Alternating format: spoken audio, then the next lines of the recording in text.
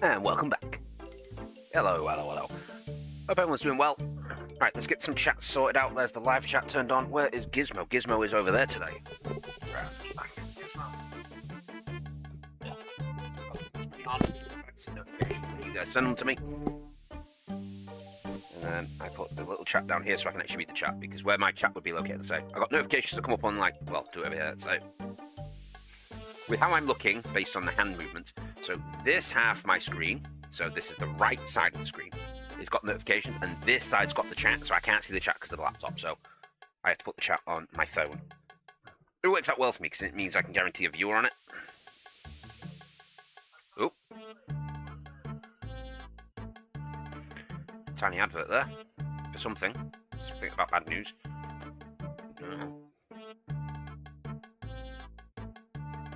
Let's go to the Raven Falls channel on both. As soon as I'm done, then we're going to crack on. Today we're going to do a little bit of skilling to start with, as always. That's that one set up. Need to put that set to not top messages, all messages. And this one needs to be set up to Raven Falls, to my channel. There we go. That way I can just see the notifications when they pop up. However, there's a bit of a delay, because I said there's like a 10-20 second delay between something going up there and, well, something actually happening and it going up on the screen. So it's as you guys see it, I see it. And then obviously I react to it and say something, and then 20 seconds later, then that's when yous get it. Well, not really. So yous put the message in, you see it all come up on the live chat, which I can't see. But then it happens, it pops up, and I respond to it, and then 20 seconds after that, you guys see it, because, you know, that's how it was. So, first things first, a little bit of skilly skill. So, I believe the old man was on a lesson 8. Let's do a double check. Still 65, still 71. Oh, his magic's gone up to 61 now, so his magic's called me up again. It annoys me. But I can't do that right now. He's probably only just touched into it. 313. Yeah, he's 14k behind me. So he's probably only just got into 61.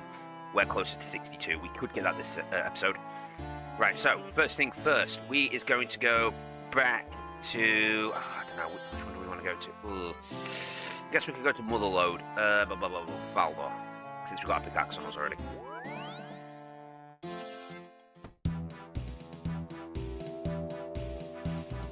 Yeah, sure. Whilst we've got the gold on us, let's just smell it.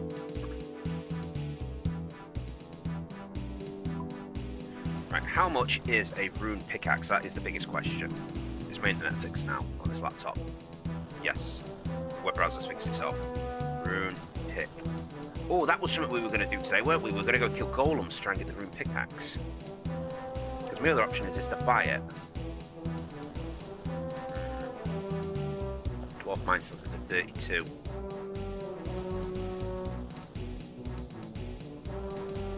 We might just buy it. 32 grand. It's not too unreasonable. And it does improve our mining speed by, what, like 33% or something? This is going to be us for a couple of days. We're going to be doing a lot of mining and such. Like, I know, for instance, tomorrow. Tomorrow's going to be a great example. How loud is this music to you guys? Let me check. It might be a little bit loud because I can see. It sounds loud to me. There you go. It's about better. Hopefully, you guys aren't getting your eardrums blown out now. Yeah, for tomorrow, for instance, we're deploying. I have to be down at the parade square for 8 o'clock with all my kit. Obviously, can't touch my laptop. But I will be taking my phone with me, and I will be taking some battery packs. So, I need to make sure they're on charge tonight or tomorrow. Or, well, tonight, later on. So, that way I can still play whilst we're on the coach. Obviously, I can't really interact with you guys. I can type some messages. But I can't really go beyond that because I'm on a coach load full of people. Well, a coach full of people. So, I need to... minimize my volumes. So I'll still be playing. I'll still be coming on. I'll be doing something. I'll be doing a skill or something, an AFK stream, if you will. Where we'll probably do something like, say, woodcutting or mining. We could come do the mother load. Or something like that. Something where I don't really have to pay attention. Or woodcutting with fletching. You know, somewhere I can just put a headphone in. And I left my wireless headphones in the car, I believe, because I don't see them over there. Unless they're in my coat. Yeah, so it'll be a skill like that where I could just not pay attention, just listen to it, and then it just and then move on, and then move on. Anytime I hear the sound change, then I know, it's time to move, or it's time to do something new, or blah blah blah blah blah.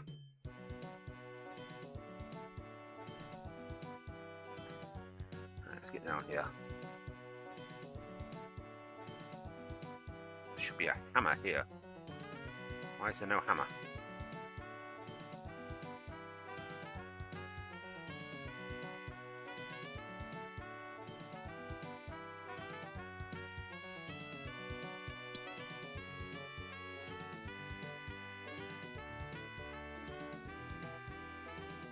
Just throwing gems on the floor.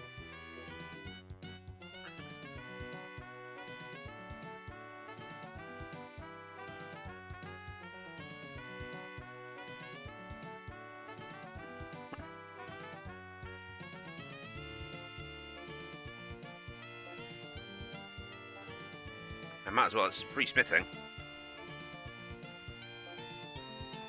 Yeah, that's what I'm strongly considering, though. I am strongly considering for tomorrow's stream it will just be like some AFK whilst we're travelling. It's like 2.5 hours to 3 hours just to get down to the site we're going to. So, semi-decent long stream where I can get some skilling done, some AFK skilling. Because I don't expect many people to watch or anything like that, but it is what it is. We have to get some levels. And that is the perfect opportunity for me to get one of the more boring skills out of the way, such as mining, smithing, woodcutting, fire making, fletching.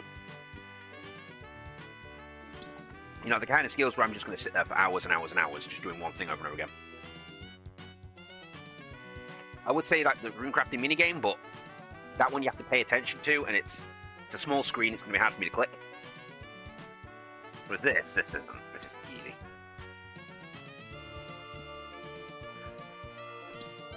Especially if I come to a semi-dead world like this. I say that, but there's like 8 people here.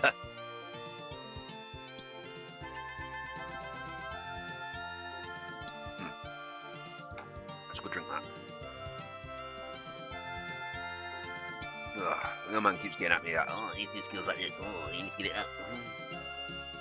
He's right, I do. I just really don't want to.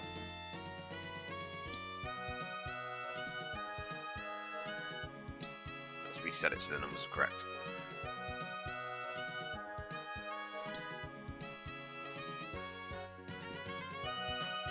What level is he? 71. If I were to do mining, the target of 71 and 60 XP. 30, 40, 60 dense. This is not a thing for it.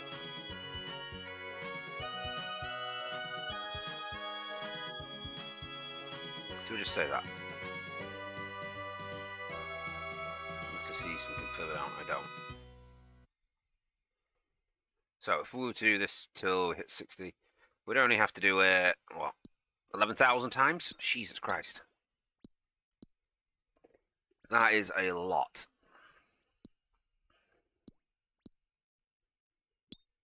But then again, we do get bonuses when we start like dumping it in there and it gets filtered out, so a little bit less.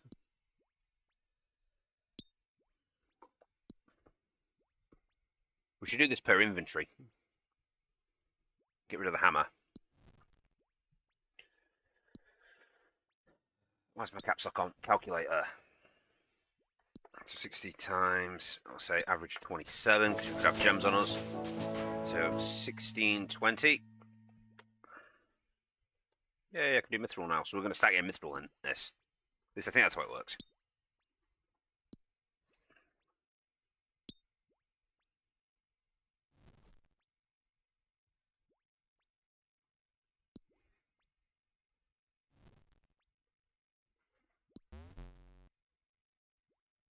Why's the music stopped?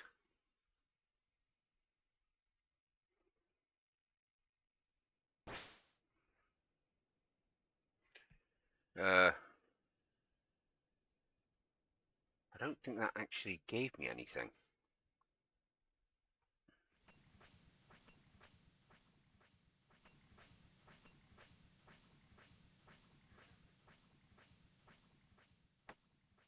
And it gave me 390. So we can state it is about 2,000 experience per inventory. And what do we need? Target experience is that. So 814 445 minus, because we need to minus off what we have. I'm going to reset it so that way it updates. Minus 167256. We didn't buy the pickaxe we wanted. So I need 647,000 experience divided by 2k. So it's 323 inventories. Well, 324, so 324 times 27. So only 8,748 times do I have to operate this thing.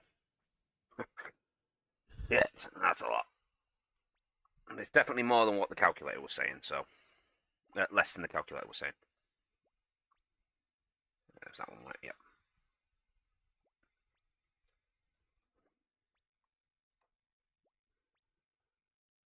Reckoning it's going to take us 10,000, so it's 20% quicker, at least.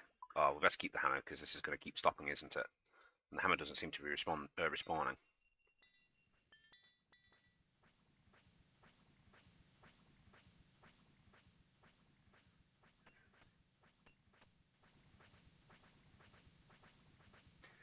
And I might as well do it. I mean, it's free smithing experience, really. If I repair that 148 more times, then we get another level.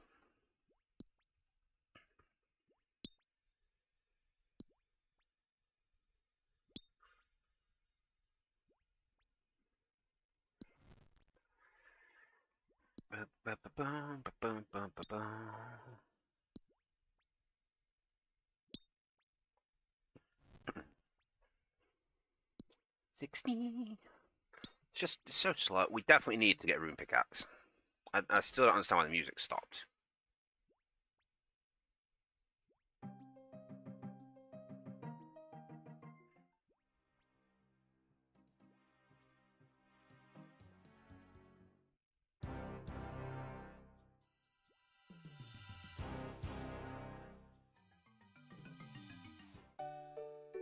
Here we go.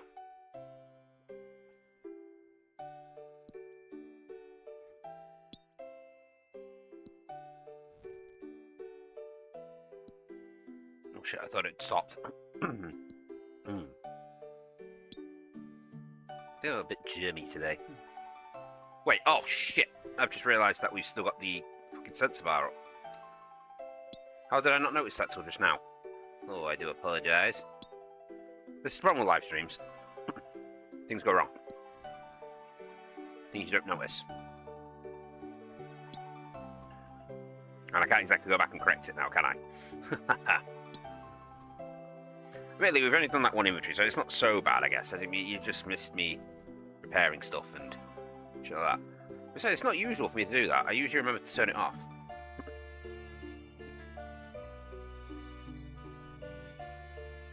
Another broken straw.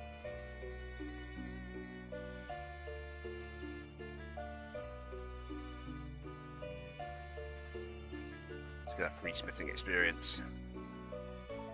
Actually, that just jumped down a load, so that's probably still fixed on something we smithed previously. So let's reset it. So next time we do it, we can see exactly how much we need.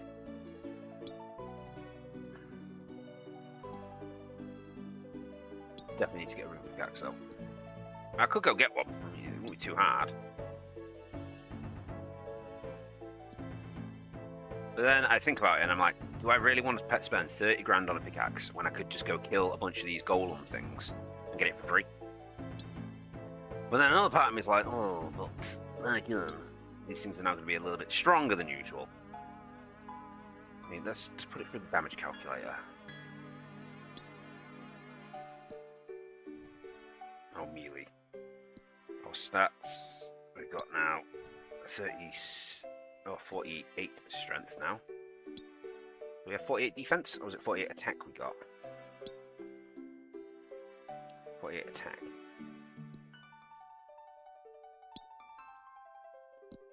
Right, so we say those numbers, and then we got the rune skirt. I've got a rune longsword now.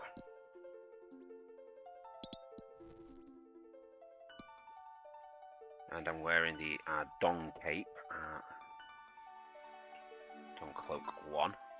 Changes my stat line again. Right, if I'm going to be fighting, according to this, Banshee should only hit me 27% of the time. Not Banshee, Shade should hit me 27% of the time. Right. Right, so we want to look up Golem. Rock Golem 120. Right, so against the Rock Golem 120, we hit about 50% of the time. However, we take damage only 23% of the time. As compared to my mage, where I hit... how often do I hit my mage? 95% of the time, but only get hit back 58% of the time. Oh, 34 versus 1. Oh. So my range actually hits the least. But it isn't as good as my melee for defense. Makes you question it sometimes. Yeah, mage will definitely kill them quicker, which gives them less time to hit me, but they hit me more often. Nearly 3 times as often. Don't know if it's really worth it.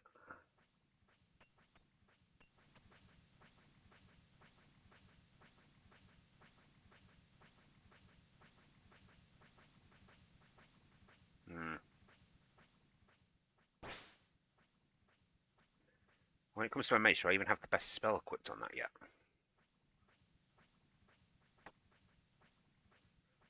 No, I've got it going through Windbolt. Exactly, so if I swap that to Water Bolt, that's the same. Do they not have a weakness to water? Oh, they have a weakness to earth. That's very surprising. Okay, so Earth Bolt. Oh, that shoots it up massively. I kill them even quicker now. Does that also include the fact I'm now using water battle staff? It does not.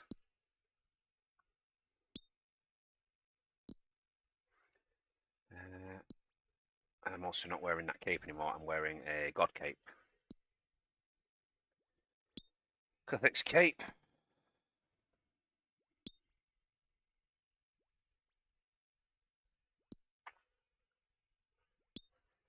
Which makes I now hit 97% of the time. Still get hit 60% of the time.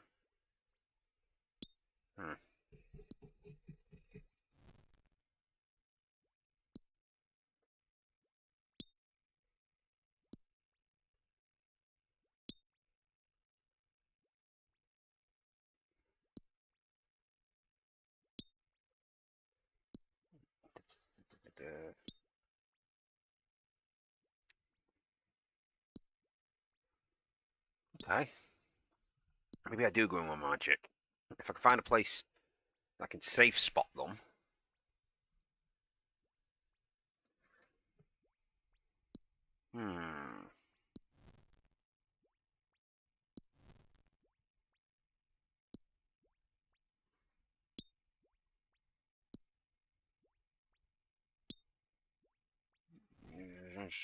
Missile and get all damage. So you don't use melee. No, they use range. I didn't see that coming.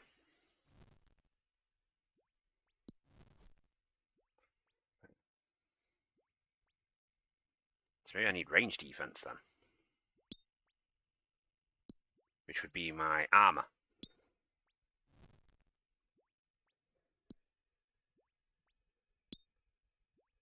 What do we do with the Ring of Wealth? Ring of Wealth massively increases it.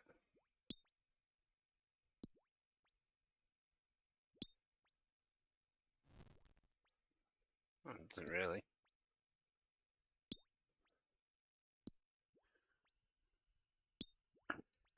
So I could just go up there, take with us an inventory's worth of food. We need to do some cooking, don't we? Shit, I forgot about that. So we'll go up there with an inventory's worth of food. Go kill some golems. And we just stay there as long as possible. It gives us a chance. I mean, we got lucky with the rune sword, and that was on about the same. No, it was about the same odds. And then we could also probably try and get the one off the tree spirit. I mean, what does the tree spirit use? Magic?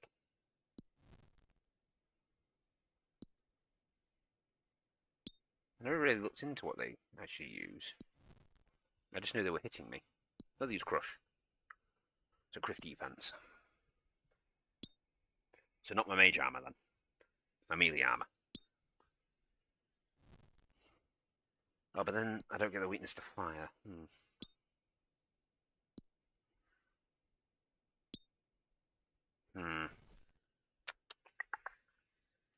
I don't really know. Why's the music stopped again?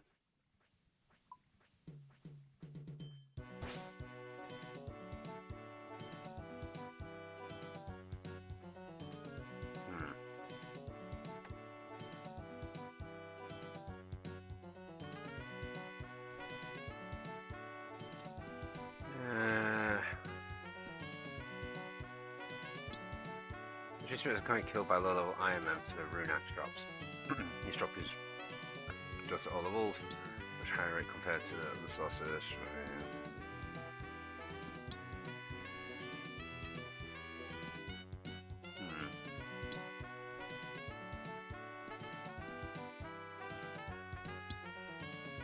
If I got some nature runes for me, then any adamant or mithril axes we get, we can just alk. Get rid of all the shite we don't need.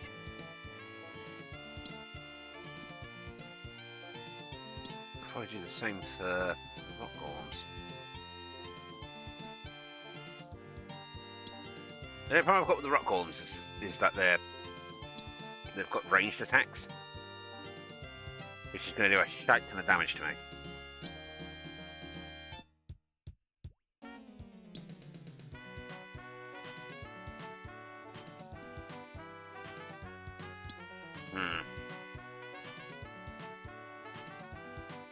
Let's have a good chance of dropping mithril ore.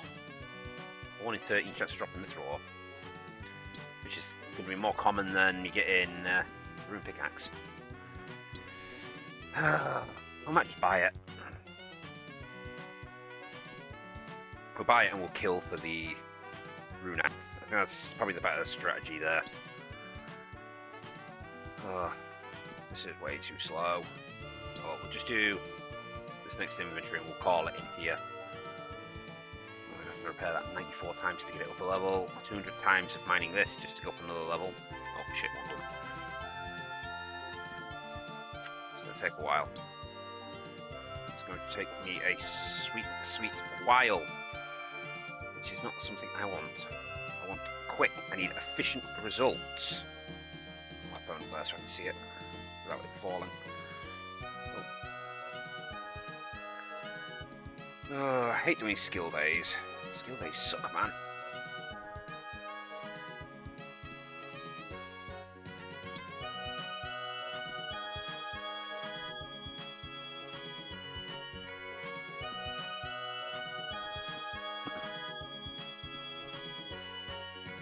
I need to find like a mod that auto pulls these and puts them into my Excel spreadsheet.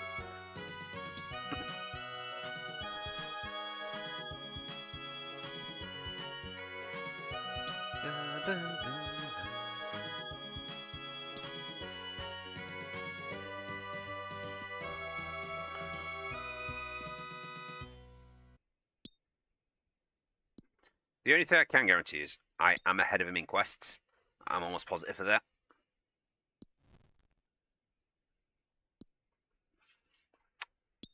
Oh, I was going to look into, is there an easy way for me to get my herbology up, wasn't I? And I never did.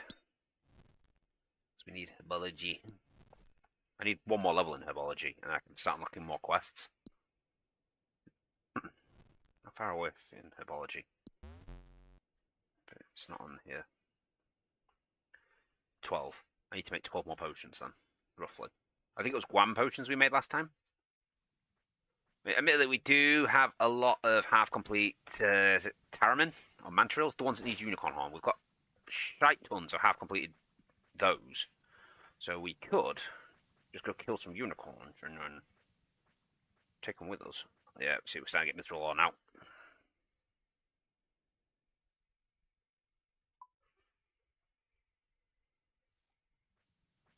It's too bad I can't smith Mithril.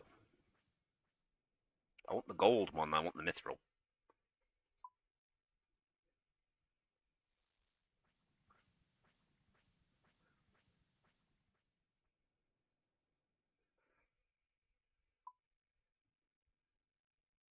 Click off.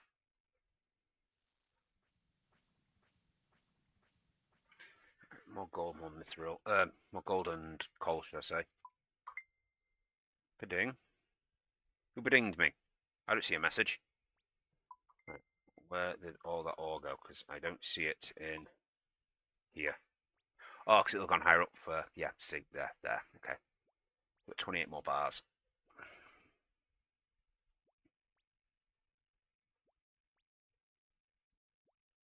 Chisels somewhere up here. Why do I have iron pickaxes still? Get rid of.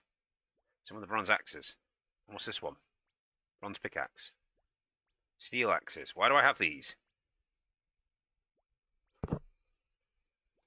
Anyway, so what was I looking for? Chisel. Actually, my chisel might have been moved to here now. Wait, what? Oh, for fuck's sake. I put more on the wrong fucking spot.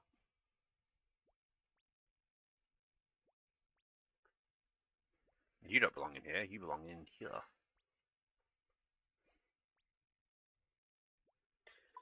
Let's get all this carved up.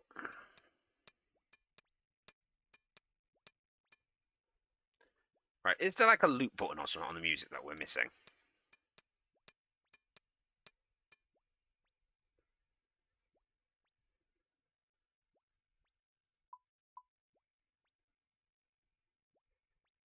Oh, some more of that.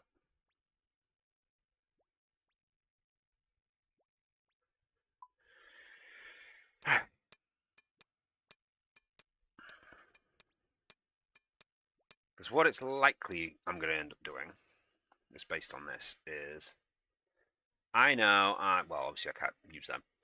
I have got a shite ton of gems here. I've got, what, 11 there that I can actually use. Don't touch them ones. But I've got enough gold here for, what, 49 pieces of jewellery? So what I'll probably end up doing is I'll probably end up going and making all of this. Then going and getting enough gems that I can make 49 pieces of jewellery from it. And then whatever other gems I get, I'll then go get the silver to match it, and then we'll go from there. I could do with some more iron, to be honest. I desperately need to get my smithing up, and I can't do smithing without steel. So I'm not at Mithril yet. Mithril's what, 50? 50. There's 3 more levels. Oh, okay, so let's just have a quick look at the calculator. Smithing, 47. I need to get to 50. Doing steel.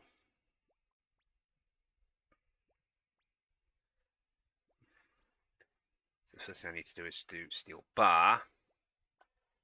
And then after that, it doesn't really matter. I mean, it's pretty much the same, is it not? Yeah, it's based per bar. So what can I sell the best? I think it's swords sell for the best. Steel swords. I think overall per bar that's the best.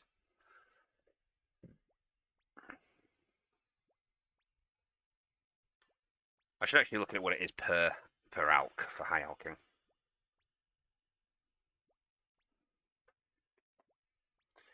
Steel, as in steel bar.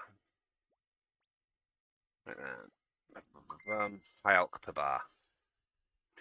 Right, 120, 130, 180, 195 for the sword. 270 for javelin heads. Oh, is that for making complete javelins, though? Oh, there's 200 down here, which is higher than, obviously, 195. 200 for two-handed swords. Level 44. And then when I get to 48, the plate body sells for more per bar, apparently. Still a lot in profits, but hey, that's better than nothing. Can I make two-handed swords? 44, 47, yes. One level off that. Right, so how many two-handed swords do I need to make to get 48?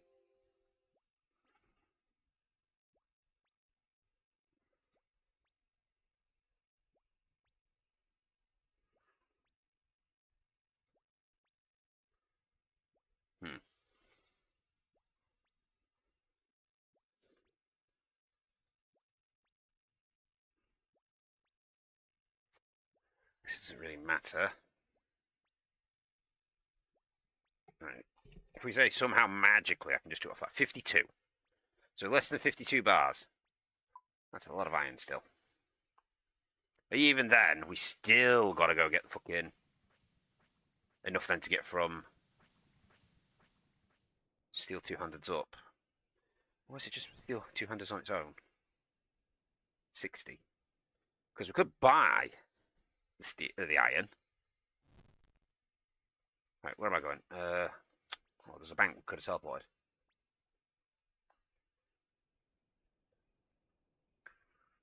So I'm thinking we go deal with the fish.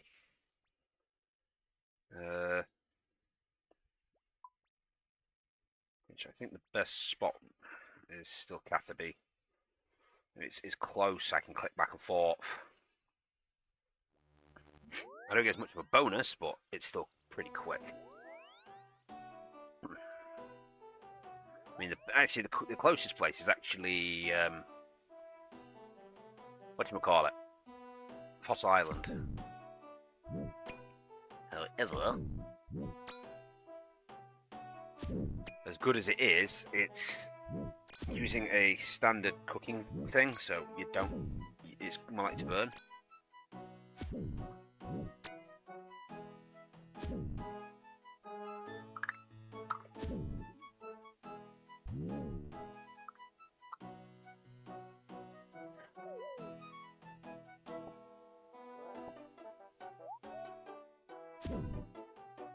Just kill these unicorns while we're here.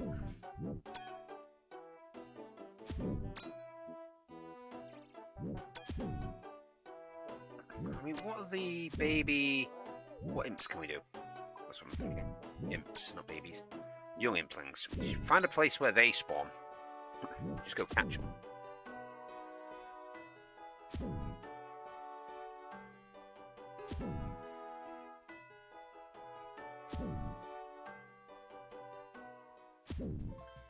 They tried to escape, it failed.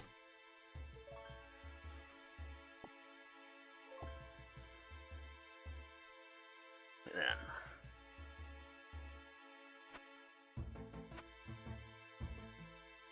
round to the bank.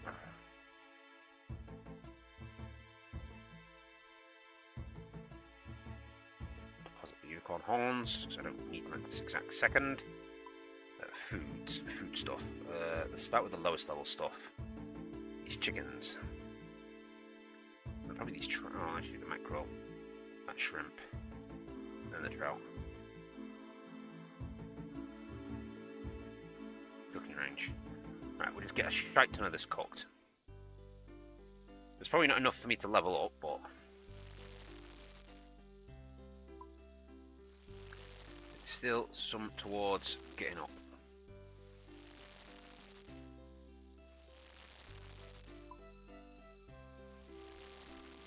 I mean, it's just shooting up at the minute because we're cooking low quality shape. We'll need like 14k. I've probably got like 14k just in trout. If I just cook the trout.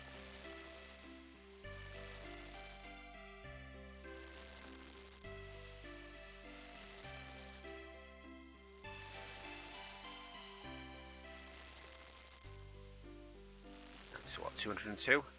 Oh no, it's still going down. Just click reset, do it quicker. 190. So 190, yeah, I've definitely got enough for that because I've got like 400 trout in this bank.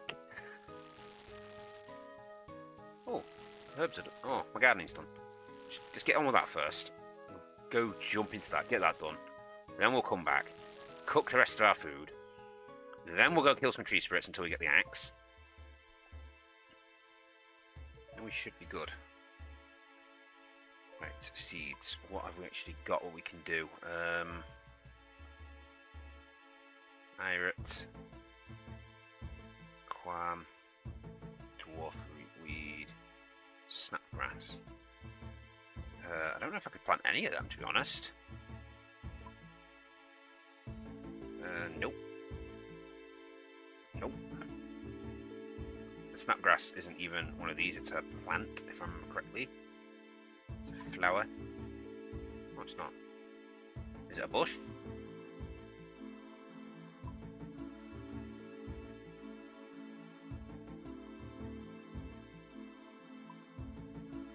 Does Snapgrass grow them?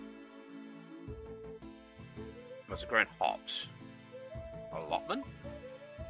Allotment. Right, so I don't think I've got any herbs I can actually plant now then. I've got a woad. I don't think I've got any tomato left.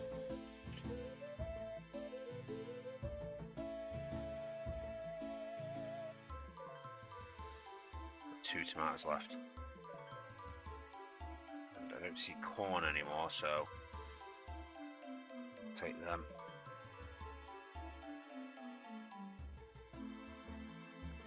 What kind of tree is it over to the side? Can I plant banana tree? I think over there was a fruit tree. I want to say fruit tree was over there.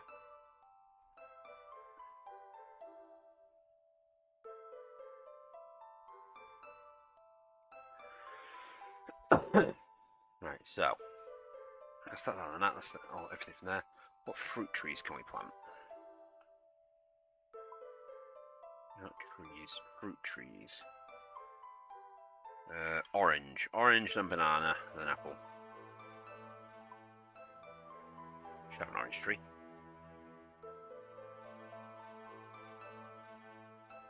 No. Actually, I think the orange tree is the one we've already got planted. It's probably still got fruit growing on it. Yeah, it definitely does, because I remember clicking on it to do stuff, so it probably needs pruning again. Harvesting. That's the word I'm looking for.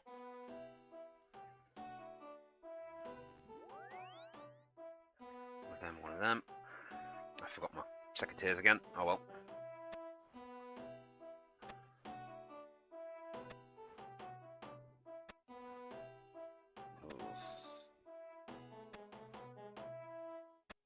Oh, it's actually going down. Then it shot back up again. It's like as if it can't make up its mind which way it should be going.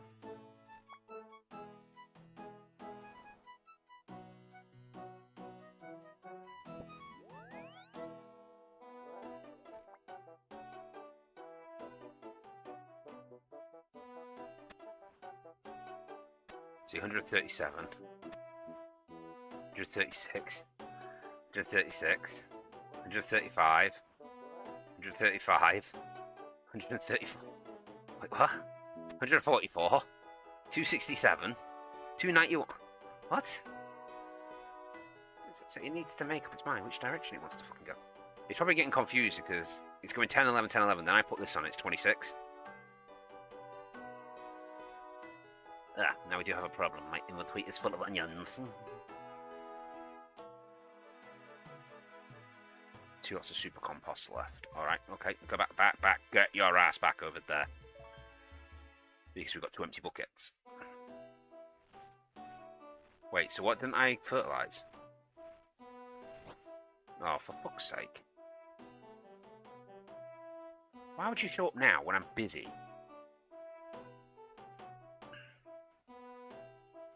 So yeah, give me a second, B man.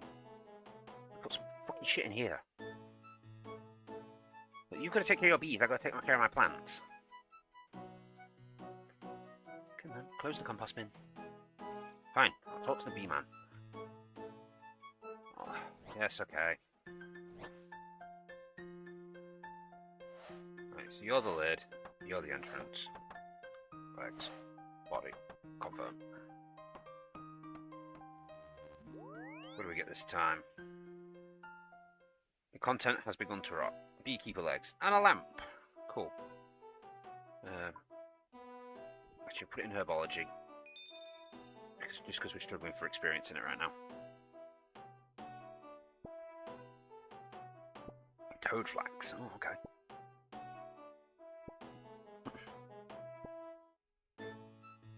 I think it was this side, I didn't compost.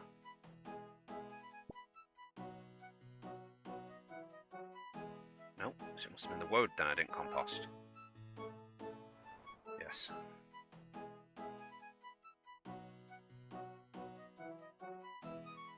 Cool. Sorted.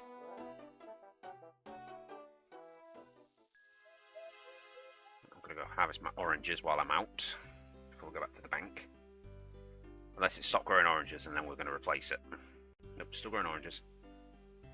Because I think you can only get like 2 or 3 harvests from one of these trees, I think.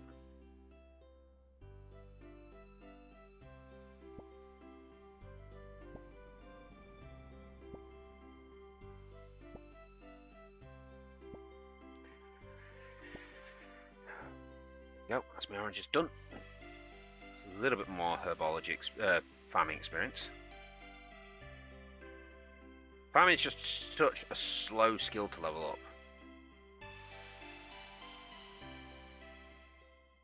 But then what I'm seeing is I'm looking at my old man and it's like, oh yeah, I've got I've got 600k sat in my bank now from me doing all this farming. Oh, okay, cool. Cool. I got none. I got next to nothing. I got 60k left. I used all mine to do other stuff because he was telling me, oh, he has the money to just buy the rune armor if he wanted it. He doesn't need it right now, so he's not bothering. He's going to save his money till he actually needs something. And I'm sat there thinking, well, with that kind of money, imagine how much work he could get done in his house. He could boost his fucking construction up massively if he so chooses. And that kind of worries me a little bit, because that means then that's another skill then I don't have over him. Tarraman.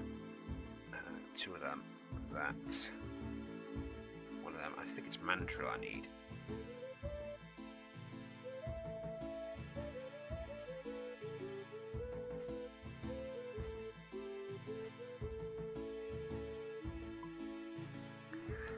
Cool. Oh, so close.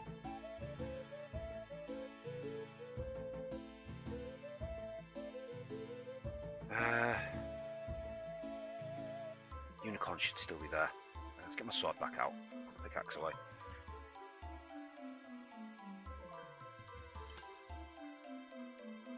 You don't live there, you live there. Tell me I didn't put the bee stuff in here, I did not. Cool.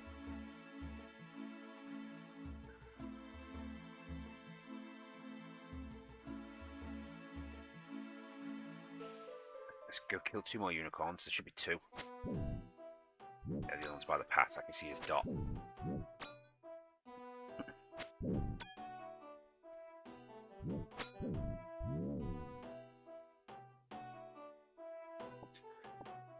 Oh no, it must be that one.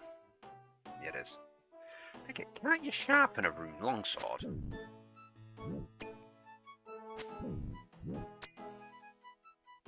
Longsword is for 2 rune at bars, 91. Strongest longsword of free to play. Surpasses the admiral. Even though it is the better melee strength and attack, it underperforms compared to the rune scimitar due to its attack speed being 25% slower. The higher attack bonus may outperform the rune scimitar and the rune sword against high defense. Hello there. I have to admit, the quest to beat your dad is definitely an eye catcher. Well, I hope it is, because you know we have to beat him. He has to be beaten with a French baguette. Oh, we found a unicorn horn. That's disturbing. Yeah, it's quite simple. Sorry, a long time ago, in a town very far away, because I've moved around a bit. Back when I was a kid, in the early 2000s, I started playing this game before my family. I was the first one in us to play it. I played this back in the original RuneScape. That's how long ago it was. Back when paper graphics time. I introduced my cousins to this game. My cousins introduced their dad. My dad then got my dad playing. Eventually, my parents divorced and we moved in with them. And we had limited screen time because, 4 kids plus me, then my dad, then my uncle all wanted to get on and play RuneScape. So we got an hour each. Then my uncle would play, and then after my uncle would go to bed, my dad would stay up playing till stupid o'clock because he's young and he could. So my dad massively outdid us. So he never got a skill max. I did. I got 1 skill to 99. I had thieving to 99. But he beat all the quests and he got his levels up way, way above ours. So this time that we're living in a new day and age, well, actually from there onwards, we actually moved into our own house, and then he had his own PC. I got banned from using the PC because I'm a naughty, naughty boy. But overall, he had more time on this and his level shot up above us. So now, my cousin started playing again. We got my dad playing again. Now he's got me playing this again. We all started brand new accounts, all Ironman accounts. This is my dad. This is where he currently sits, as compared to where I sit. Now he's had about 3-4 weeks head start on me. But overall, his experience isn't that much more than mine. I mean, what? Overall experience, 3.3 million versus 3.4. So he's only 900k above me. If we average... Oh, he's locked in now. Shite. If we average 100k a day, I could beat him in 10 days if he wasn't online. So my quest is to beat him in levels, in every level, and get every quest done, because it was the only skill cape he had, to prove if we're on a system where we both have unlimited access and we can both get on whenever we feel like it, and we're able to get on whenever we feel like it, I'm still the superior player. And so far, it is doing so. I mean, I've had skills like the rune crafting. I shot it up massively, and the only reason he overtook me was because I showed him the Rift minigame, so he could actually start getting the levels. And then I had to have like 3 days where I couldn't get on. And then his skill overtook mine, because that was my highest level skill. And then every other time that I seem to get a skill just above his slightly, like for instance, the mage, I got to 60, he put it to 61. So now I've got it to... no, I pushed mine to 61, so he brought his up to 61 to match it. All of these skills here, they're all 47, because, surprise, surprise, all of mine were 47. So he turns around and says, oh, he doesn't care, but, he does. He generally doesn't like the fact I'm beating him and stuff. But yeah, so that's the story. That's the story of the quest to beat my dad. I want to put him in his place. My fish still alive? Probably not. So it's been my entire... It's my entire story throughout my life. My dad knows the best way to motivate me into doing something is to make it of me trying to beat him. Another great example is, like, education-wise. He always stated that the highest grade that he ever had was his GCSE math. He got a 99 in it. My goal to beat him. I did. I got 100%. And then I did it at A level. So now, not only did I beat him in score, but I beat him at level. He knows it works. I'm easy to trick into doing things. Oh no, it's not Tarman's. It's not Tarman's. I was thinking Tarman's mixed with I have newts. No, it's Guam's. The only problem I have, though, is I have massive ADHD, and it often distracts me. Like now, we've just been doing farming and such. I'm supposed to be cooking all this fish I've had sat in my bank for like 4 weeks. Because we need food, so we can go beat the tree spirits. Competitiveness does run in the family, I see. Yeah, it definitely does. All I hope is that the day I finally have kids it's the same. However, there is still, in this case, a very unfair advantage that we have between each other. Because yes, he is old now. He's in his 50s, and I'm in my 30s, so I can stay up later and then still get up and work on 4 hours sleep. That's, gift of youth. However, him being in the construction industry means he can have his phone on him. So he'll pull his phone out, he'll click like a tree, put it back in his pouch, do a few rivets, pull it out, click another tree, rivet again. So he's got the ability to do it during the day. Me being in the military, working in a secure environment, I can't have my phone on me. And I know over the next 7 weeks, I'm on exercise. So I have very limited access. As I discussed at the beginning of the stream, it's like tomorrow, for instance, I've got a 3-hour coach ride to get down to the site we're going to. So I'm going to do like an AFK stream where I'll just like literally I'll do the same thing. I'll just be tapping on a tree, occasionally looking at the chat, and I'll just be using the sound of my headset to tell me, hey, it's time to click another tree. Hoping I stay awake the entire journey. I mean, I'm supposed to be packing right now. I mean, my body armor and stuff is literally just thrown on the floor over there because I can't be arsed. They gave me an admin day. I was like, oh, fuck it. I'm going to use it. I'm going to do some admin. Admin on RuneScape.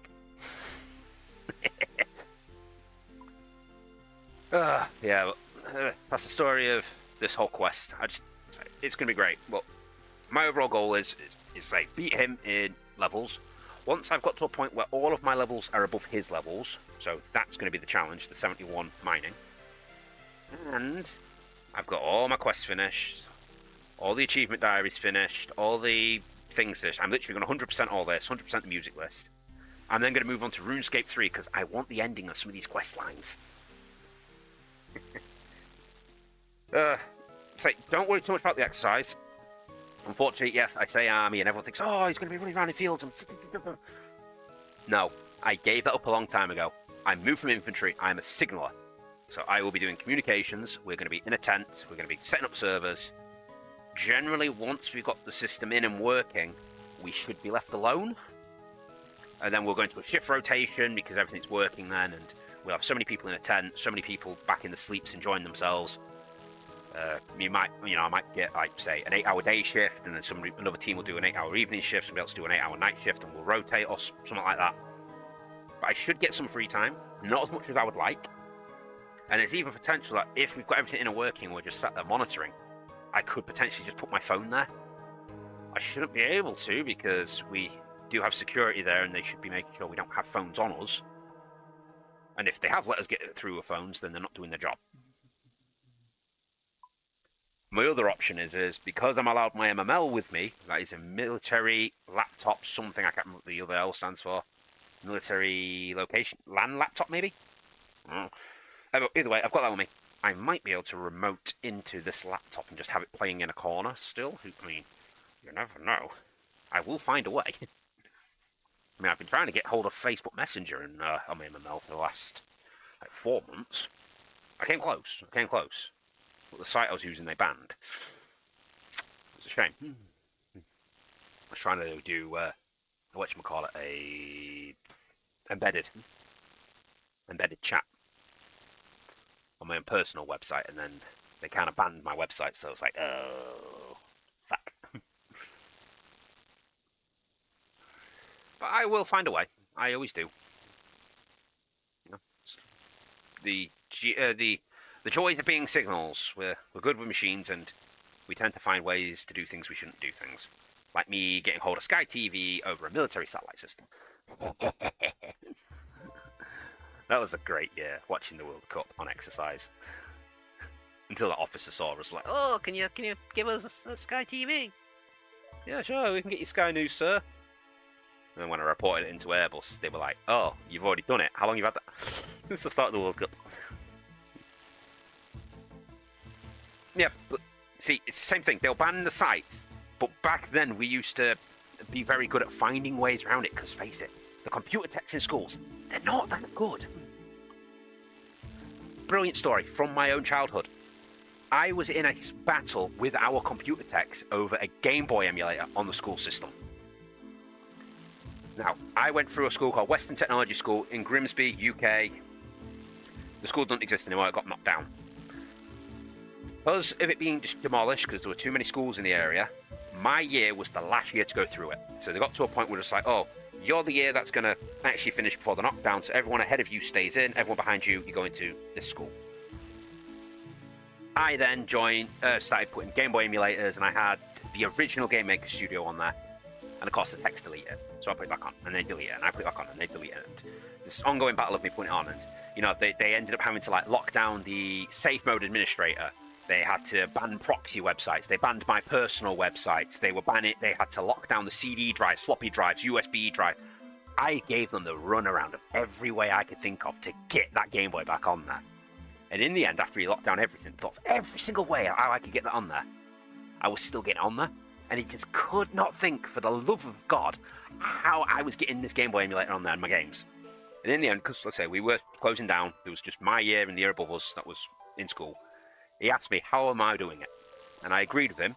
If you leave it alone, and don't delete it, until my year finishes, so I can play it, and I'll only play it in like my break times and when I'm in the library and stuff like that. I won't play it in classes, I promise you that. And I did stick to that promise. At the end of our year, I'll tell you how I did it. And I did. Because there's a little bit of software called Dreamweaver. Now, very old piece of software, don't know if it still exists for those who don't know of it. It's a website like designing tool, you know, where you can like do the drag box and say, oh, I want this picture here, I want this bit of text over here, and blah, blah, blah. And rather than having to learn proper HTML, you could do it by drag and drop, similar to how GoDaddy does it now. And what I'd learned is you could put a download link on there, and then because you've got this download link, it has to have the file to be a part of the website, to be a download. So I stuck the Game Boy and the games on that. So every time he'd delete it, I just open up the page for this Dreamweaver software to the web page I designed and named it as Class 1. And I just click download and bring it back in. And next time he deletes it, I just do it again and just do it again over and over again. At the end of the day, when I finish playing my game, I'd upload the save file to it. So you could never get rid of the fucker.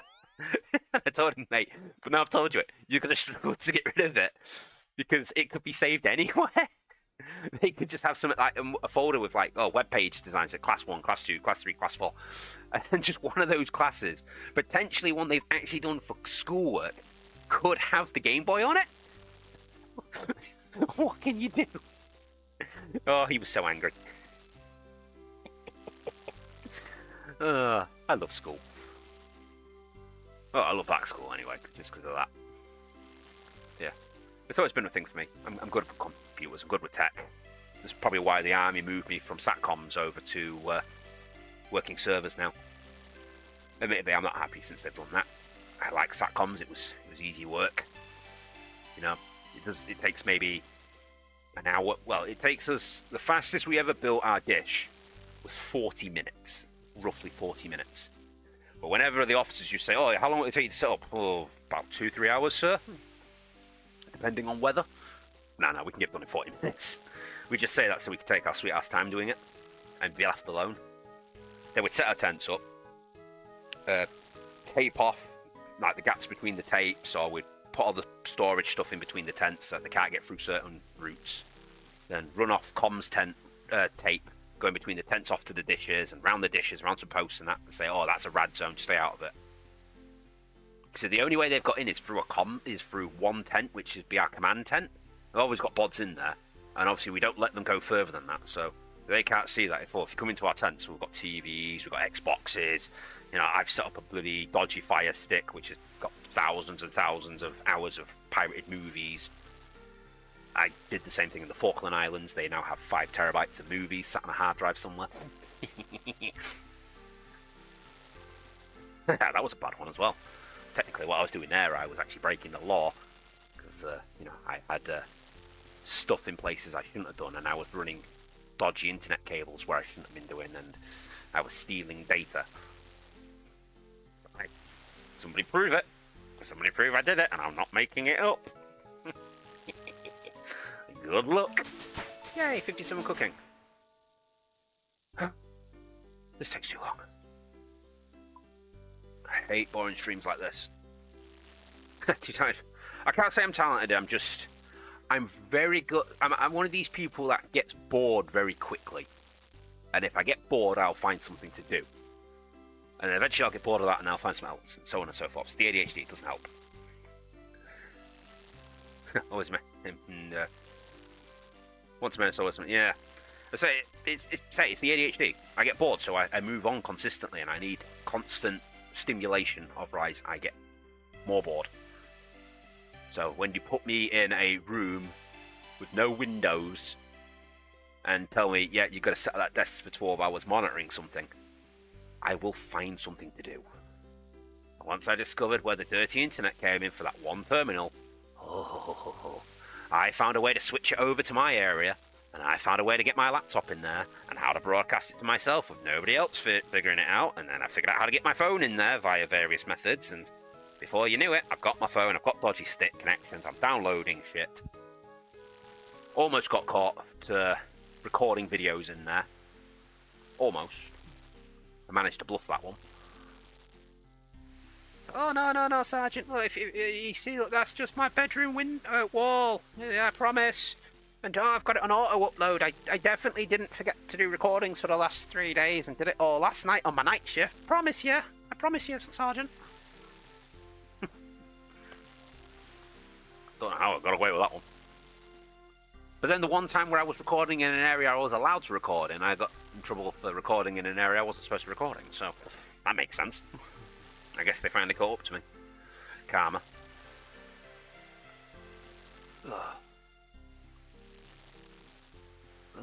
Sometimes I wish I could just bot this.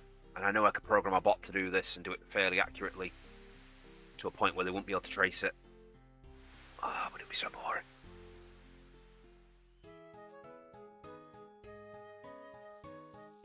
It does. It can do. However, I have noticed that there is sometimes a problem with the ADHD brain. Recently, for this deployment we're going on, we've had a problem with some applications. And there's been times where I've been coming in early and I'm so focused on that application trying to get it to work. I miss lunch. I'm walking out of there at like 7, 8 o'clock at night. I've got people telling me, Aki, go home. You have to go home. What? Oh, shit. And I just get so caught up in this one thing, I'm not paying attention to anything else around me, including myself. I'm not seeing that, like, the server's on fire. It's like, oh, when did that burst into flames? Oh, shit. Somebody got a fire extinguisher. However, it's also useful when we've got that one problem where it is broken and something needs to focus on it, and then it's just like, oh, let me go. Fixed! It doesn't help that my entire team's neurodivergent either. There is definitely a level of autism in that cage, which is slowly rising by the day.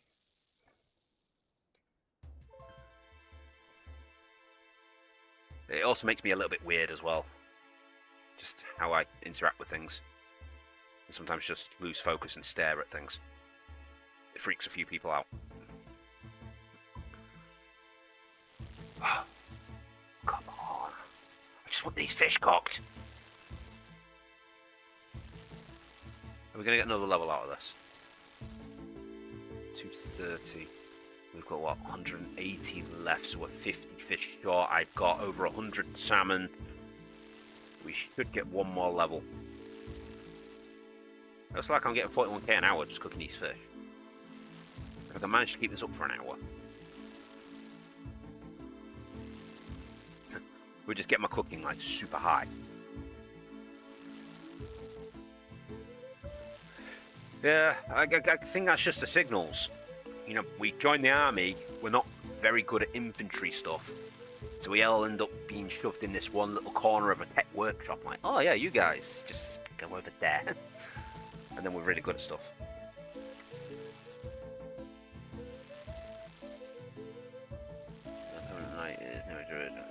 Probably. I mean, generally those who tend to prefer to do a night shift have a genetic tweak to them that makes them want to stay up at night. You know, it's an old ancestral thing, so that you've always got somebody out on watch, keeping you safe from predators.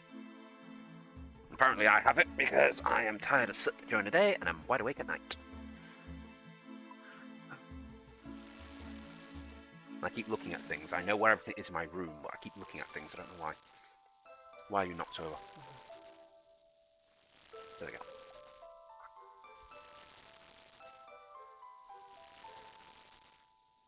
The only thing it's bad for is the social gatherings. I'm not very good at the team building stuff.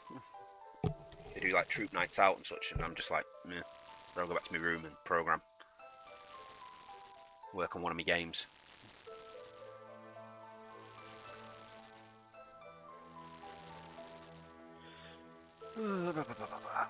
Definitely program a bot that could get around the fucking detection on this.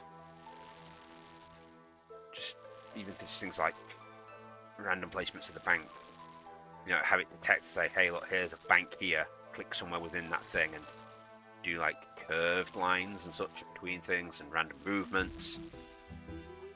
I wonder if I could set up an AI to have my face and just do random movements and talk.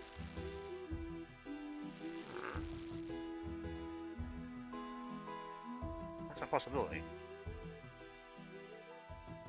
Strip out the... No, I shouldn't be thinking about this. Shouldn't be thinking about that. I'm trying to deep fake myself. I definitely could do that. Oh, God. It won't be the first time I've done fake shit like that as well, either. I've done it before for fucking... We had to do PT over Teams and Zoom and such during COVID. Yeah, I didn't do any of that. I got smart and had video footage of stuff on loops and such. And it would just play like segments, like I'd do a press up and the press ups all start and end in the same spot, and it would just be, oh, loop that one, then this one, then that one, then this one, and it just randomly select a video so you could see the press ups going. It was quite good. I'm always scheming. I'm always scheming something. And no, I am definitely not researching into medical studies on how to clone things or how to strip the protein sequences from within an organ to leave behind its structure and then implant new systems and use hormonic growth in order to mass-produce organs so that I can grow an army, because I think I would do a better job of ruling the UK. Definitely not planning that in the slightest, I promise. Or planning on fixing my friend because he has dwarfism. Definitely not planning on like giving him an African-American bodybuilder's body with his oversized white face. Definitely not. And I'm definitely not trying to make a chimera.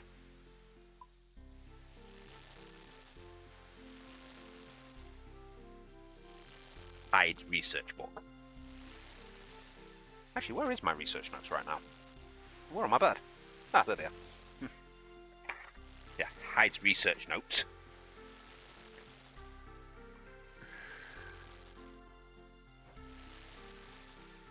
Alright, RuneScape notes though.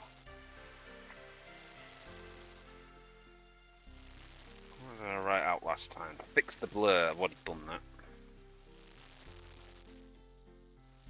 I already had notes on some... Oh yeah, that was it, I was doing Major Arena, wasn't I? That's what those big notes were for. I knew I had to do something today. Calculations, getting the fire making up, translation notes. Alright, I need to remember to upgrade my range body. I can get the green dragon now for that clue scroll. That needs to be done. What are these angles? Oh, that was me building the axe. Yes. I remember now. Cool. Okay, so I need to go do Major Arena still, and I need to... What was the other thing? I might be focused, but my memory is so bad. Why do I have an alarm going off at half 12? Strange.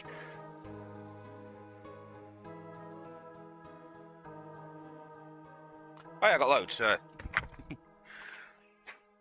know, the map for Regicide. Yeah, that's just one notepad. I mean, what I've got. That one full of D&D notes. What's this one? This one is... I think that's mostly server notes. Then I've got 3 notepads up there with medical studies. One over there with temperatures and fucking ratios for metals for doing blacksmith work. I've got... I've got these ones. That one's game design stuff. I think this was all to do with that inspection. I think this is all inspection stuff. Yeah, because that's fridge information, dailies. Yeah, that's just work-related stuff. Module checks. Yeah, that's all inspection-based stuff. So I mean, just to hand, I've got like 6 notepads there, just on different things I have to remember. Because I'm terrible with memory. I am very terrible at memory. Level that smithing IRL. Yeah. It was a hobby I took up 2 years ago, 3 years ago, maybe. I bought a house. No, it was 2 years ago because it was not long after I bought the house. So I bought my house. The shed was a wooden shed, partially like rickety on one side, and has an asbestos roof. So we knocked the entire thing down, built a brick shed, concrete out of another area, put some slidey doors on it, and I just put a forge in the corner and just decided, fuck it, I want to learn metalwork. So I bought an anvil, a hammer, loads of propane, some oxygen canisters, and shite tons of metal. And I've got ratios over there for what does what. Experimental stuff. So I'm very, very OCD with this stuff. Oh, I'm out of drink. Why am I out of drink? Water bottle.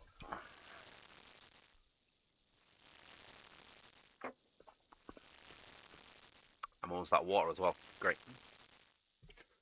Yeah, so I'm one of these. So I'm very weird and wonderful. I'm consistently doing something new.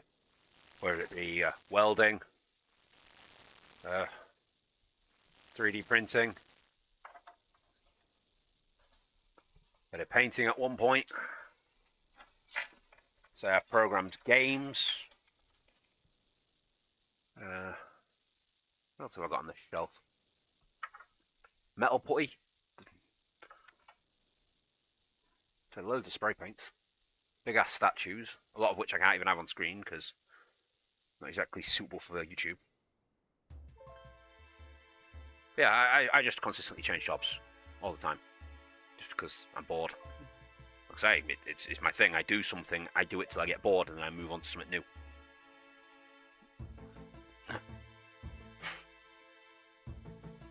Why are my headphones out of the case? Oh well. Let's put some of these notepads back where they belong. Right, so red one, and is it this one? Inspection reports. You live over there. You live up here with my D&D notes. I just throw a pencil on the floor for some reason. Square off. OTD kicking in again. History. It feels oddly validating to know I'm not the only one with loads of notes. Yeah, it happens, mate. Say, I tend to find. Well, I know a fair few people like this, but we all seem to just have the same weird head problems.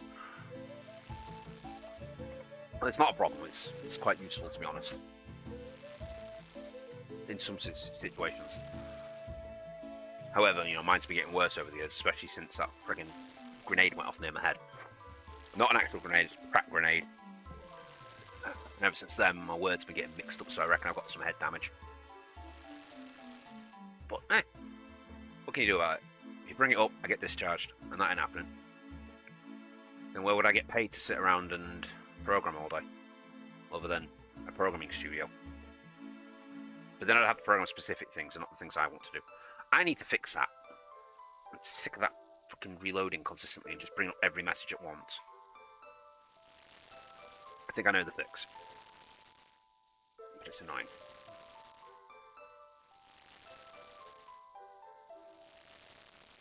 Oh yeah, it definitely did. As I lost, was it like 40% of the hearing on this side? I was partially blind for a few weeks. And now I mix words up when I talk quite often.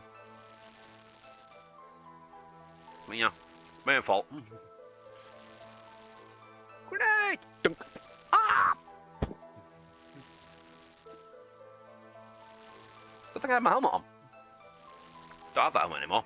I burnt all the material off it. It literally landed like there. That's how close it was.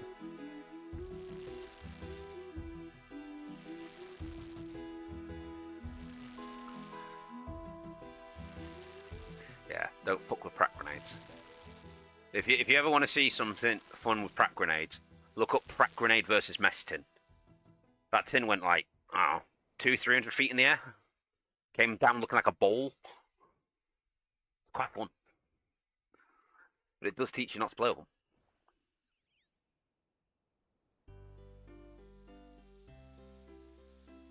I tell you, we're army, we're stupid. That's what we do. Yay! We're going to level up again. How much experience am I in an hour right now? 32k. 100k. He's offline again. He was probably popping on to see what I was doing, or he started woodcutting or something, and then got distracted with bloody tile making or something. At the moment, to what I know, right now he should be in my house tiling a bathroom. Based on actually, it's 12:30. He might have gone for lunch, so he might not be tiling said bathroom right now. Oh, that's not cooked. I only did the trout. I do that a lot as well. Especially with the, I noticed it with the rune crafting. I run up to the altar, make the runes, and then as I'm walking, I go, oh no, wait, go back. Rune bag, and do it again. I could definitely get a better score on Rift. Yeah. Should always wear PPE, kids. Keeps your noggin safe.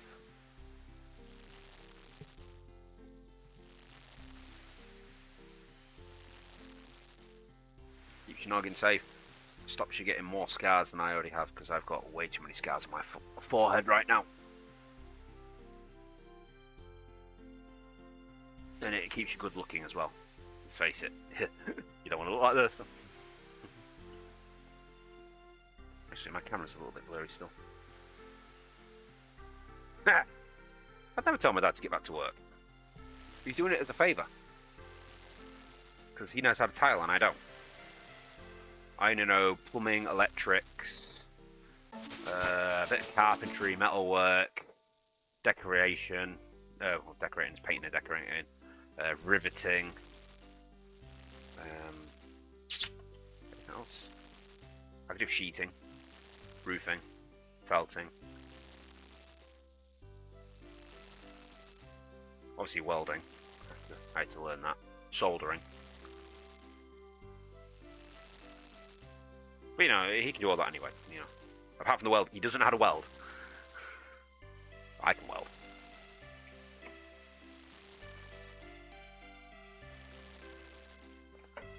But then again, I guess it's a skill he's never had to really learn how to do, because as an industrial roofing and cladder, when would you ever need to weld something? Or sometimes I have to weld steel together to make frames. Not very often, but you have to. However, my dad has told me several times over the years to get back to work. I can say that.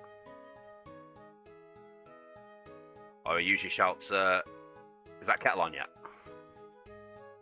Oh, I guess you want another cup of coffee, do you? It's only like your 19th today.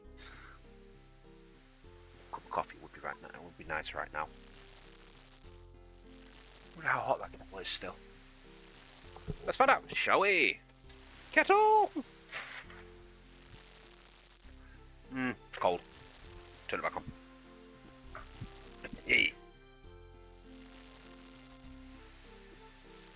Oh yeah, essentially he started out just doing like roofing and cladding, but then he just had another skill to it, and then another skill to it, and another skill to it, the same as I do.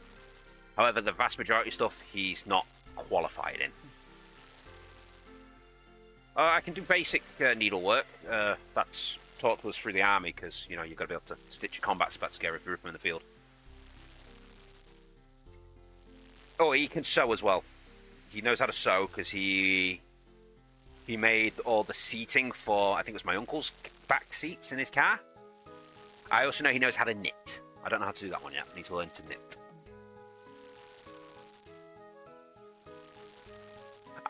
I'm starting to see where I get this from now. I get this from my old man. God, he really has walked me into him, hasn't he? Yeah, we need to have words.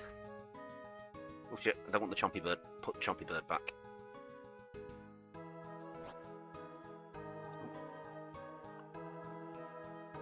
Why are we not doing Ratcatcher as well? What was I missing for Ratcatcher? It's been on my list for ages. Oh, I need Mantrill.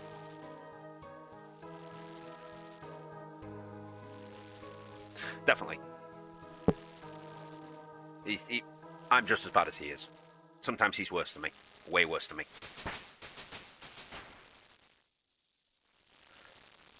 depending on what it is he's doing. Oh, that was cool. I'm guessing that's like the Arceus teleports. Don't know. All that stuff was added after I stopped playing. And I looked at the Arceus spellbook, didn't like the look of it. Teleports are kind of useful, but other spells not so much. I kind of like this one. It's a balance. It's got a bit of everything. Yep. Yeah, definitely do get it from him.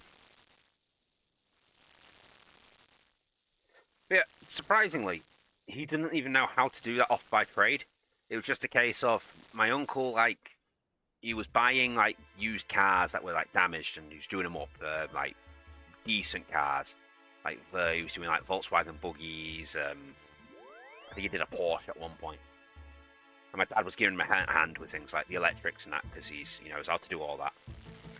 And because he needed the seats like upholstery, he just went and learned how to do it. He taught himself how to put it all together. So I've looked at that. I've looked at that reanimated head things, and admittedly, it could be useful for my prayer. But I don't know if it's going to come up enough. I mean, there'll be times like, well, with the unicorns. I think I've killed like maybe 100 unicorns over the times I've played this game. Probably not, bit of an exaggeration. But that was the first unicorn horn I've ever had. I've had a goblin head about 2 times, I think. Maybe 1 or 2 imp heads when I was trying to get all the beads, because that's a fucking nightmare of a quest. I don't think I've probably had more than maybe 20 heads in the entire game time I've been playing. So I have to question if it's worth getting it. Or if I'm better off just sticking with the skills I know. Just staying in my comfort zone. I like these. I like these skills. Where can I go up to now? Obviously I can do the God Strikes. I can do the Trollheim. I just need to do Edgar's Ruse, which I'm close to doing. Right, any more while I'm in here? Anything? What are you? No, I'm not going to cook you.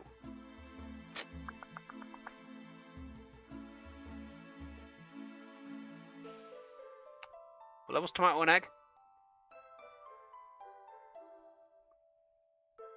Vegetables.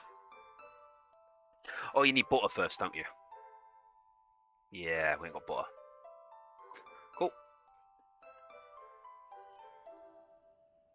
Yeah, that's my dad's skill set right there. That's where he's up to. So we used to play this back in... Well, I started playing this game in 2001, 2002. He joined us originally in 2004. 8 plus 5 is 13. Yeah, it's about 2004 he started playing with us. Obviously, then we quit. When did we quit? I want to say like 2009, 2010, because then we moved on to World of Warcraft for a bit. Right, so I would have been 17ish, so that would have been, yeah, about 2008, 2009. So yeah, we stopped playing then, and obviously, well, I'm saying obviously, but obviously you're new into the chat. My old man, well, my cousin started playing this game again about 3-4 months ago, and they got my dad playing it again, and then he got me playing this about a month and a half ago now. This being the 3rd account I've made so far. The first one was just a standard account where I ended up with like 2 million in the first, I don't know, 2 days. Bought full trimmed black mage armor, bought shit tons of runes, got my magic up to like 50, 60-ish. Then my old man was like, oh yeah, but you could just buy everything. It's like, yeah, I can just buy everything. Oh, fuck's sake, my cabbages have died. Oh, my woe died. When did they die? Yeah, so he was like, oh, you can just buy your way up because you can earn money, whereas he's playing Ironman mode. So I was like, well, sod it. I'll do a hardcore Ironman mode. I played it for like 2 days and then died, and then created this one, had this on hardcore mode, had it going for about 3 weeks before I finally failed. As you can see, it's up here somewhere. Fail. And what was it that killed me? Oh, I just done the Abyss quest. And I was like, oh, let's go check out the Abyss. Never been there before in my life. Went in there with my mage gear. Didn't realise once you got in there that you had to try and get into that middle bit, and I had no tools, and I was trying to find a way in, and I had no prayer, so I inevitably died. I was like, oh, well, I died because I went somewhere I didn't know about. I didn't take food with me. I didn't take prayer points with me, and I didn't take any teleport runes with me. So more for me. Oh well, lesson was learned. We all quit in 2019. Yeah. So we are having quite a bit of fun with this though. Well, I am anyway, because I'm quite competitive, so it tickles my brains. Right, what do I need? What do I need? What do I need? I want to go with melee. If I go with melee, then is that or I can go with my mage. Let's go with mage. We're close to leveling up again. Why are you in here? You don't live in here. Oh shit, don't want them. I want you, and I want my new water battle staff. Oh crap. Must be Valman saying they're putting out more content for lower level. Yeah, I've noticed that. If you guys do stick around for and watch a few of my streams, you'll notice whenever I refer to it, all of this here, that stuff there, all this island here, I always refer to as the new island. I've never seen any of this before. I mean, obviously, you can see I have been there because I've started ticking the quests off slowly. But all of this was a mystery to me. Oh, shit. I do swear a lot, and I apologise for that. You know, between being a chef at one point and now being in the army, it's just my vocab now. But yeah, a lot of this I never knew existed. I came in one day, I was just like, oh, what the hell's all this? Oh, actually, I was looking for I was looking for a shop to sell. I think it was a myth kite shield. And it was like, oh, the only one that sells it is in this place. And I was like, what the hell is all this? So, mysteries. Pick a good time to go back. I used to play back in the day as well. I remember trying Evolution Combat when it came out. But yeah, over the stream, it's been great because it was like yesterday. I was doing the achievement diary for this, and I was down there. Obviously, you've got to go do either the fight pit or the fight cave. And I went in there. I was like, I remember when this was added to the game, and how everyone was here trying to do this all at once. And then it's like, I remember when this was added. This area was added to the game. I remember when all this was added to the game. I remember when this was added to, and it's just every time I mention, it's like, yeah, I remember. That didn't used to be any of this. It used to just be like a black box that went across all of this section, and then they've just expanded it. Like, oh, this was just like it just cut across there, and then down here, and then you do the quest to get into there, and that was it. There was none of this, and people sat like, oh, yeah, this, and it's like, yeah, mate, remember I've been playing since before the graphics became 3D. So I was there at the start. I remember things. It's weird. And then you come back and then there's all this new stuff. However, my one gripe, and this is always my one gripe about this game at the minute, the fact of, and especially since they just released a new update where they added some extra little bits, that they've gone and added all of these new areas that I've never seen before, which is great for me because it's something new to explore. All this, all new exploring. Love it. However, I was looking. Oh, shite! I walked away. I was looking at the dwarf quest line. You know, between a rock and the forgettable tale, and how it just ends. And I was like, oh, where's the next bit? Where do we find out what the Chaos Dwarfs are doing? What the plan was between the is it Red Rock, the Red Pickaxes, or whatever, the Red team versus the rest of the dwarf settlement? Where is it? And I look it up, and that quest is in RuneScape 3.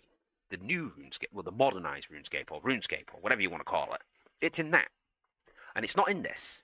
So I have to go play that one to find out how it all ends, which means having to do it all again.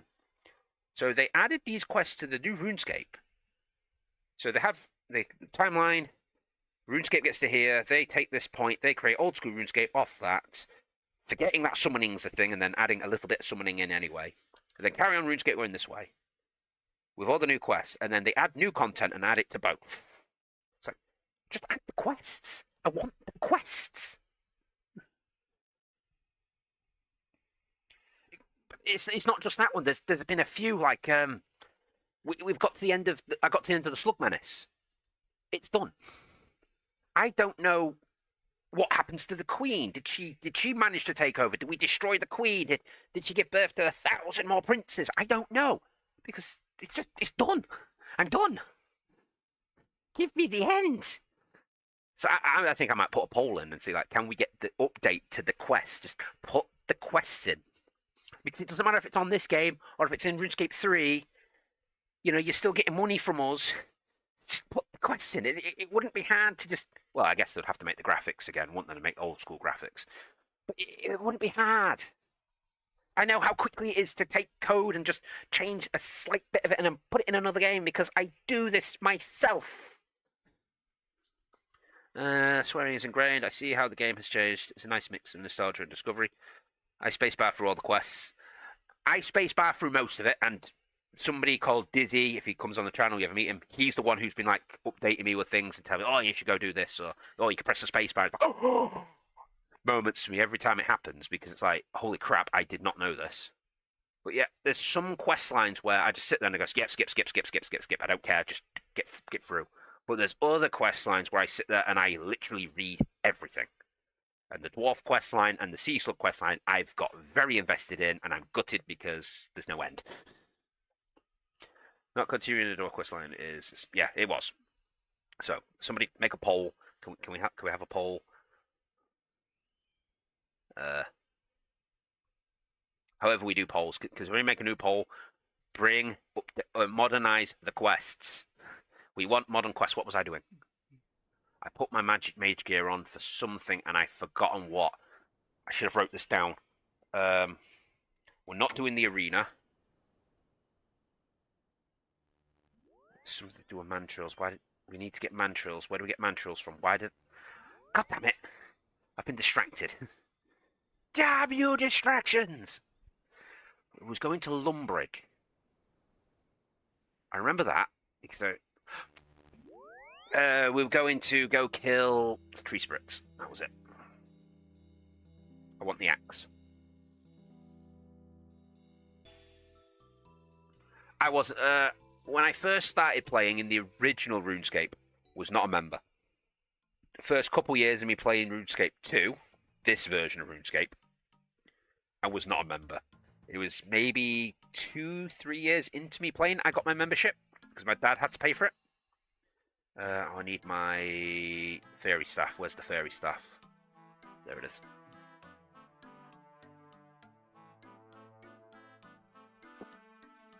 Oh, grab some food while we're here as well. Yeah, it's a very similar thing. If it's a quest line that I enjoy or I've never seen before, I will generally read everything. Oh, we didn't cook that bass. Oh well. But if it's something I've done before or my guides has taken me through it because I can't be arsed, then I just don't read it. Close that. Because we're not doing rat catcher. I don't have the head. What's the accent? It's North Lincolnshire, UK, British. Oh, a lot of accents here. But I guess kind of my accent's a little because, well, specifically if you go down to Lincolnshire, I was raised in a town called Scunthorpe till I was about 12. Then moved 20 miles up the road after my parents divorced to a town called Grimsby. Yes, I was born and raised in the 2 worst towns in England. Then from there I moved back to Scunthorpe. Then I joined the army, so then I got massive exposure to like everywhere. Then I got based in York for a very long time. Now I'm down in Staffordshire. No, I went Carrick, then back down to Lincolnshire, then went down to Blandford, then went to York. Now I'm in Staffordshire. But I've had a lot of interaction with a lot of different cultures, and I'm one of these people that if I spend too much time around people, I start to talk more like them. Because once again, fucking head problems. How about that Unite the Kingdom protest? Look, there's a lot of things going wrong in the UK right now. Why am I coming here? Why am I coming here? I forgot what I was doing. We're going to the fairy place. Why did I come here? Yet there is a lot of problems in the UK right now. Some of which I can discuss. some of which I'm not allowed to talk about. You know, military, we have to remain politically neutral. We can't be like, oh, yes, we love this guy and death to this and immigration. We can't go on to that. There are certain topics that we can go on about, like the whole, I'm trying to think of one off the top, Online Safety Act, on how that they've gone about it the wrong way and that here's a better method and blah, blah, blah, blah, blah. But I can only talk on those and advise because, you know, I'm a tech. I work in the military in a tech environment, so I understand machines. But yeah, there's a lot of fucked up stuff in the UK right now, and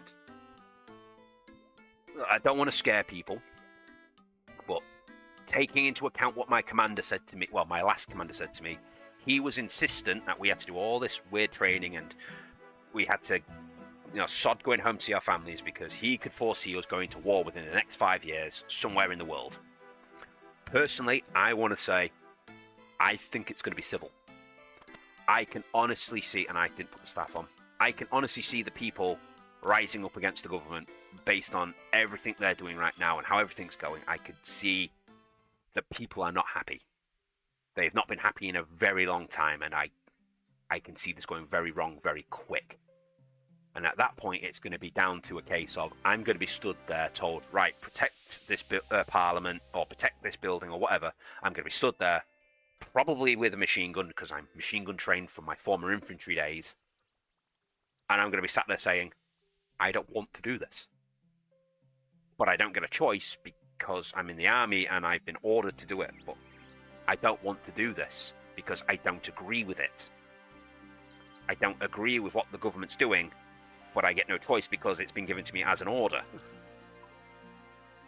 And I can see a lot of other soldiers will probably do the same thing. They'll be sat there thinking, I don't want to sit here and defend. Oh, we need the pickaxe. Shit. I don't want to defend what you're telling us to defend because I don't agree with what you're doing. A lot of us techs don't agree with them. This Online Safety Act is complete crap.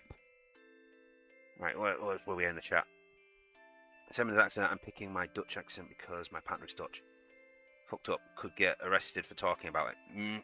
I can't get arrested for talking about it. It's just, it could get me in a lot of trouble for talking about specific parts of politics.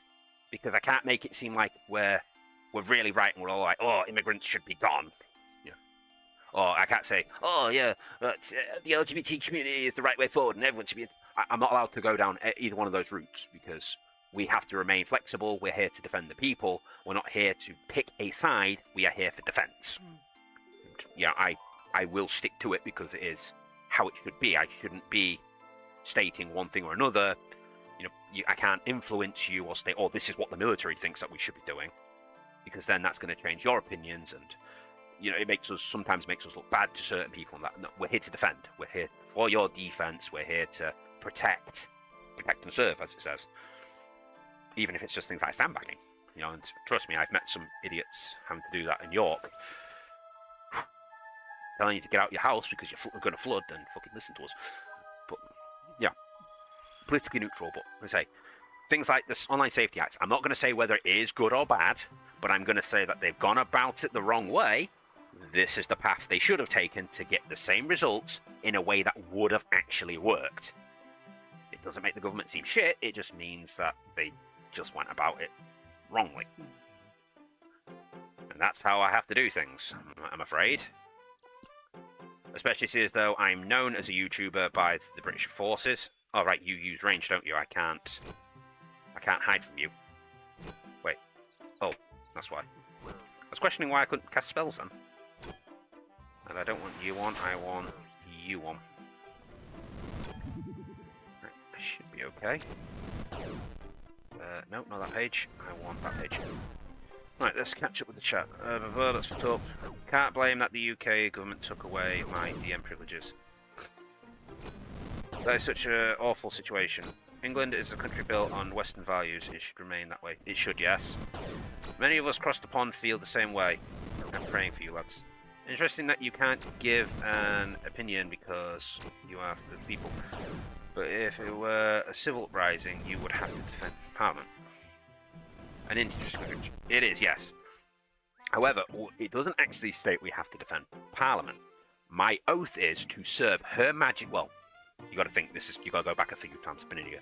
My oath was to serve Her Majesty Queen Elizabeth II, her heirs and successors, and those placed within her government.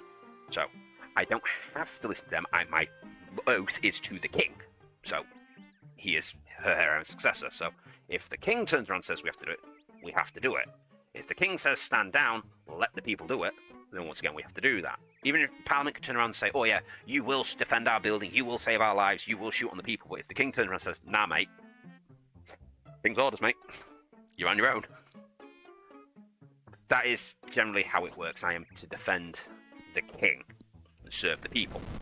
So I could see a situation where even like down to our commanders, if the Parliament wants us to come defend an area or set up a barricade somewhere, it has to go through the commander. Then the commander has to get permission from higher up. So if the commander turns around and says no, well, I ain't going. Yeah, we will always remain politically neutral. But so my opinion on the whole thing is they went about it the wrong way. There are better ways to do it, and the more they do the things they're doing, the more they're proving the point. I mean, the one I can highlight, for instance, is they were warned that trying to put backdoors and such into like encrypted channels and chats and all that stuff is bad. It's going to leave security compromises left, right, and centre. So yeah, and then they go and create this whole digital online safety thing, and oh yeah, you've got to ID yourself. What did we find out? I think it's 3.4 million IDs from the UK have now been leaked, giving away names, date of births, addresses. It's like, yeah, so the thing you was warned about is the thing that happened. And we should have known this, because you guys over in America, I'm sure you're aware of the T app? The thing for single women to complain about men and supposedly warn them of predators and such. And how, once again, millions and millions of single women's IDs got leaked to the general public, which I think is a bit of a worse one, because that's literally saying, hey, here's a woman who lives alone, here's where she lives, here's what she looks like, and here's how old she is, and her name. So, that one, oh, for fuck's sake, that last little hit that came in. So that one's a worse one. So why are people not doing something about this? Why are they not turning around and saying, hey, this is a stupid idea? And then they put pressure on Steam. This is the one that hurt me the most. Pressure put on Steam, and I'm not just talking about the banning of the adult games and that, because, yeah, that's bullshit. I don't agree with that, the way that it should have gone about that. You shouldn't be trying to force a games company to turn around and say, no, you can't advertise these because it goes against stuff that I like and don't like. Because as soon as you ban one thing, that opens up the floodgates for everyone to complain and want to get everything banned. For instance, now like, they're starting to say, oh, sex shouldn't be in games and you shouldn't be able to see adult content in games. There's now nothing turning around for the religious lot saying, we don't want to see our holy symbols in it. There's nothing around like the LGBT community to turn around and say, oh, we don't want to see these iconographies in it, or it has to have this in it, and blah, blah, blah, blah. And then you've just made things shit tons worse, because now everyone can turn around and say what we can and can't have. And before you know it, everything is back to platformer games from the 1990s. I can live with that. I like the 1990s games. I grew up on them. But it's screwed up that one company can turn around and just say, no, you're not doing it, and they get the power. However, I will give Steam the yes, you did well with this. I hit my headset, I shouldn't have done that. Because they turn around and said, right, because they have to comply with the Online Safety Act, we in the UK have to ID ourselves in order to purchase adult games. And the way we're going to do it is we're going to use your credit card. It's something that's on record. If anybody gets hold of this information, they can't really do anything with it. You know, so you should be safe. It's a way to ID us. Problem is 40% of the UK's adult population doesn't have a credit card. Including me. And my credit card's so shit right now that I can't get a credit card. So I guess when GTA comes out, I won't be buying it this year. Well, I didn't know that despite being a Brit. Fuck, I'm glad that I haven't given my ID anywhere. Yeah, it was a very specific one, because the ID thing was done through a third-party company, and they had a problem with their security, and it just, everything that they were storing was leaked. But That's the thing that I've tried to tell people over many, many years. If you've got something on the internet, it is not secure. Your computer being on the internet, it is not secure. My computer on the internet, not secure. My phone being connected to it, that is now not secure. If it's connected digitally, someone can get in it. And you can do everything. You can do absolutely everything within your power. VPN, put VPN in, or update your firewalls, antiviruses, malware scanners, the lot. If somebody wants to get into your technology, they will get into your technology. You cannot stop them. They will find a way. I'll give some examples in a second. I just want to catch up with the chat. Then I'm getting a credit card. Same reason, laugh my ass off. Right, so here's an example. I was in Hackathon many, many years ago, about 5 years ago, when I was still a Lance Corporal. It was a military hackathon. The idea is we have 2 teams, well, technically 3 teams. We have a central server that has, like, it's going to... How can I best describe this? So you've got, like, say, Blue Team. Blue Team has a server. They have information on said server. You've got Grey Team. Grey Team isn't like a competing team. They're just like the judges. Oh, fuck me. This guy's hitting me really fucking hard compared to the other. This isn't good. I'm going to need to go get food. Come on. You can take him. You can take him. There we go. So yeah, so Grey Team's like the judges. Their goal is they want to access Blue Team software, and they're going to consistently try to do pings and pull information. I'm going to swap into my melee. Why am I wearing that shield? I shouldn't be wearing that shield. Yeah, so they're going to be constantly sending pings and information requests off to the server, because, you know, they need information. And Red Team, the opposition team, they're like the hackers. And what Blue Team's got to do is they've got to keep their services up and their data protected. Red Team has to try and deny the services and steal information. And it's just a battle between Red and Blue, and, you know, Grey's obviously the judge to see how it works. And you get more points doing it. What my team did was, and this is come from me, I can take credit for this one, is because we knew the team we were competing against, and I knew the guys in it. I'd been to one of their houses because, you know, I do a little bit of interaction. I drink now and again with them. I knew he had a smart light bulb. Oh, surprise, surprise, a little light bulb. Oh, what can you do with a light bulb? Well, this light bulb connects to your Wi-Fi. It then goes off to a server, so that way when you go home, you press a button on your phone, it sends a signal off to their server that says, oh, you want to communicate with this light bulb. It then sends a signal down to your router, up to your light bulb, and it turns it on or off. So that light bulb needs a little chip in there to store information like IP addressing and routing information, so it knows, you know, to connect to the Wi-Fi and what it needs to do and a lot. And that's all that's on it. But these chips have more storage space than that. And they have no firewall, and they have no security protocols on it. So I hacked his light bulb, and I put malicious software on it. And then the next day we were sat there, and I was like, oh, his missus is connected to it to turn the light on in the morning. So, you know, the software essentially, it would see somebody connecting to it, and it would piggyback along the signal back to the phone to say, oh, it's been turned on or off, and it would upload itself onto the phone. So I was looking at the app that I built, and I just went, oh, his missus connect, delete. Not interested in his missus phone. Oh, his kids connect, delete. Oh, this is delete. Not interested. Oh, he's connected to it. Keep it. And then the next day, while we're doing all the uploads and that, and they sat there like, oh yeah, can you check this protocol? Oh, this has gone down, blah, blah, blah, blah, blah. I press play on my phone, and it turns his microphone on, and now I can hear everything he is saying, because his light bulb wasn't secure. Say, if somebody wants to get access to your information, they will. And they will do it fast. Nothing is secure. Ever. I even know it like a great one, two-factor authentication.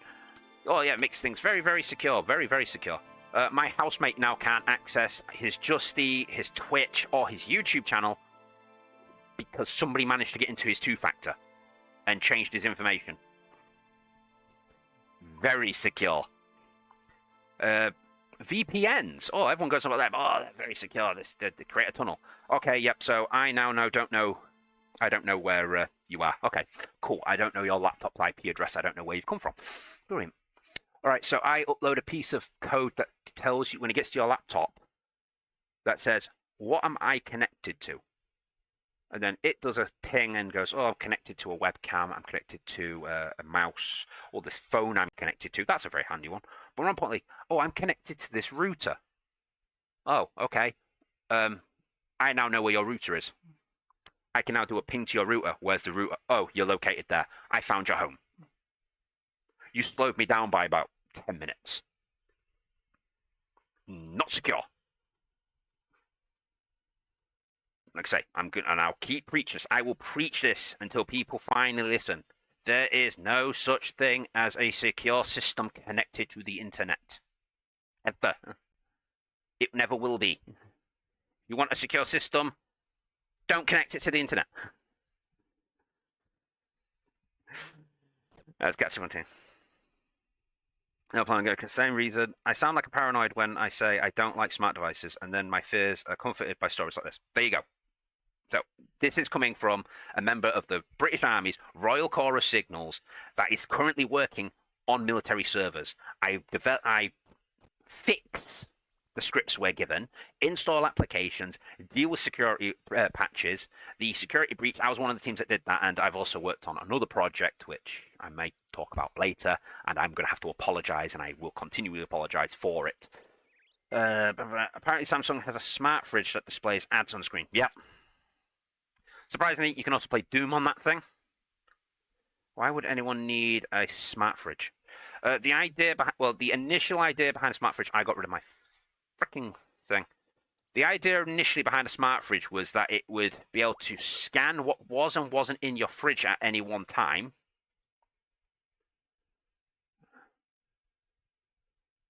And then say like, oh, you're running low on milk. It should have been able to order you milk. But then for some reason, they just made it so that your smart fridge would tell you if the door was open. But I stand on it. If the fridge was so smart, it would figure out how to shut the door. Also, I am now double... I realise I fucked up. Now.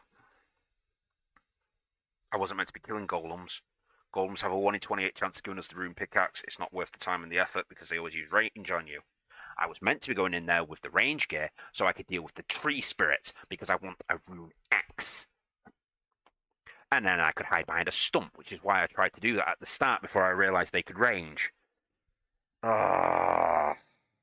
what I mean about the memory? It's bad. I've taken way too many hits to the old noggin. Right, so just make a transparent fridge. They have those as well. I have seen a very cool fridge where I don't know how the technology works on it, but there's a fridge that has like a glass door which is black, and you knock on it, and it turns into a window. Personally, I find that pretty cool, but...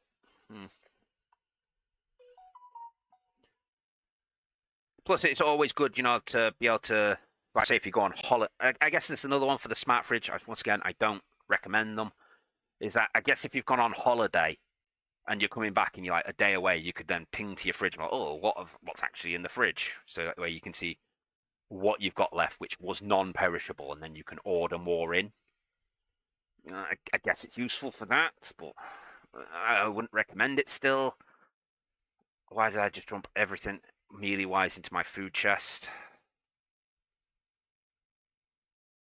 This is worse than playing bloody Minecraft. Everything's got to be organised in the most chaotic way possible. Like that. Why are you there? You don't belong there. You should be in there. That's probably why I never pick it out. Right, let's try this again, shall we?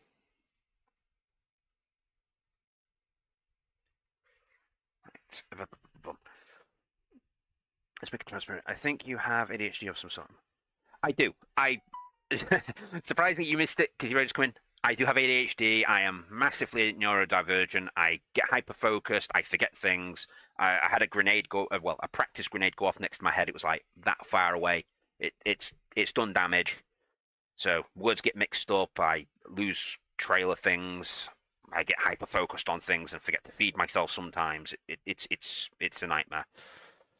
I have a question for you, but you might not be able to answer it. But what do you think about the US military signal leaks? Like Signal the app. I don't know if you're going to see this, mate. What, you mean that little app right there? You mean the one where I click on it and go away, Adrian. ES Troop, Subash Rai, 22 Signals Regiment SQMS Department, another signaler, ES Troop, Screws and Senior. It's the one we're currently using. What's going on right now? Do we need a Bergen or can we have 2 black Bergens or 2 black bags? Either. Good practice to make sure all your kit is in one left, although. Alright, it's the lads to questioning what they can take the kit in tomorrow, because we deploy first thing tomorrow morning. And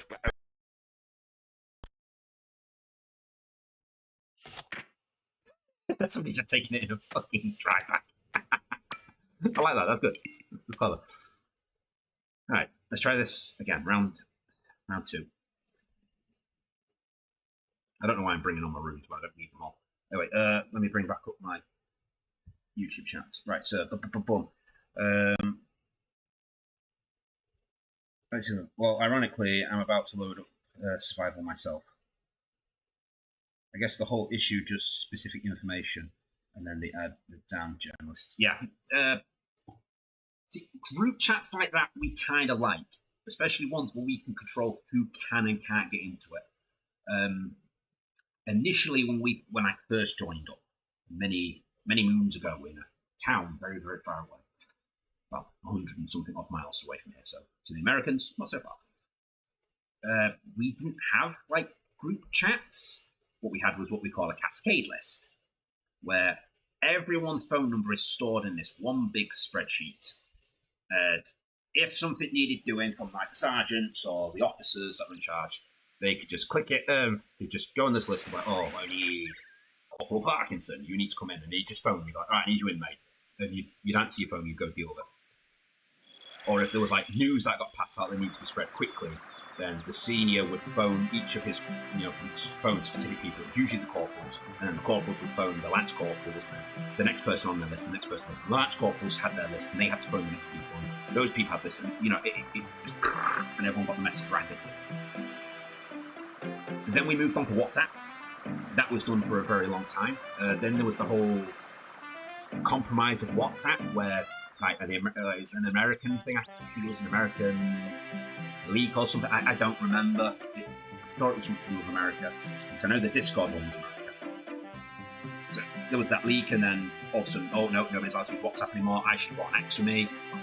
I'm going to do this a lot. After WhatsApp, we moved to Discord. I've still got the group chat for that one.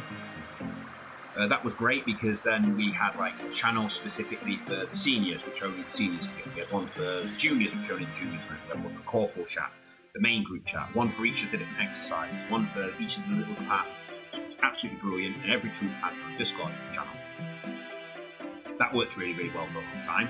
Then there was the whole leak of the nuclear codes over Discord, over the game chat. So now Discord got banned. Then the UK Army tried to sell their own version of it called Connect. That went absolutely fucking swimmingly. Best thing in the world, Connect.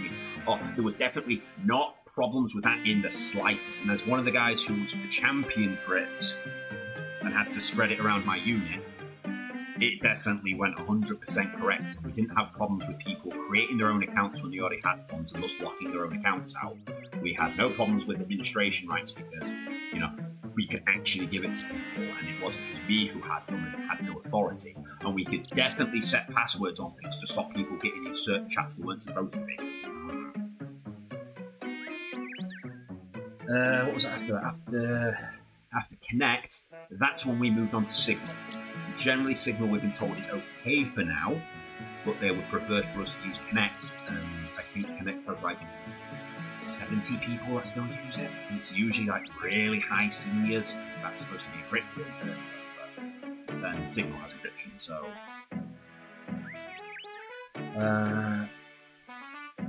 Yeah, it's a nightmare. As I've shown you, that alone there should tell you how secure things are. Nothing is secure. Nothing will ever be secure. If somebody wants to get something, they will. Even if it's like you had them by mistake, or but I can't just complain about Americans. I will bring us up as well. You know, like the officer who left his laptop on a train. Stupidity. It just makes our life more awkward, right? I think that's it.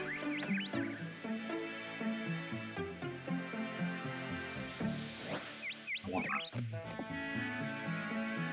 Right, I should be able to get behind.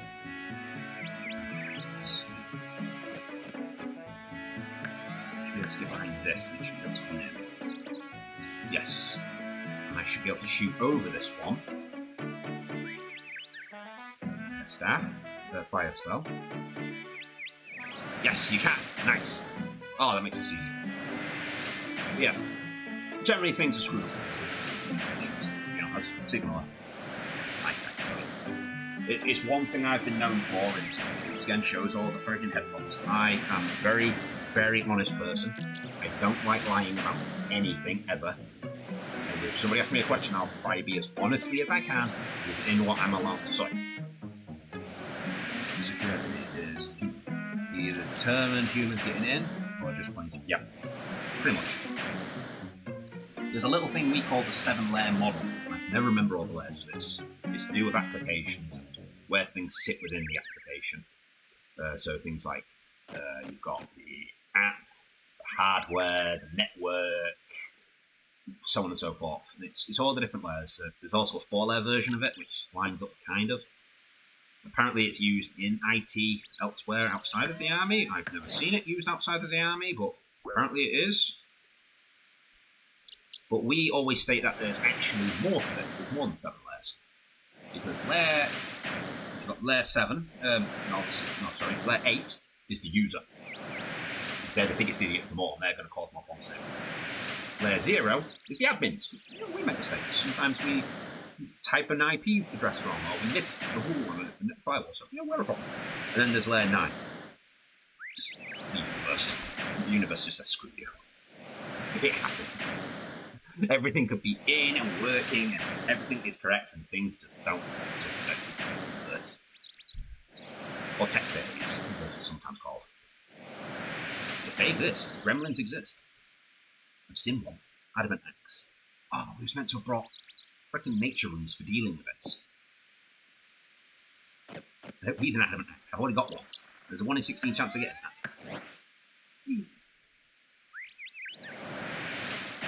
Yeah, I've always been honest. I mean, even like the one I get in trouble for is because I'm a known YouTuber, so if the army knows I've had permission to do all this, I've been known to wear uniform while streaming because whatever. Just because I had my laptop in it. I'm known to do this, and I've been told several times I have to be more with things. Because people ask me questions about living conditions and day-to-day life, and I just tell them. Recruiters will lie to you and tell you, oh yeah, you can't do that, you've got to go do this, or oh, it's like this. And I'll be like, no, it's not. You do this. This is how it is. This is what we do. Because I don't see a point in lying to people and telling them, I don't know why, but it's nice. I don't see a point in lying to people and saying, oh yeah, this is the life, this is what you're going to be doing, blah, blah, blah, blah, blah. And then somebody joins the military thinking that that's what they're going to be doing, to discover it's not what they're going to be doing. And then they quit the army because they're not happy and they're not doing what they thought they would be doing. I'd rather you be honest with you, and then those who aren't super fit go, oh, all right, okay, I'm not going to join the army. And those who do think, all right, that's still for me, and then they join up and serve more than the minimum. I'd rather have that. I'd rather have people with experience staying in, serving alongside me, than somebody just in to get the claws and get out. Never forget the random chaos. Yeah.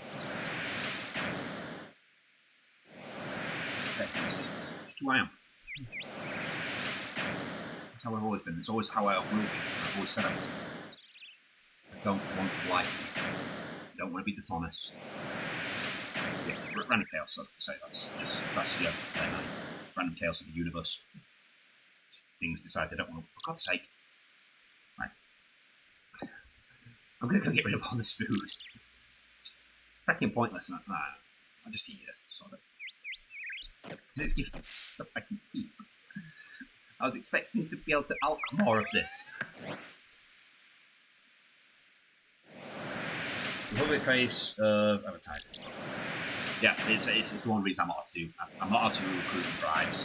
I generally, sometimes, depending on where they're going, I can and can't do the STEM team stuff. So I used to do that for a bit.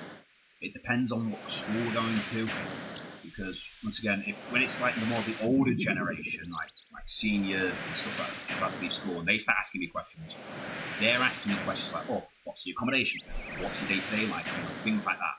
And I will be honest with them. And I've talked to a few people out of joining the army because they didn't like the sound of it. Whereas with the younger generation, they tend to not ask you questions like that. They tend to ask you about, "Oh, what's it like to shoot a gun?" and things like that. And, "Oh, have you ever killed anyone?" Don't ask me that. Don't ask a soldier that. You should never ask a soldier that. But okay.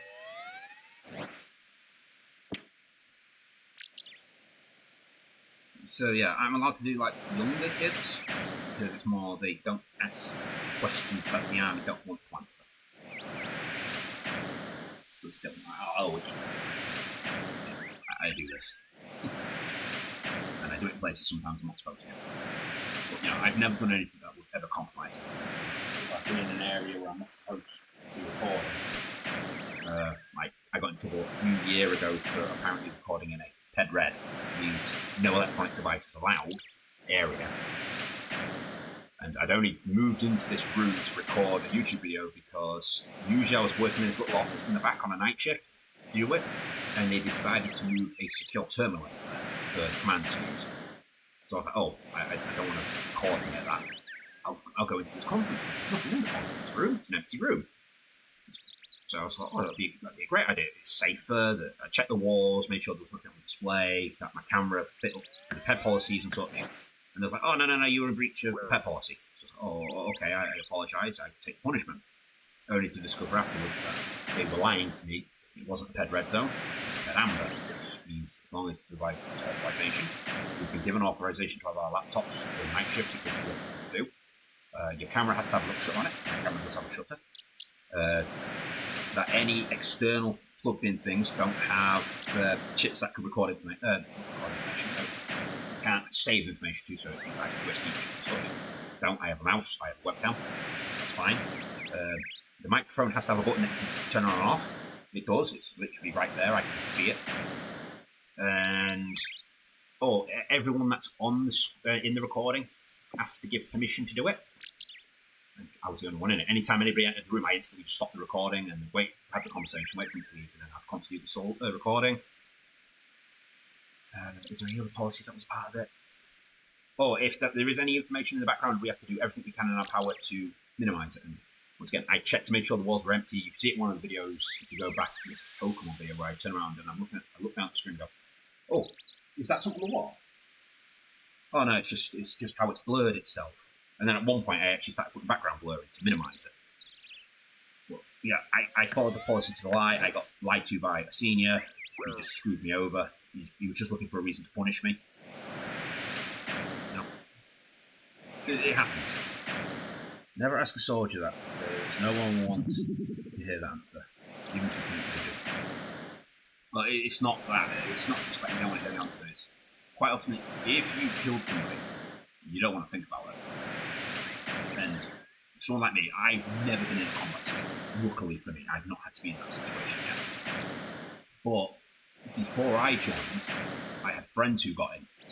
Some of them aren't around anymore. And I don't want to think about that either. I don't want to think about the people I've lost, and I'm sure those who have had to take lives don't want to think about the lives I've had to take. It's nothing everyone ever wants to do. It's generally why you don't ask about how you kill. You can ask, have you ever been in a combat situation? Then, nice, got it, nice. Oh, I don't know what to do anymore now. Yeah, you can ask if they've been in combat situations. If you say, have you ever served overseas or been to a certain country? They'll probably talk about that. Me, I talk about going to the Falklands all the time. I actually remember sitting on the shore and watching an Argentinian ship just sitting there and watching us back. I've been out on patrols in countries like Estonia and such. And, the best one, we go on a patrol, we're following this road, and it leads to a bridge. And this bridge, obviously, it's on a river. And this river is essentially like a part of the border between Estonia and Russia. And as we're approaching this towards this bridge, you can see up on the bridge line, there's just a tank. And as we approach this bridge, the tank just turns and points at us. So we patrol towards the bridge and then turn off and just go that way. We're not going towards that bridge. So that was funny, but terrifying at the same time. So stuff like that, ask about. Just don't ask about all the bad things we've had to do, because a lot of the time we don't want to remember. Yeah, no one hears it, including the person that's asking it to. Yeah. Especially now, things are like, oh, I had to put stuff on tonight as well. Especially, sub onto me. Not so hot. Yeah, things now as well are a lot worse in a way.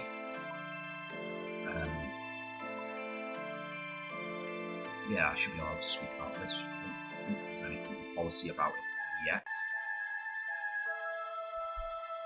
Yeah, I should have. Our biggest fear, and I'm sure most soldiers agree now, is drones. Drones are fucking terrifying. Yeah, it essentially was the tank's way of saying, yeah, if you cross that border, we will open up. And he probably had orders for it. But obviously, we weren't going to cross the border into fucking Russia. I mean, it was me and a squad of like 7 other people. It's like, I ain't fucking stupid. What, am I going to invade Russia on my own? Me and my little fucking rifle when I've got fucking 2 magazines on it. Yeah, definitely fucking do that, mate. But no. It was just a standard patrol, go along the border, show we have a presence, so the Russians can report like, oh yes, it's a patrol minute. So that they can see, yeah, don't cross the fucking border because we are still here. Just as their tank's there to turn around and say, yeah, don't cross the border because we're here. And, obviously, we know it, he knows it. I could probably give him a thumbs up. The guy, if he was out the tank, would probably thumbs up and back. It's just, yeah, mate, sorry, it's a shit situation. Neither one of us wants to be here. We don't want to attack you. You don't want to attack us. It's just government's on comments. No soldier really wants to go in fucking war, apart from crazy ones. Yeah, back to my point right there. The thing that terrifies us the most is drones. And I got a couple on this. We have to do an annual training thing now on like drone warfare, and I was one of the first ones to go through the original when it first came out. And we saw a few video footages came out of Ukraine. Who I remember the most distinct is a medic coming out the back of an armoured personnel carrier, and it goes off, and his leg is literally just a bit of sinew where his knee would be. The lower half is there, and the upper half's there, but the knee's gone. And he literally rolls over, straps himself up, ties himself down with a tourniquet, and crawls back in, and it's dragging the bottom of his leg in. Actually, that was the medic video, not the drone video. I think that was an IED blast, actually. Either way, not something I want to think about. The other one that is definitely a drone, is because it's drone training, is a patrol. And the drone's coming towards them. It's a POV drone, and you see it from the point of view of the drone, and you see how quick they have to react to it. And between them hearing the drone, they looked at it, he takes about 2 steps, and the feed just stops. Enough time to go, oh shit, done. That is fucking terrifying. That is terrifying beyond all means. And as somebody who is going to be on the ground, either repairing a server in a bunker somewhere where they're going to drop a missile on me, or potentially going out with the infantry with a man pack, that is terrifying. That is not something I want to think about. The other drone thing I can bring up is an exercise we did not long ago. Why do I still have the axe? I'm going out there just so I can speak to the drone commander. It's one of our drone commanders. Because I'm up for a drone commander's course towards the end of the year. Just been put forward for it. Don't know if I'm going to get it yet. So when we're out there, we're observing, we're asking him questions and that. And so it was an exercise that was going on at the time. Well, it was the last 2 weeks of the exercise. During that time, during this entire exercise, I've been involved in it. So the first few weeks was like personal development, and we did inter-training between departments where we'd have people from different squadrons come to our cage, and I'll teach them, all right, here's how the application side of things work. Here's a bit about security. Here's how we do things. So if you need help with this, this, and this is how we go about getting our help and such. And here's how you can do things to make our jobs easier. Try and help each other out here a little bit. We went on from that, and we did a field phase for a couple of weeks where we had to go out and we had to do practical soldiering skills and pretend we're infantry for 2 weeks, and it was shit. Nobody liked it. A lot of people got injured because we're not infantry, we're signals. And the last 2 weeks was a comms exercise. Comms exercise, I didn't deploy. My teams didn't deploy, my department didn't go, because we're a support rep thing. We have to stay back and we have to support not just our unit, but the other units, the rest of the regiment, as well as a few other divisions that are connected into us. But I obviously went out to speak to the drone commander whilst he was out there and learn some things. And whilst this drone's going out, the first couple of days, he told us, the first couple of days, he had it flying around and he was like picking up like the front of a tank, a bit of a vehicle, a dish that was set up and stuff. And obviously this was relayed back to Dad, shut up. You're not travelling down in civvies. Mute.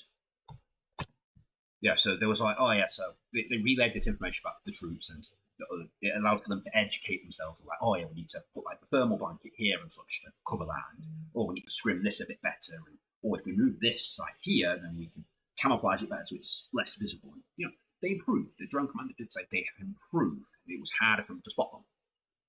But he's like, yeah, but check this out. And he just flew the drone up really freaking out, like 3K in the air or something, 3 kilometers, nearly 2 miles for those field miles. And we couldn't see this drone. It's too high up and it's too small for us to physically see it. We can't hear it, can't see it. And he shows us the footage, and he could see the ground. He could see it clearly. He could zoom really close in to the point where you could like see our faces. Really good zoom. It's like, right, so just going to watch. And then all of a sudden you see a line of men go out on a patrol. And another line go out. So, all right, so they're mostly coming from that area, so let's move the drone over there. And he moves like watching that area. And eventually they start coming back because they've done the patrols. And they go into the same woodblock. He's like, right, they're in there somewhere. So as a drone commander, the next thing he would do is either send in a mini drone that's just going to buzz in, but then obviously it alerts them to that there's a drone that's been watching you. Or option 2 is he can get a small RC car with a decent antenna on it.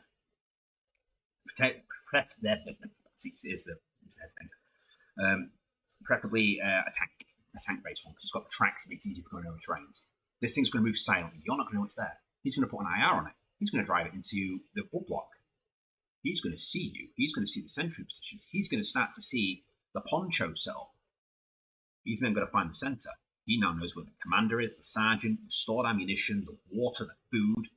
So he could potentially then just put a tank just in front of the commander's tent. Then he can go send another one and put it just in front of the sergeant. One near your ammo, one near the food, one near the water, and then one button, they go forward and go boom. The entire upper echelon's gone, your supplies are gone, you've got no leadership, you've got no supply, you've got no ammunition, you've got no food, you've got no water, you're now miserable. Everything's gone to fuck. Things are fucking terrifying for ground troops now, and I could see within like the next 5 to 10 years, it was essentially becoming obsolete. Because even like hiding in a bunker, you're not safe anymore. To be honest, I'm not scared of being blown up because, everybody benefits if I go boom. Especially my sister, she gets everything if I go boom. At the end, I still don't want to go boom. I would like to keep my pieces together if I could. Pick a quest, pick a quest, pick a quest, pick a quest. I don't really want to do any of these. Slayer. Let's go do Slayer. I mean, the whole bouncing back and forth all the time. Slayer, Shades. Is this headset still on? It's gone quiet. Oh. Oh.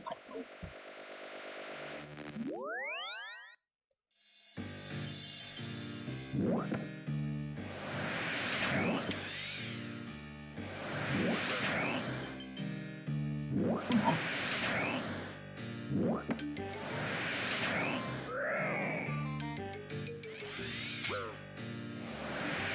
Come on. Why are you not turning on? I don't know if it's turned on or not. You guys hear me? Yeah, you guys can hear me. I'm just not getting sound. Why am I not getting sound? I can see you guys getting game sound. Where am I going? Where the hell am I going? I remember being told in World War II stories, a Brit and a German both in patrol on either side of a hedgerow.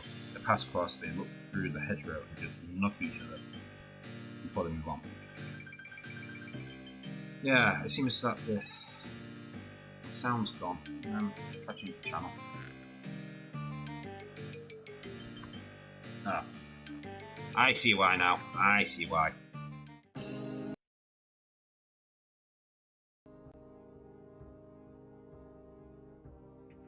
Hello? There we go. That's why it did it. Right, essentially, when I moved my phone, I pressed the power button on the wireless thing for this. It turned it off, and it's instantly switched over to my antenna array. Not my antenna array, my microphone array on my laptop. So, apologise. Yeah, that's the same. At the end of the day, for us soldiers, we are soldiers. For the Germans, yes, as bad as they are, and Germans, they were soldiers. The Nazi party was the bad guys, not the soldiers. The soldiers were just people that joined their army because they wanted to defend the country. Then a political party took over, and well, we know what happened after they took over. So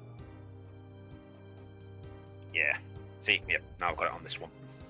So yeah, German soldiers, not the bad guys. The government was the bad guys. So distinction, and soldiers know this. We're very versed in this. It's not the boots I want. Did I have the wrong boots on? I did. Why did I have my fight? I had like mixed combat stuff on them. Yeah, so German soldiers, not bad guys. Government parties were bad guys. Soldiers are just people. They sign up to defend the country, to protect their homeland, that they can face the scary things so others don't have to, as my niece puts it. And I respect, well, most of us respect that. I mean, there are some of us that will still sit there and be like, oh, Germans. But, you know, the vast majority of us who know of the past and the history and stuff will respect it because, you know, it's not their doing. Especially when you're in a country where they turn around and say, you will do this or you will be shot. Because there's the chance then that it's not just going to affect you, but they could go after loved ones, kids, wives, mothers, fathers, in my case. So you do as you're told, especially in time of war. So, you know, respect for the soldier, not for the party. But yeah, so that happened. I mean, as we know from the First World War, Christmas came around, they all got together and they played football. Oh, I forgot my fucking... I forgot a piece.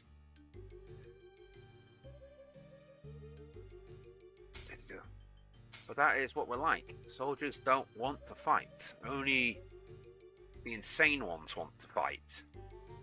Generally, it's those ones that they write history about, which what gives us all a bad name. Like Mad Jack Churchill, Dr. Death, all that other lot.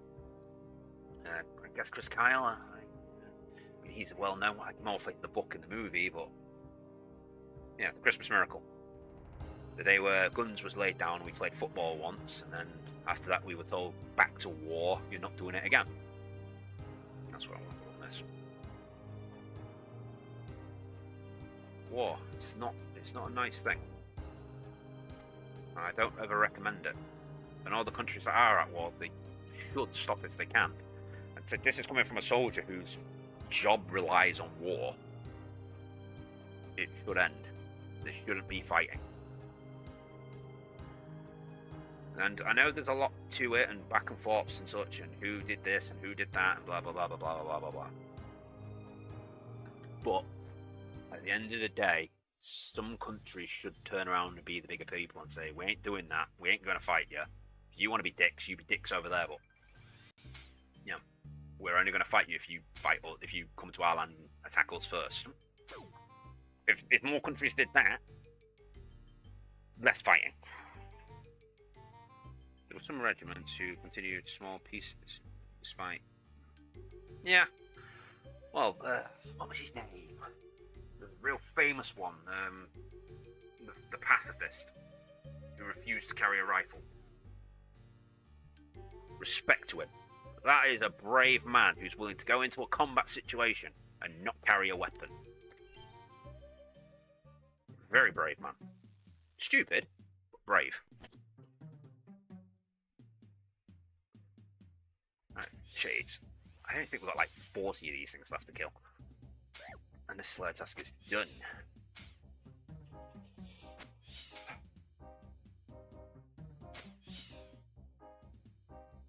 Yeah, they always will. Because you always have places where they're like, oh, well, you did this, or well, you did this. It's like, yeah. So these people did this like 40 years ago. And those people aren't alive anymore, so can you just stop?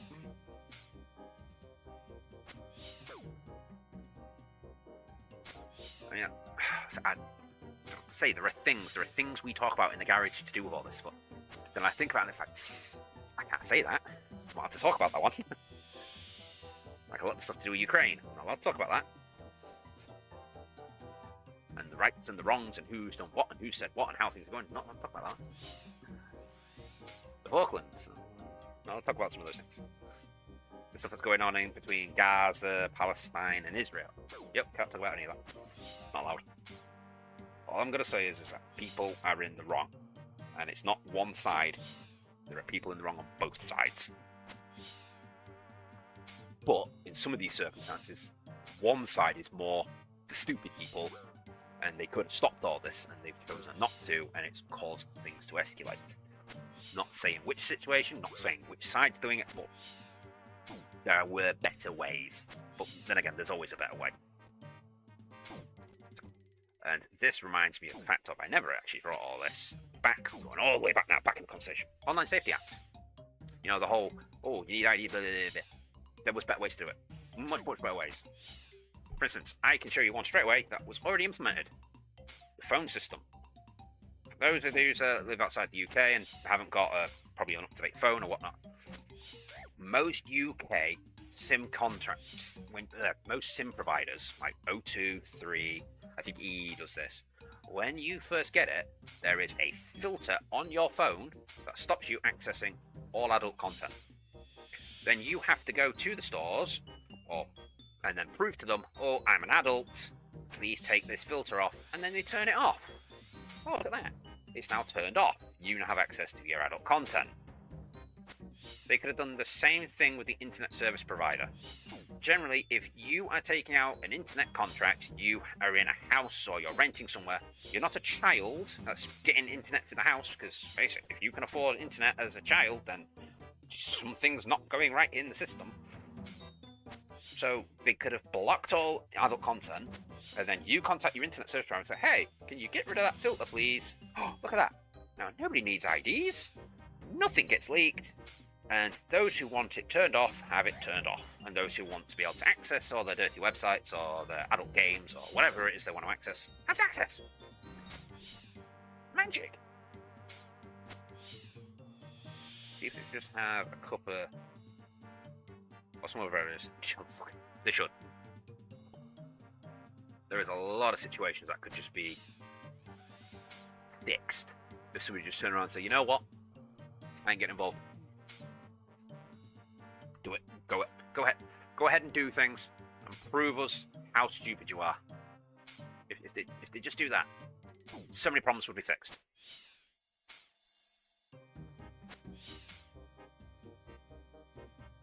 Then again, at the end of the day, I kind of blame the internet for most of this anyway, because, you know, they only tell half stories, it can be controlled what you can and can't read, so things get covered up, changed, manipulated, and then people buy into things that they shouldn't be buying into, and the world's screwed, man. World's screwed. But the longer it's screwed, the longer I stay in work, so...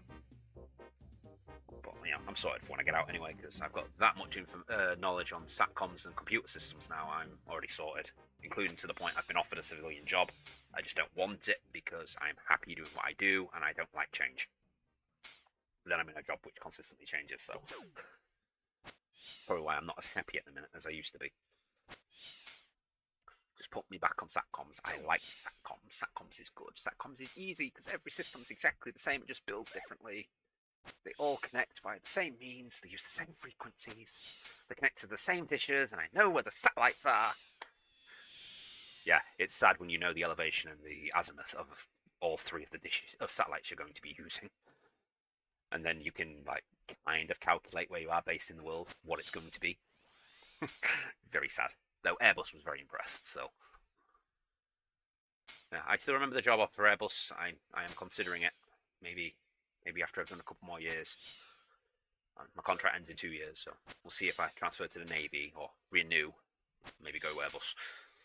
So, if you're watching, just keep that paper off them, please. I'm so miserable.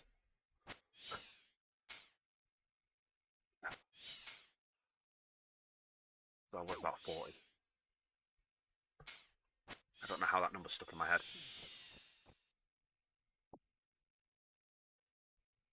Wait, did we have any more bones we could have put in here? I don't think we did.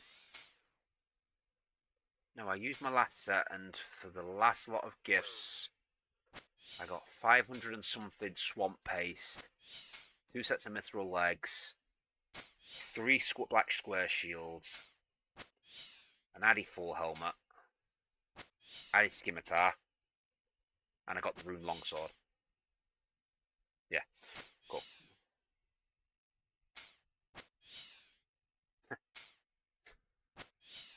Nerdery is a party trick, yes. But still, there's so much in the world going on right now where I just have to question it.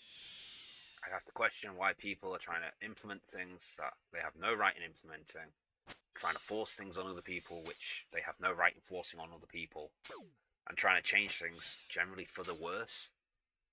I mean, yes, I know the system's not great, and I know that there's improvements that could be made, but generally, and this is a strong believer, this is politically neutral.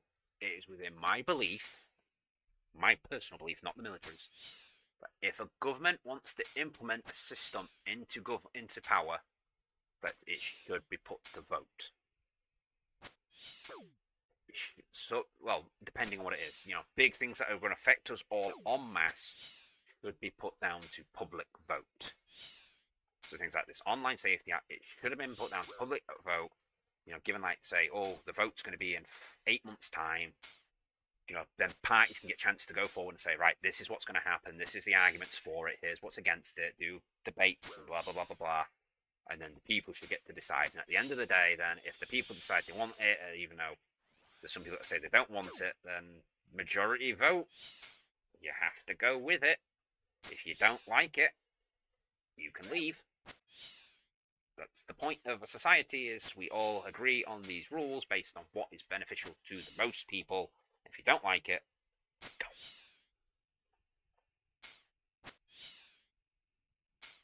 Yeah, exactly, polls. Because we get given a choice, do you want this system, do you not want this system? And then people say yes. However, I can't state that even RuneScape 100% got it correct. Because if we look back at Herbalore, when Herbalore first came out, all of the herbs were unidentified, and they all looked the same. And then you'd try to ID it. If you ID'd it, it'd tell you what it was. And if you couldn't ID it, it wouldn't tell you what it was. The only way you could kind of guess what it was is when you put it in the bank, it would sort itself out. So all the herbs of a specific type, even though they're unID'd and all look the same, would go together. So all your Highlanders, unidentified, would be together. All your Taramins would go together, unidentified. And people like that system. Then they changed the system to what we currently have, so that you could see what it was before you ID'd it. You just had to, have a certain level to brush it off for some reason. Then the people voted and said, we don't want that system. We want to go back to the old system where you don't know what it is. So they went back to that system. Then they introduced the Grand Exchange, And obviously it doesn't work for the Grand Exchange because you can't put something up for sale if you don't know what it is, because you could trick people. So they changed it back to what they wanted of, here's what it actually is, but you can't use it unless you clean it. So they didn't fully have it. They implemented the system, and then they just used it as an excuse. To be honest, what they could have done is they could have said, hey, you've not ID'd it, therefore you can't sell it. But then again, you're also going to get people that want the un-ID'd stuff because they want that little bit extra, you know, they want that 7 XP more for IDing it. But still, it's a better system. I mean, even the voting system is screwed, man. Oh, look, there's like 8 parties, but you can vote for 1. Why can't we do it like Sweden, where we do top tier list? I think it's Sweden, was it Finland? Does top tier list, where you could say, hey, I give 10 points to this party, 9 points to this party, 8 points to this party. And then, you know, that way you could have a party that most people probably wouldn't vote for, and you'd think, oh, I don't want to vote for them because they're a small party and they're not going to win because nobody's going to vote for them. Okay, so then you do a big party for your second one. So then if your main party doesn't win, then at least your voice counts. Or even do it as like a knockout kind of thing. So you do like several rounds of voting, and you say, hey, you can vote for your parties you want to keep in. The bottom 2 parties get knocked out. So then that way, because it could be down to a case of, like, in that situation, let's say parties, because I don't want to use names. Oh, now come over, it's cool. Let's say parties A and B are big parties, and they're most likely going to win, and you've got party C, D, and E. But I want party E to win, so I vote for party E. Party E doesn't win because it only gets a few votes, which now means even though these parties may have got 20%, 30% of the votes, and this one got 40, and this one got like 20, 25? Does that work out? Yeah, so they get a smaller fraction of the votes, but it's very close between those two. Well, then you've just like ignored the opinions of 30% of the people because they voted for a party that never made it to that point. So they should be given a chance to then decide, all right, out of the 2 remaining parties, I would prefer this one to be in power.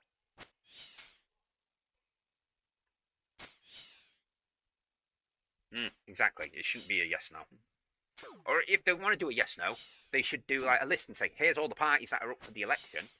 Would you like this party to be in power? Yes, no. Would you like this one to be in power? Yes, no. Would you like this one to be in power? Yes, no. And then they can total up all the yeses that they get for it, and the one who gets the most yeses, hey, they're in charge because they got the most yeses. That system would also work.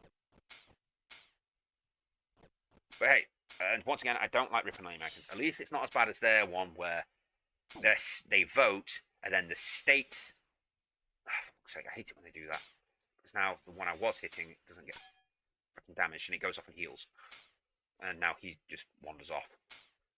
Yeah, the American system where, hey, you vote, and now, hey, your state is now voted for this particular party, but based on some random number that was picked, that your state only counts for 5 votes towards that party, and yeah, even though the majority of the states voted for that party, these are the states that didn't vote for that party that have more power and influence for some reason. They're now in charge.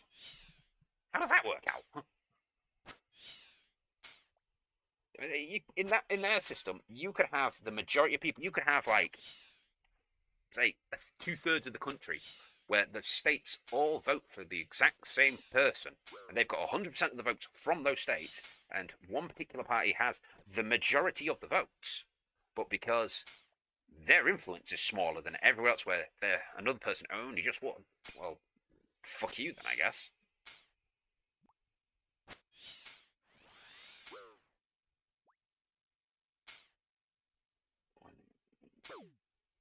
Yeah.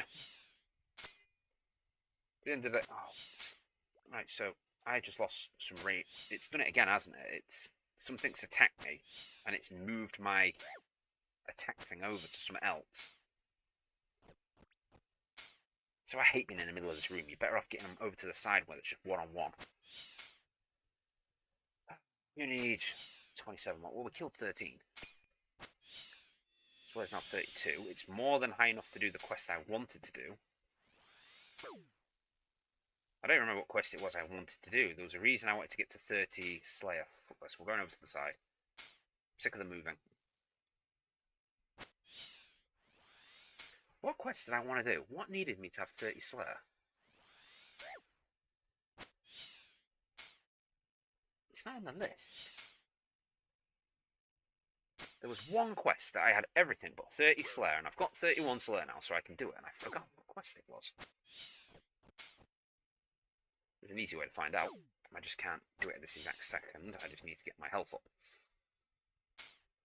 Right, that should be enough health. You shouldn't kill me in that space of time. Right, so if I go to my RuneScape, to Firefox, I have a tab here for quest requirements. Now I can go... Oh.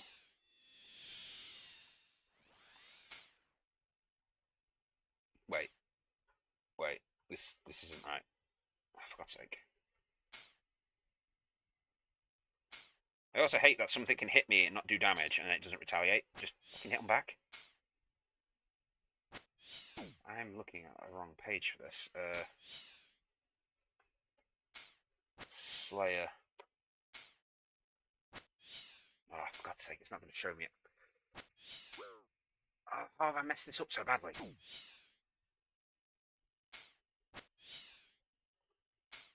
I did have it set up so I had a page that showed me the minimum requirements for every quest, and one that showed me the reward for every quest. But now, I don't seem to have the one for minimum requirements properly. Quest Spy. Right, yeah, it was this page. So why do I not have... Right, open them like that. There we go. Cool. Slayer. So now I have a list of... Oh, for God's sake, they've done it again. No. Where's the one that's got low health? Is it you? No, it's this one. He's probably healed up now. Because they heal so quick if they're out of combat. Yep. Once again, this is why I hate being in a spot where multiple ones can attack you, because they do that to get out of combat.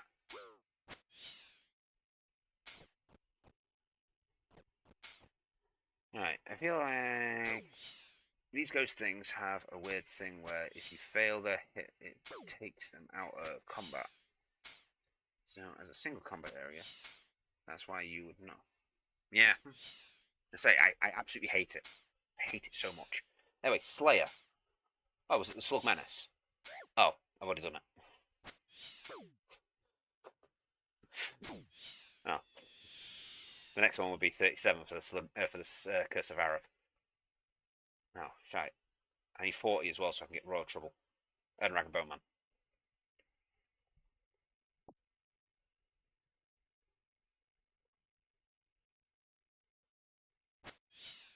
Kill this one.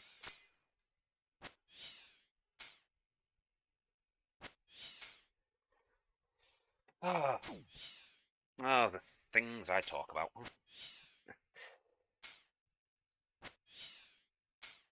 And don't always take my my word for law. In a lot of cases, look things up. Sometimes I get things wrong as well, so...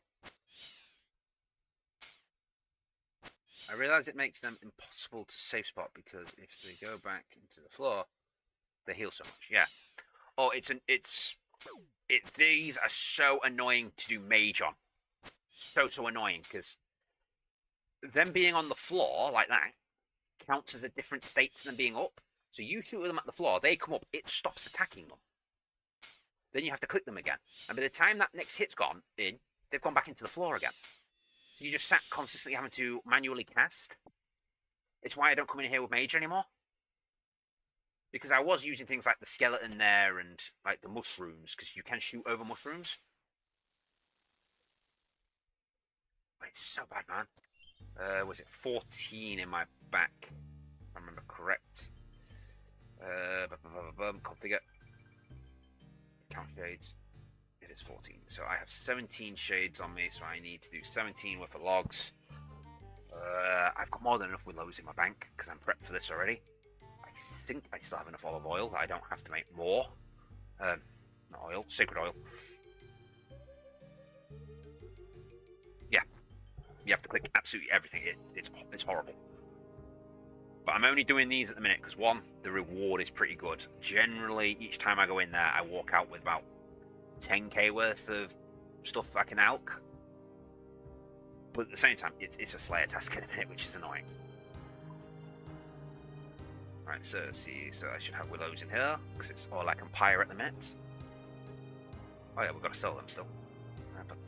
X 17, not 147, 17. And we should have partial there. I've got 44 left. Jesus. We're gonna have to go do the temple at some point. Get some more. Oh, the alts are really nice, especially if you can get lucky and you get the the adamant stuff. I mean, what myth full plate, not full plate, myth plate legs. They sell the alk for about what 1,800, I think it is. To say it hasn't cost me anything to do. Well, it cost me to buy this and like a penny each. And I guess it cost me for some timbers, but overall, it's still massive profit. Even if I were to buy the runes, it's massive, massive profit. Generally, as you'll learn from me playing this game, if it's going to lose me money, I probably ain't going to do it. Because money is going to be a sacred thing for me in this. Because after looking up things like how to get rune plate body, and discovering that the things that drop it are ridiculously strong boss level monsters, I'm not doing that. Right. What else do I need? I need Tindy. You is on the left, if I remember right.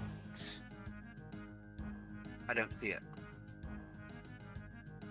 Oh, it's on the right for some reason. It must have moved around for me doing stuff.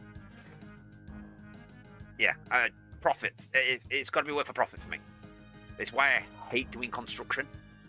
Because it's a money sink. There's only a few benefits for doing construction. I mean, it's semi-good for prayer because then I can oh no, because you can't even have them bring bones anymore. I could have sworn at one point they could bring you noted bones. Apparently not. Well, maybe I'm remembering from a different time. We also need to empty this configure. Empty all. So it fills my inventory a bit. Oh, great, we can't. Because I've now overfilled my inventory. Life is definitely a money game. I'm always broke. Yeah. I was, surprisingly, between me and my dad, I was the first of us to hit 250,000. I hit that not long ago. It was a mixture of me doing this. I did Pyramid Plunder a couple of times. The Agility Pyramid a couple of times. What else was I doing? Oh, a large chunk of it was because I went and mined I spent like an hour or two at the gem mines, got loads of gems, then went and bought the gold and the silver. Initially, it didn't even start with the gem mines. I was buying sapphires and emeralds, not the rubies, because I can't do it with them. I'm saving them for the amulet. But yeah, I was buying sapphires and emeralds from the island in the very bottom left of the map, the little small island where you do the Death on the Island quest. Because you can buy, it sells 3 uncut sapphires for 25 each and 2 uncut rubies for 50 each. And then I was taking them, going and buying the gold and the silver from the blast furnace, because you can buy gold there for 250 each and silver for 125 each. So I was buying all the gold and silver, making bracelets, enchanting them for the bonus XP, and then just alking them. And I walked away with like 170k. I was practically doubling my money each time I did it. It was like, well, yeah, I'm going to do this. This is good money. You don't earn as much profit from the cut ones they sell, because they also sell 3 cuts and 2 of the emeralds. However, let me have a look back on my notes, because I did all the calculations for this to make sure it was profitable when I was doing it. So, the going from uncut to cut, so it's uncut first, sapphire, emerald. The sapphire, the sapphire will earn you 325 profit if high out, and the emerald earns you 546 when out. When you buy the cut ones, sapphires get 86 profit and the emeralds get you 82. So I was just like, oh, if I buy those, I can world hop, buy them, world hop, buy them. Then I can go buy the gold and the silver, and that's taking into account the calculation for them. Then I can enchant them if I want to. I don't have to. Because, you know, whether they're enchanted or not, they elk for the same price. And then I can just earn money doing that. And I was like doubling my money every time I did it. So I was making a lot of profit. I got to a quarter. And then I started upgrading my house. And then I dropped myself down to 150k, I think it was. And I was like, oh, well, that sucks. Let's not do that. Then I had to spend 10k to buy some runes because I needed runes at the time. I couldn't be asked to win the minigame just to get a handful of runes. Then I spent a bit more on a quest. Then I bought the rune skirt because I accidentally alked my mithril plate legs, thinking, oh, it was in my sell box, and I was like, oh, I'll sell it because I had 2 pair in there, forgetting that it actually groups them together. I was like, oh, well, I've just lost my legs. Buy the rune skirt, might as well. What else did I buy? Oh, I bought the base of my battle staff as well. I guess I should take that into account. But either way, my gold dropped down, and I ended up with like 30k. Oh, for fuck's sake. Fucking shades. Yeah, I ended up with like 30k. Oh, for fuck's sake. And then I was like on the path to recovery. I got myself back up to 80k, I want to say. Then what did I buy? I bought some else after that. I was like, oh, sorry, I've got some money I could do with this. So I bought some else. And it's dropped me back down to about 50k. Yay! Fire making's gone up. Wait, what?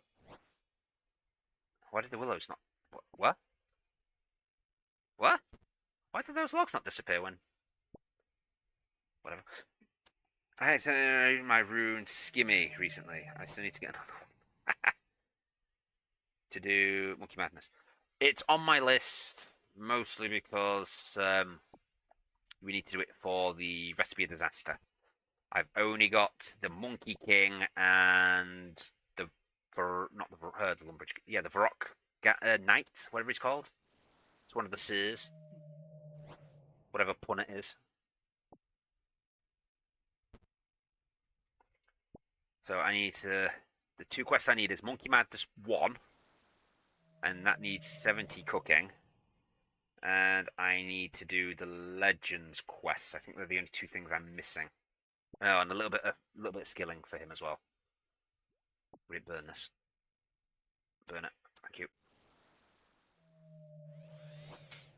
Right. Next up is cashing out. Generally, that it? Is that ever? We must normally get more. Oh, usually I come in with prayer, don't I? So I can sit in here a bit longer. That makes sense. Ooh, no steel keys this time. Right, let's cash out. I think I'm in the same point of RFD. Probably. Because all the quests before that are pretty easy. It's just those 2 just need stupidly high requirements. I mean, I wouldn't mind doing Monkey Madness. But then I'm like, well, the requirement for me to finish that side of Recipe for Disaster requires 70 cooking, which I'm nowhere near. So I have no reason to go do Monkey Madness. Okay, ooh, I need medium helmet, that's not too bad. So that sells for about £1,000.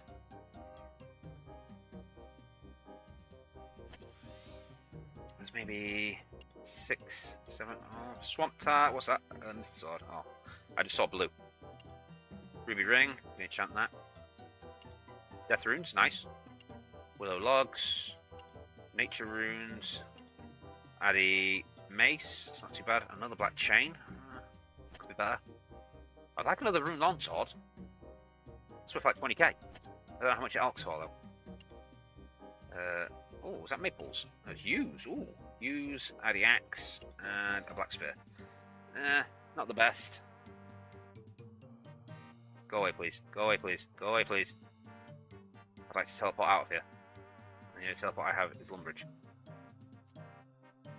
I think I'm in the same point. Okay, yeah, cool. What are the requirements for Monkey Madness? Bananas, gold bar, wool, monkey corpse. I already have one of those. I didn't intend 4 times tree gnome stronghold teleports via spirit tree. Okay. Experience combat lamps.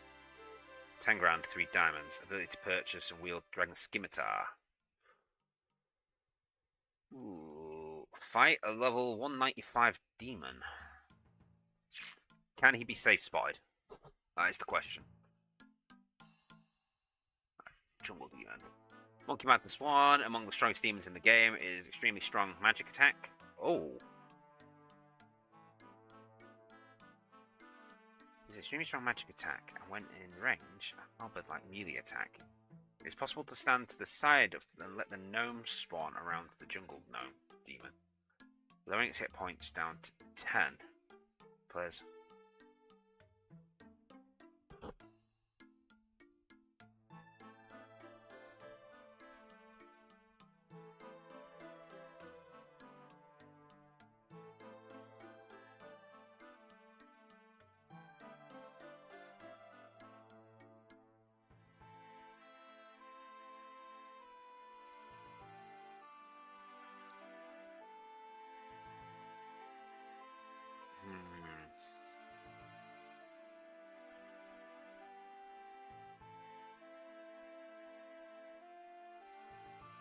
Cell, it's magic and a melee attack.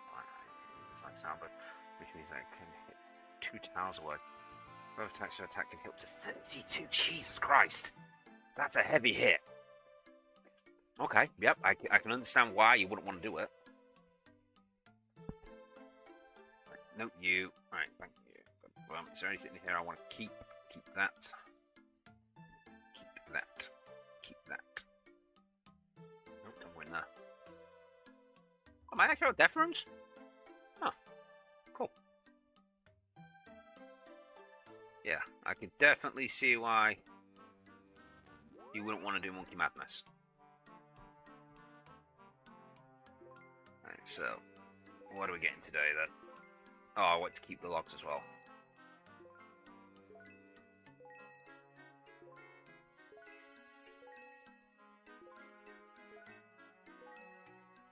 Looks like we're getting about 10k again. Yep, so an inventory worth of fish, and we walk away with 10k. It's not bad. It didn't take us very long, and we got some bonus logs. Oh, you shouldn't have gone in that, you should have gone in that. And we obviously got some more runes. And we got some experience. And we got a little bit more of our Slayer test on. Oh shit. What did we just hit? A spider. Cool. Alright. The skim I got was from Shazine Troop thing. I did a lot of wiki searching to find something I could fight easily. I do the exact same thing.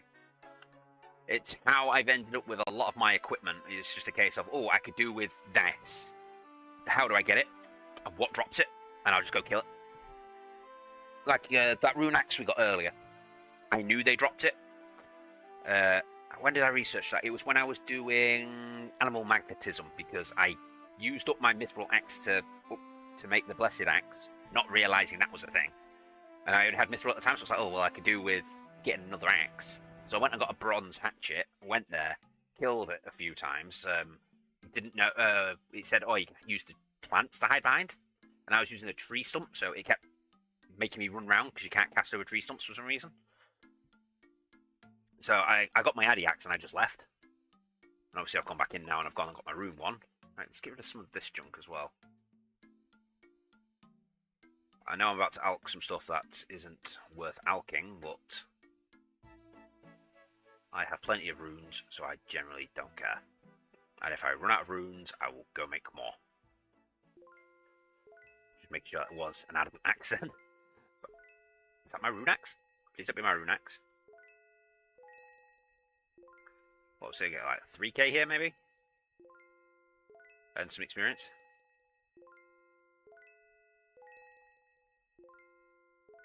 So there's a note for, oh, for fuck's sake, I misclicked.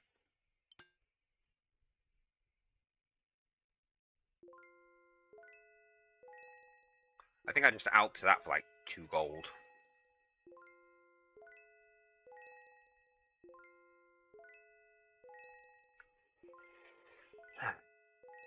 Maybe look into that. Shazine. So the rune scimitar is better than this longsword. Rune scimitar. Right, what do I think I could take on? Alright, Brenda the Fire Queen. No. Adamant Dragon. No. Krill. No. No. Implings. No. Rune Dragon. Impling. Bandit 130. They're the ones in the top of the wilderness. No. Scorpio. No. Tortured Gorilla. No. Need the bigger and badder for that. Zamarok Warrior. Where are you?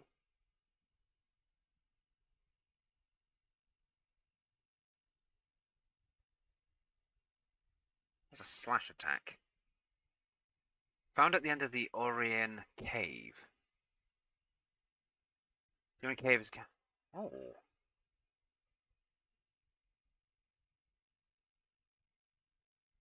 Cave is found north of the Grave of Scorpius. West of the battlefield. The fastest way to get there is via the...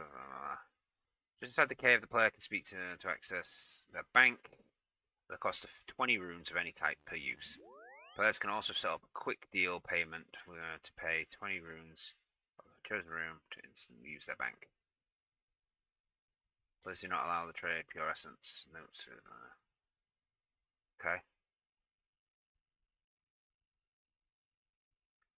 Lizards and Zamarokian fighters. Cave lizards. Okay, they're not a threat, they're level 37. However, the warriors are also named mages, crafters, and rangers. Rangers 81. Crafters 19. No problem. Mages, they're the ones I've been most worried about. 82. And obviously the warriors 84. I can maybe deal with that. It'd be a nightmare to deal with three things hitting me at once. With three different classes hitting me at once. I can maybe lure the fighters away using mage.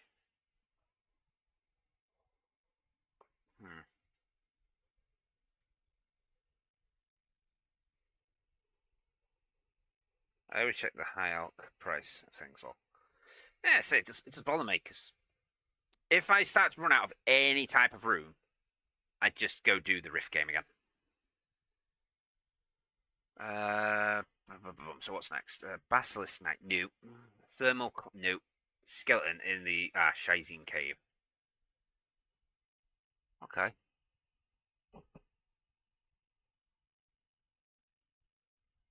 Strong, I'll give them that. Which one's this Shazine Crypt? Where are you? You are there. Okay, maybe do that.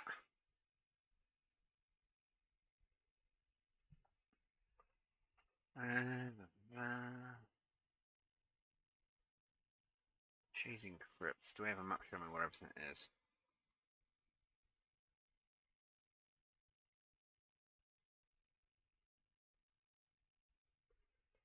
Okay.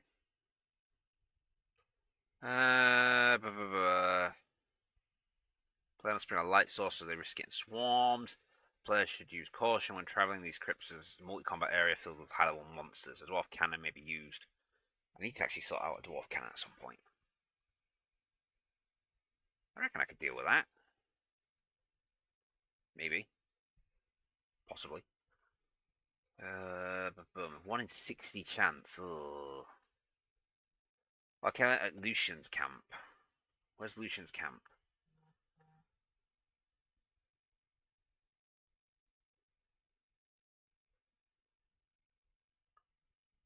The hell is that?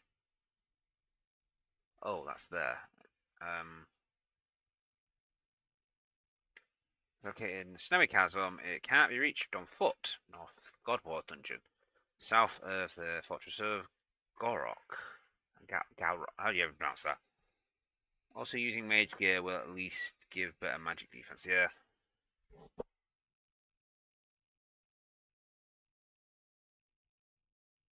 I need better mage gear, though, to be honest. Is accessible during the while Gothic sleeps, right? Doing a strange child. We can maybe go there if we can get onto that quest. That doesn't seem too bad. See, so it's just one guy summoning them. It just means it'll slow the process down. It's the same odds, 1 in 60. Let's make sure we don't get logged out.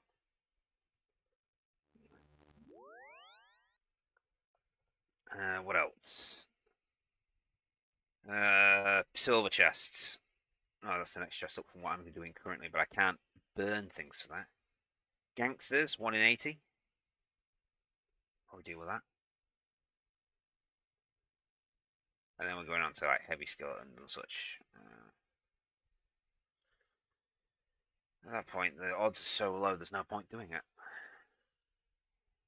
Still, it is something on our list we could do with. We could honestly do with that. Do I want to do... Oh, Jesus Christ, that's a long quest. Do I want to do Monkey Madness? Not to be honest. Mountain Daughter. Let's go do this one. We've got all the bits for this. I started it and just never did it. See, I'm starting to get used to that button now. Right, so. 1 rope.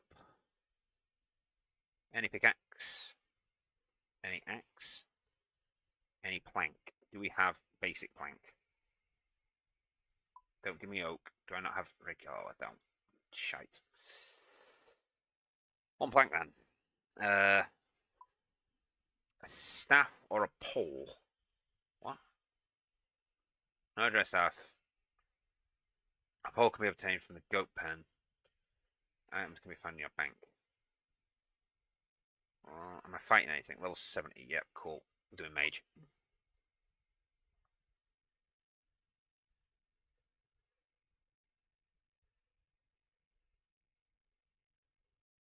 Not bringing the death runes this time. I did get a bit lucky with my drops. Didn't we all? I mean, the rune longsword I have, that was just sheer dumb luck. I'm still wearing the shield, aren't I? I am. Where's... Oh, I was using Dragonfire shield, wasn't I? Yeah, which is not what I'm equipping anymore. I need a better mage shield. Oh, shit, no. I need, like, an actual mage shield. A shield that's going to give me mage bonuses. That would be a spell book, wouldn't it? Where do you get the spell books? You get one of them from doing mage training. I don't remember if there's another one you can get elsewhere.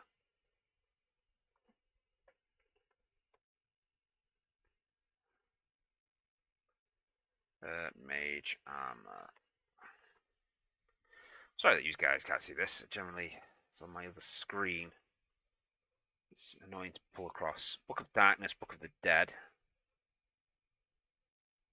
Tome of Life. Tome of Water, Tome of Earth. Mage Book. That's the one I'm more looking interested in. Ancient Waven Shield. There's actually a fair few shields we can use. Some of these I can't actually equip though. Malediction Ward. What the hell's that? I've never heard of that. Oh, there's the Brodo Shield. You could go get that.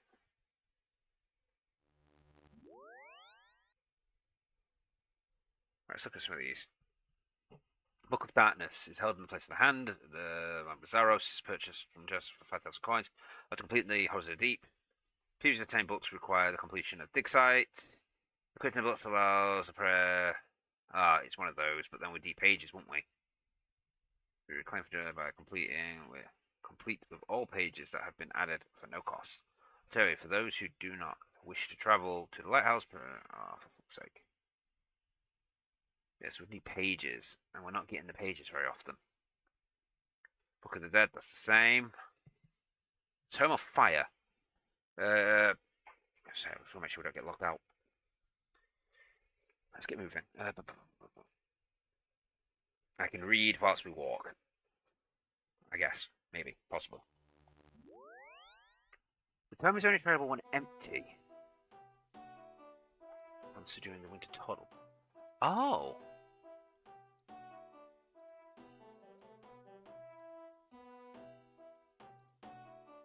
as it is in magic attack and defense. Bonus. Anti-tomes can be traded for 250 burnt pages per tome. Ah.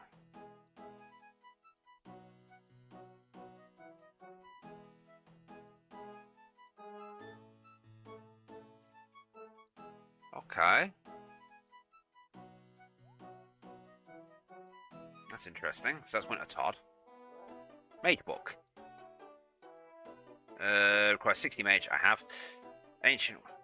Isn't here with that. Blah, blah, blah. The mage book is popular for combat cures because there is no requirement for defense level. It gives magic attack bonus 2%. Is that it? Playing mage training. Fucking brilliant. I don't want to do mage training. Mage training is boring as fuck and takes forever. And of course the Melodic Ward. I need 60 defense for it. It's the 5th best magic attack bonus for an offhand weapon.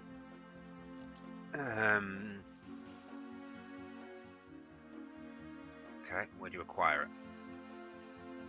The ward is created by 3 components: Melodic Shards 1, 2, 3, dropped by the Chaos Fanatic, the Crazy Archaeologist, and Scorpion. Ha! We gotta beat a boss. No. Unless they drop all 3, and it's not just one per thing. Chaos Fanatic. I mean, they're a nightmare to kill as well, as it is. I mean, they're like, what, level 70 or something? Level 202. Higher than what I was expecting. No, they only drop shard number 1, and it's a 1 in 256 chance. Yeah, that's not happening. Definitely, I imagine so. I mean, there are some lucky. You can get lucky. I mean, how many shades did I have to do? What, we're on like 28 now. I started on 75, so about 50 shades. Well, in less than 50 shades, because you've seen me do an inventory's worth. I got that rune sword, and that was a 1 in 28 chance. So some of us got lucky. I mean, there's been a fair few chances where I've like just killed things. Like I wasn't really doing much, like Chaos Dwarfs. I was up against some rocks, just killing Chaos Dwarfs because I could, and I was trying to figure out what to do at the time. And they dropped a mithril bar that I needed for another quest. So I was like, oh, that was funny because I clicked on it and clicked off it before I could pick it up, and they knocked me down to like 6 health. And they dropped me down to about maybe 10 health, and I was panicking trying to get the rocks in the right places between me and them so they wouldn't keep hitting me. And I ended up having to flee, and I made it to the side. I had like 6 health left. I was like, holy shit, but I need that bar. It's like, sorry. We legged it past them on 6 health. They hit me, took me down to 1 health. I grabbed the thing, just teleported. It's like, oh. But in doing so as well, at the same time as me doing that, one of the drops they dropped was a Myth Kite Shield. At the time, I was only using like a black square, so it's like, oh, bonus! So near enough all the armor I've had, it's just been for me getting drops on things I didn't even know dropped it. Apart from when I'm actually looking for something, then I'm like, oh, I'm going to kill this over here again until I get this one particular thing. And then I never get it. Apart from the axe I purposely searched for. I wanted that. I should have brought food with me. And or prayer. Oh, no. Oh, no. Oh, no. Oh, no. No, no, no, no. Can we save spot this thing? First, might be weird. It's one of their cards. Enemy fort in the Nightmare Zone. Location strategy is a relatively easy fight that does not require much food unless you're low level. Protection immediately will fully negate his damage, but a prayer potion may be necessary. Dwarf Organic can be set up. Keldon can be safe spotted. Yes! Using the skeletons. Cool, sorted.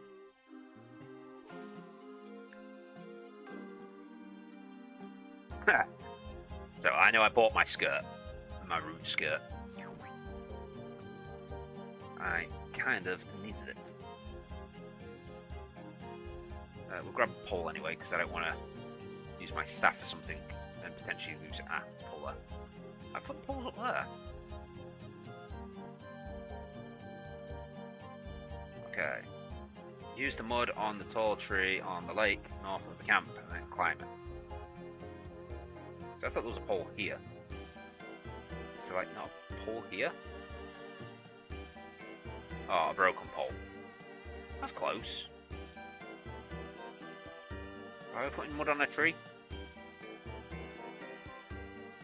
Great. The back isn't slippery anymore.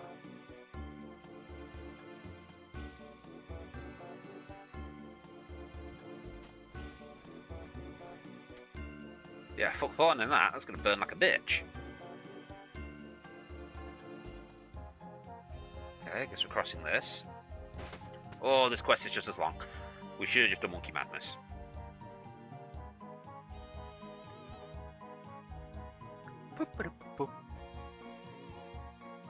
Listen to Shining Pool.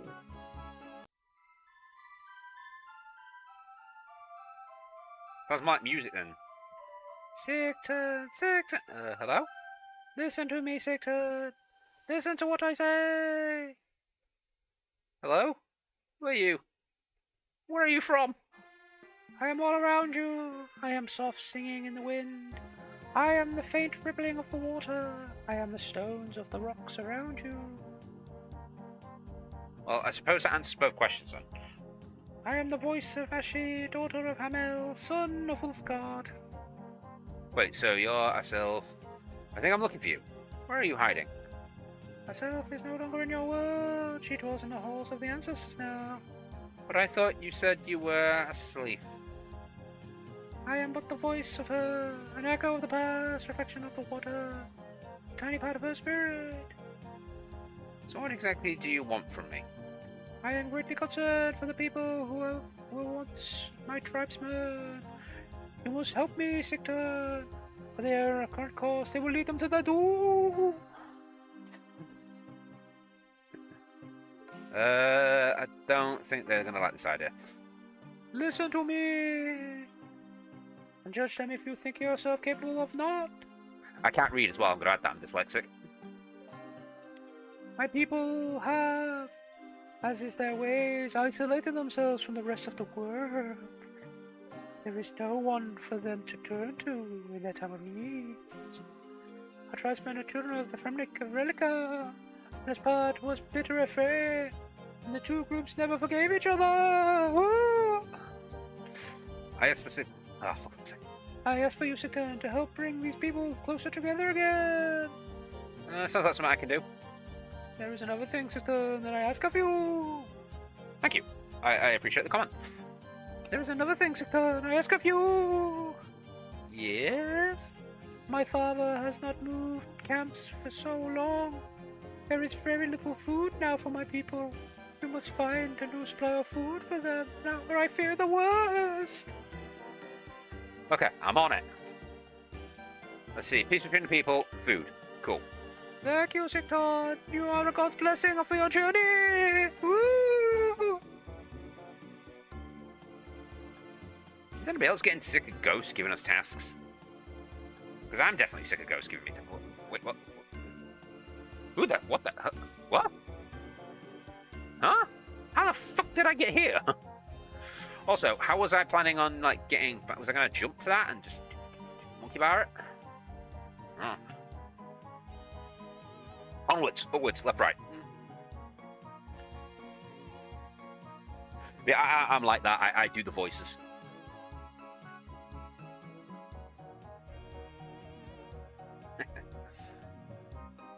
I have always done the voices. It's probably because I'm a D&D player and I do the voices for that as well. I have found your daughter. Ah, yes. Where is she? Tell me off like that. Well, she's dead, mate. Do not play games with me. I gave you leave to walk about the camp, not to trick us. About the people of Relica. This is how all the chieftain. Why do you hate them so much? Well, we do not hate them, Outlander, but we do not approve of their way either. But you don't. You basically believe in the same thing. It is true, our beliefs are of that. Beliefs are not all that different, but we have different ways of applying them, a stricter way. So you've never considered, say, making peace with them? We are not at war with them, Outlander, but we try to ignore each other. But I must admit that I have in fact sent out a representative to Relica to talk about improving the relations, perhaps setting up basic trade routes. My daughter was always asking me to do that, and now she is not here right now. I thought perhaps it was the right thing to do. Great. I was worried there for a moment that I'd have to go through the whole peace thing myself. Unfortunately, we have not heard from Skibbity, our representative, in a few days. I would not be surprised if those ignorant Relicas are holding him captive. Ah, I was waiting for something like that. I shall go and look for them. Do you wish, Sir Thunder? Okay. Speak to this guy. I always think the best one is when I have to do like ogres and such, because that's one of my key characters I play in D&D, is the not very smart guy. He may appear some eventually. How goes the goat herding? Oh, it goes, Outlander. Times are hard here in the moment. We've here for too long, and there's not much food left, or places where I can take my goats. Well, I'll try and find some new supplies of food for your people. Any idea where to start? Oh, if only it was so easy. That being said, I've heard there's a certain kind of fruit that will grow here in these mountains. And what is the name of said fruit? This would be beneficial to us. It's called a white pearl, named after its white appearance. This makes it more fun. It does. Any idea where I can find the details? Oh, I don't know. I believe it grows mainly in the mountains, and it can grow even in the most difficult of circumstances. I'm going to ignore that message. Hopefully, Sean doesn't know about my YouTube channel. Because with him asking if I'm on camp, he probably wants me to open up the armory, and I cannot be asked. Oh, we cannot move on until we find the chieftain's daughter, and we do not generally move far inland, but perhaps you could search for it. I'll see what I can find. These bloody people speak to Snivelly who roams the forest east of Relica. Okie dokie. Okie dokie dokie. Apparently, I shouldn't be saying that anymore. Okie dokie. Because doki's like a slur in Polish or something? I mean, if everybody knows, correct me if I'm wrong.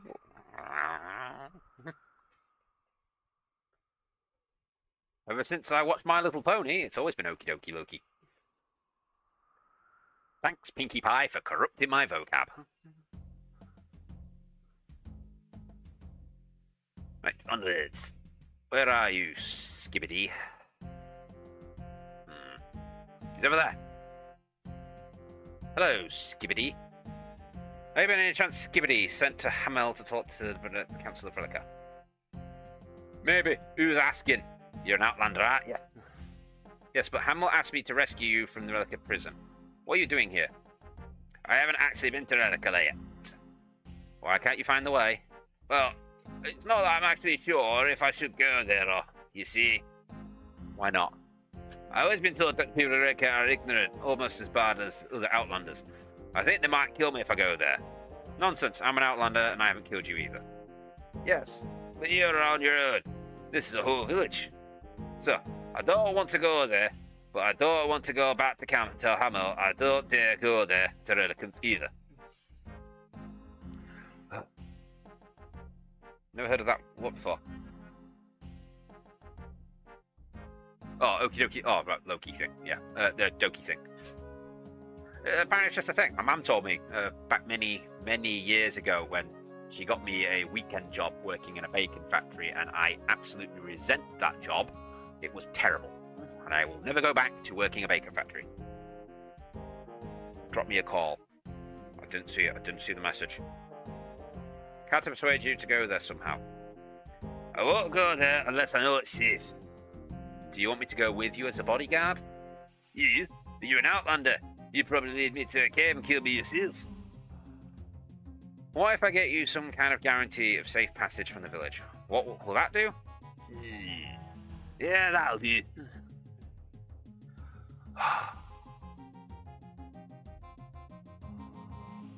Can these people make things any easier? Yeah, worst job I ever had. It was back when I was in college.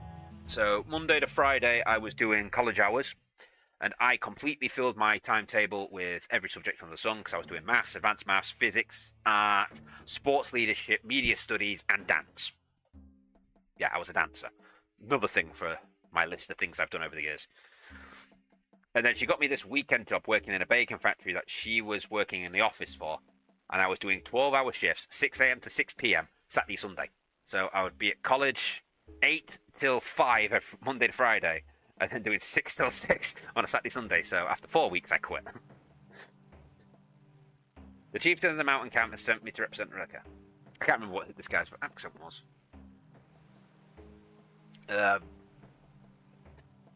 Is it Regan news? Sigton, but you haven't seen him yet. You got to make it sound like it's a question. Well, that's a problem. He doesn't dare come into the Relica because he's afraid you're going to hurt him. What? What? He's not much of a warrior, is he? That's what I thought. He says he wants a guarantee of safety. I will meet with this man on one condition, Sigton.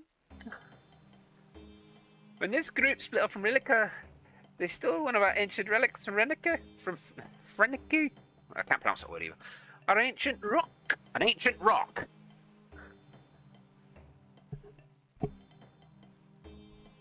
What did it do? Dude? Did it look pretty? Not especially, I think. The rock was just that, a rock. And I had no special properties, it's just essence of different from any other rocks. So what did it mean? It symbolized our refusal to use the runestones for ourselves, instead relying on our own abilities. The people you speak to took the rock, the stone, and then when they left for the mountains, they claimed their way of living was more pure and closer to nature. Is that true? Must have been a really cool rock. Must have been a fucking really cool rock. Oh, my really cool rock isn't here, it's at home. That sucks. And is that true? Maybe. But where's the harm in a bit of festive from time to time? In any sense... Oh, it's feasting, not festing. In any case, before the council and I meet with anyone from their camp, they're gonna have to give us back our rock.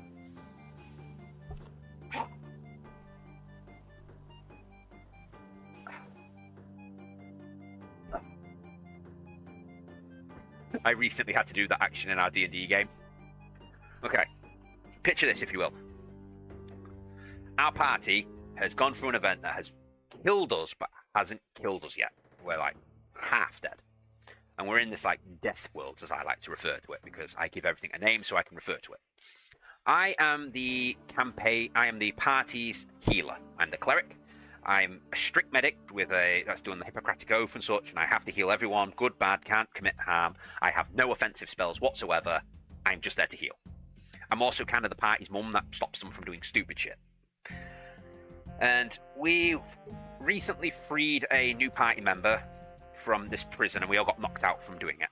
And in the last session, it was only me, our party's druid, and the party's barbarian murder hobo. And they're on these like 3 little disc platforms, and there's like more going off, and there's little bridges connecting them.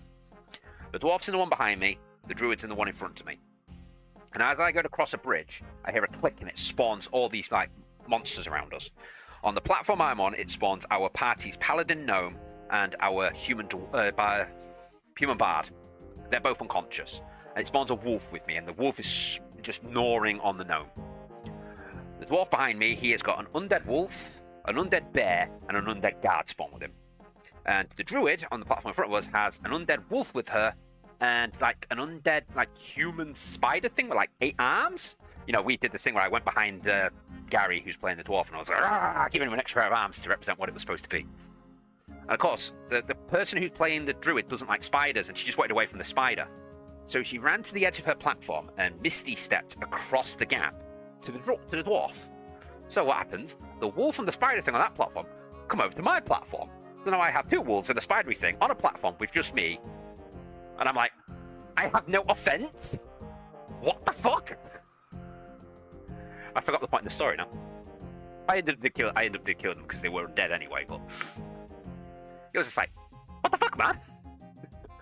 Why? Wait, how did this tie in? To the cool rock? I forgot how this tied into the cool rock. Huh. Oh well. Wait. Random story.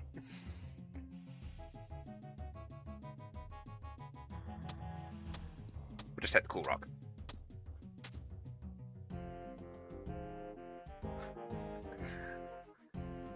Yeah, I've never been so mad at somebody.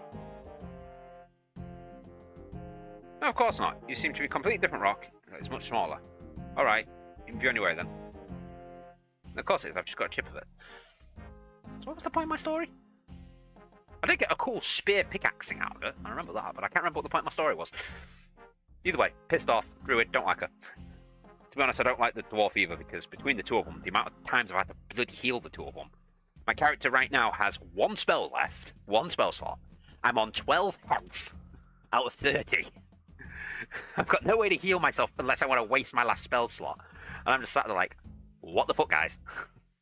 Cheers. Oh, it's been like it from the start. This party is just a pain in my neck. The session before it with freeing our new party member, admittedly, it went over 2 sessions. The first session, we went into like this tavern. We was offered some free rooms. We started to hear a ghosty voice that we were told to like go and investigate. And there's just like this illusionary hole in the carpet. And we spent the entire session just investigating this hole. None of us, one of them went into the hole right at the end, but none of us would go into this hole. We're like, oh, can we stab it? Can we circle it? What's underneath it? If we go down to the underfloor of the tavern, didn't know what's going. And we just got this new party member. She's in a cage, like, I can't do anything. The next session, we went about trying to free her, and there was 3 puzzles we had to solve to free her. We had to solve a Sudoku. It was like a puzzle where it was like a vine with a few leaves on it every now and again, and some flowers, and just different types of flowers. And the last one was one of those slidey block puzzles, and she showed us the puzzles before the game started. She's like, oh, so we get photos, we get clear, clean screenshots and that, so that way if it doesn't come on the screen properly, that we can see what's going on. So I drew it all down, I wrote everything out, and I solved the Sudoku within like 5 minutes. And I'd sent her a screenshot, and she's like, you were supposed to solve it as part of the group. And I was like, oh, I'm sorry, but, you know, you gave me a number puzzle. I like these. They make my brain feel funny. And then I was looking at the flower thing, and I was like, oh, this is algebra. The leaves represent pluses, minuses, and lot, and the flowers represent the different numbers, 0 through 9, and I solved that really quick. And then the slidey block puzzle, I looked at it and went, no. Oh, yeah, got it. And I wrote down the solution. And I was just stood there like, oh, I feel bad because I'm going to solve all 3 of these puzzles. And when it came to stuff like this, it's always my character solving it, and the party's not getting a chance. So I was like, oh, Jojo, do you want to solve it? Oh, I did a Sudoku. And she sat there trying to do the Sudoku. And then me and another guy were sat there trying to work out this flower puzzle. And I was like, oh, I'm guessing as though something plus itself equals itself. Well, there's only one number that can fit into it. Oh, yeah, it must be 0. And I was like, all right, so then we could do this, and that must be... yeah, I was trying to get him to solve the numbers, and he did. And then he went off to like talk to our new bard friend in the cage. And I sat down with Jojo, and I was like going for the Sudoku. I was like, oh, you've made a slight mistake. Like, swap those 2 numbers. Swap those numbers. Or that number's wrong. It should be this. And then she was like going for it. Oh yeah, that makes it easier now. I was struggling at that point. She started sort of filling more numbers in. I was getting to a point. I was like, oh, you can get a 2 in now. You can do all your 3s now. And you know, I was guiding her. And then the block puzzle, I was like, right, I'll move this, and this, and then I'd just stop and let the party go in, and then they'd get it blocked, and I'm like, all right, Leia, can you undo that one, move that one across, move that one, and now I want to do this, and this. And I'd stop again, and I'd let them, to try and get them to solve the puzzle. It's just like, guys, please, these are basic puzzles. I also solved the 5th element puzzle. Do I still have where's my D&D notepad? I'm not sure if he's going to see this very well. So I got loads of notes. Where's the 5th element puzzle? That's stuff to do with Meldon, so that's before the 5th element. That's to do with the experiments I'm running on the party members. Yeah, so yeah, I'm hoping you can see this. Let me have a look at my recording software. Oop. You know, she did one of these cipher things where there's like lines and dots and triangles and stuff. And I looked at it and went, I know this. You could just about see. And I just wrote it all out and just solved it instantly with my solution below it. It's like, oh, that's pretty easy, that. It's like, how are you solving these? Because they're easy puzzles. It's giving us a riddle. I'm like, oh, it's this. Oh, I'm describing an item. It's long. It's pointy. It's kind of soft at the end. It reminds me of a chicken to us. It's an arrow. How are you doing this? Because you're giving me things I can visualize and stuff I can do with numbers. Stop. Give me like anagrams and I won't solve it for you. Alright, I brought back the rock. Really cool. Let's see what you got. Well, it's not the whole rock. It's part of the rock. Let's split it in two. You truly are a friend in spirit, you Sikton? Yes, we are satisfied with sharing with the rock. It meets with the representation with the inform the council and join us here in the long haul. Alright, I see Manny is already here. Can I guarantee the safe passage? Oh yes, here he is.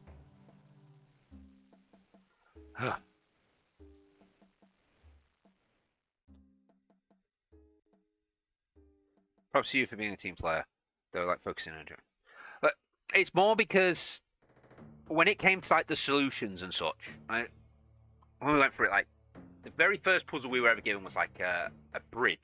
We're coming in from the underside. And it was like an invisible force field, and there was, like, runes and carved on it. And I kind of worked out right, so it's something to do with the runes. Perhaps something needs pressing. So I kind of kept back to deal with the horses and such, and I let the dwarf deal with it. Where's he gone? He's not where he's supposed to be. And so I solved. I kind of had the inkling for that. Then the next puzzle was to do with symbols to working out how to navigate a library, and I solved that really quick and led the party off. Look for the library. The next one was the split rooms. I figured that out almost immediately. Then I've got a thing for slamming doors open whenever I see a door because I hate doors. And practically killed myself doing that. That was what led us to be in this dead but not dead state, was me having no spells and dropping my health down to like 4 because I slammed the door in my face. The dwarf literally investigates the door and realizes the hinges are going to swing it towards us, and I'm like, squeak, it doesn't matter that you've already said that, you know I'm going to do it. Slam that door. So yeah, then the next room we go into, it's like one of those puzzles where like the floor drops if you step on the wrong thing. And I'm looking at it, and she's put like a marbly effect on it. And I'm looking, I'm like, oh, what's the answer for this? It's going to be something more than just trial and error. Use a stick. And then I noticed that along, like, a certain point on it, like, there was, like, markings of the marbling that was going over the lines between the tiles. But it was only going along certain lines, and it was nowhere else. It was like, oh, there's the path. But then I would just play back. I was like, oh, well, my character doesn't understand. I've worked it out. I know the obvious answer, but my character doesn't understand stones. That's a dwarf thing. So I'm not going to solve it. My character will just play stupid. Cool. Go to the top of White Wolf Mountain and pick the thorny bush whilst... You son of a bitch. Does it say bring gloves? Almost any glove. I think the ones I'm wearing have it, but still. You son of a bitch. White Wolf Mountain. Yay! Alright, maybe not. I will let you off, game.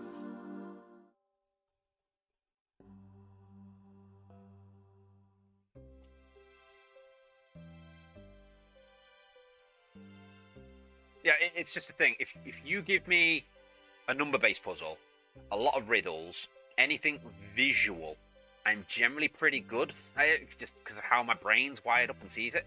You give me stuff to do with letters and words, I have no clue because I am dyslexic as fuck. But yeah, doors. It's something we established early on. Anytime my character sees a shut door, the first thing I'm going to do is I'm going to cast Prestidigitation on it. And you can use Invisible Hand, and it either slams open or slams shut at any door or window that's unlocked. Because, you know, the meme's always been the whole, oh, there's an unlocked door and they like check it for traps, they check it for magic, they check it for evil, is it locked? And you know, do 1,000 checks. No, my character just will it open. I will detect immediately, is this door unlocked? And I've done it a few times, and we've discovered like locked doors where there's angry people behind it. I used it to knock a cat off a really big door, which I thought was funny as fuck. Knocked myself out with it. The door hit me down to like, I think I was knocked down to like 6 health, and then the dwarf, because I knocked his drink out his hand, threw his tankard at me, and that dropped me down to 2. It's like, oh, I'm nearly dead. Easy for that, easy for that. I used it here, so the dead guy. I'm going to use it for this upcoming door. But I was stupid because I sent my GM a photo I'd seen, because I thought, oh, it'll be funny. It's a set of stairs, and halfway up the stairs there's a door, and there's a boulder behind it. And it's like, oh, please don't do this to us. And she's like, that's not a bad idea. Like, please don't do that to me. Please, Squeaks. Please don't do that. And she's just laughing at me. And every now and again when I mention anything, she would just say, oh, don't worry, we've got stuff coming up. Please don't do it, Squeaks. Please. Please, Squeaks, I'm nice to you. I'm really, really nice to you, Squeaks. Leave me alone. Just because I have a thing for slamming doors. And molesting chests, apparently. I only molested one. I was trying to seduce it. I failed miserably.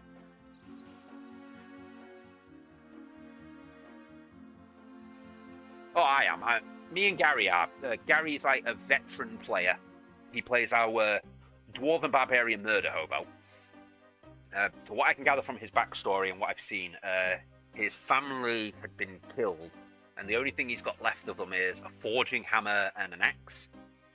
And all his thing is he wants to die in glorious combat so he can reunite with his family. Obviously, you've got my cleric, a doctor who doesn't believe in magic and gods.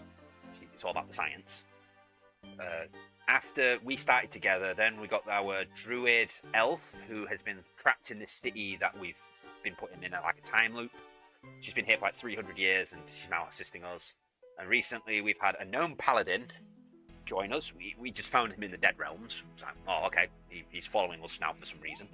He's been slam dunked into a chest, into a living chest.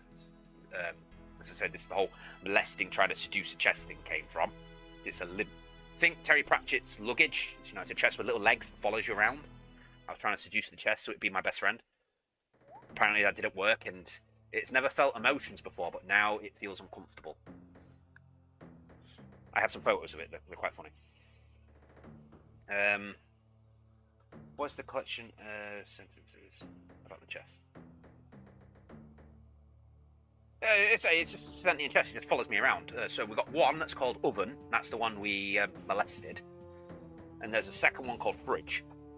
That one is my friend because I went round, and when we first discovered these chests and I was molesting the first one, the party went off towards the second one. It was another party member who's only been in a few games. They're playing a witch hunter human. They went off with an NPC up towards the second one, and the second one attacked them. And obviously they fought back, and it tried to run off her. So I was like, no, don't hurt. We want to befriend these things. So I went over and I used mend and fixed it, and I gave it, so made sure it was all patched up and it was in good condition still. Eat the white pearl. Wait, what? Oh, get the seed. Yeah, so I fixed him up, and then the next session the dwarf had come back and he'd woke up and he was like, oh, Raven's enjoying something. She likes this thing, so he decided to try and smash it. And I was like, no, don't. And I cast my spells on him to stop him mid-destruction.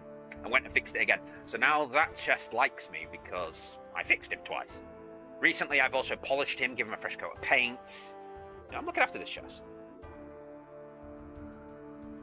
That is the exact words our GM stated. The chest has never felt emotions before, but now it feels uncomfortable. All I did was started stroking it sensually, and I used my spells to dim the lights and play some suggestive music. But apparently the chest didn't like that. So, Oven doesn't like me, but Fridge is okay with me. Though, admittedly, when we walked past the Pellin, and the Pellin was talking to him in Chestanese, he was like, oh, I feel so sorry for you. I'm so sorry for that. I was like, wait, what? Why do you feel... Why do they feel bad? What? Do they not like me? Does Fridge not like me? After all I've done for him?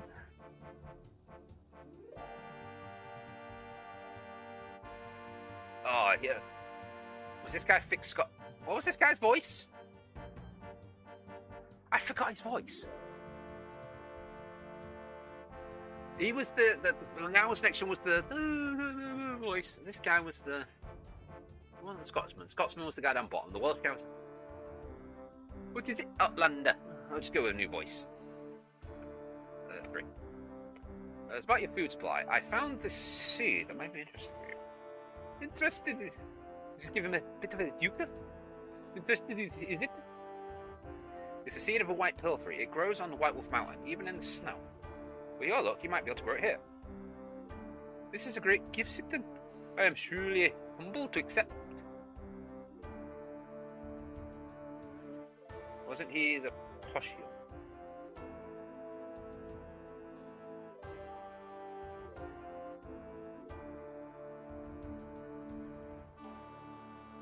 I have to take care of my chest, friend, because my chest, like I said, it's a living chest. It acts like a bag of holding on legs. So, fucking useful. So far, we've had the gnome paladin got slam dunked into the fucker. Well, into oven. And he ended up in like a spacey, rifty damage. I was like, we have to recover it. And when I climbed in him so I could try and use him as a boat, I ended up going into a small room full of bandages. And I was like, oh! Because I'd just run out of supplies. But yeah, he follows me around. I take care of him. We've been separated now because now I've been taken away after I got knocked out. Also, he kind of listens to me because during the fight that got us into this situation we're in, essentially, there's like this orb in like the middle of a room. It's like a core, and it's like corrupting things. And the dwarf decided, he's going to smash it, and that would just end all this. Even though I was more for the let's not do the destruction, let's go for the savey route.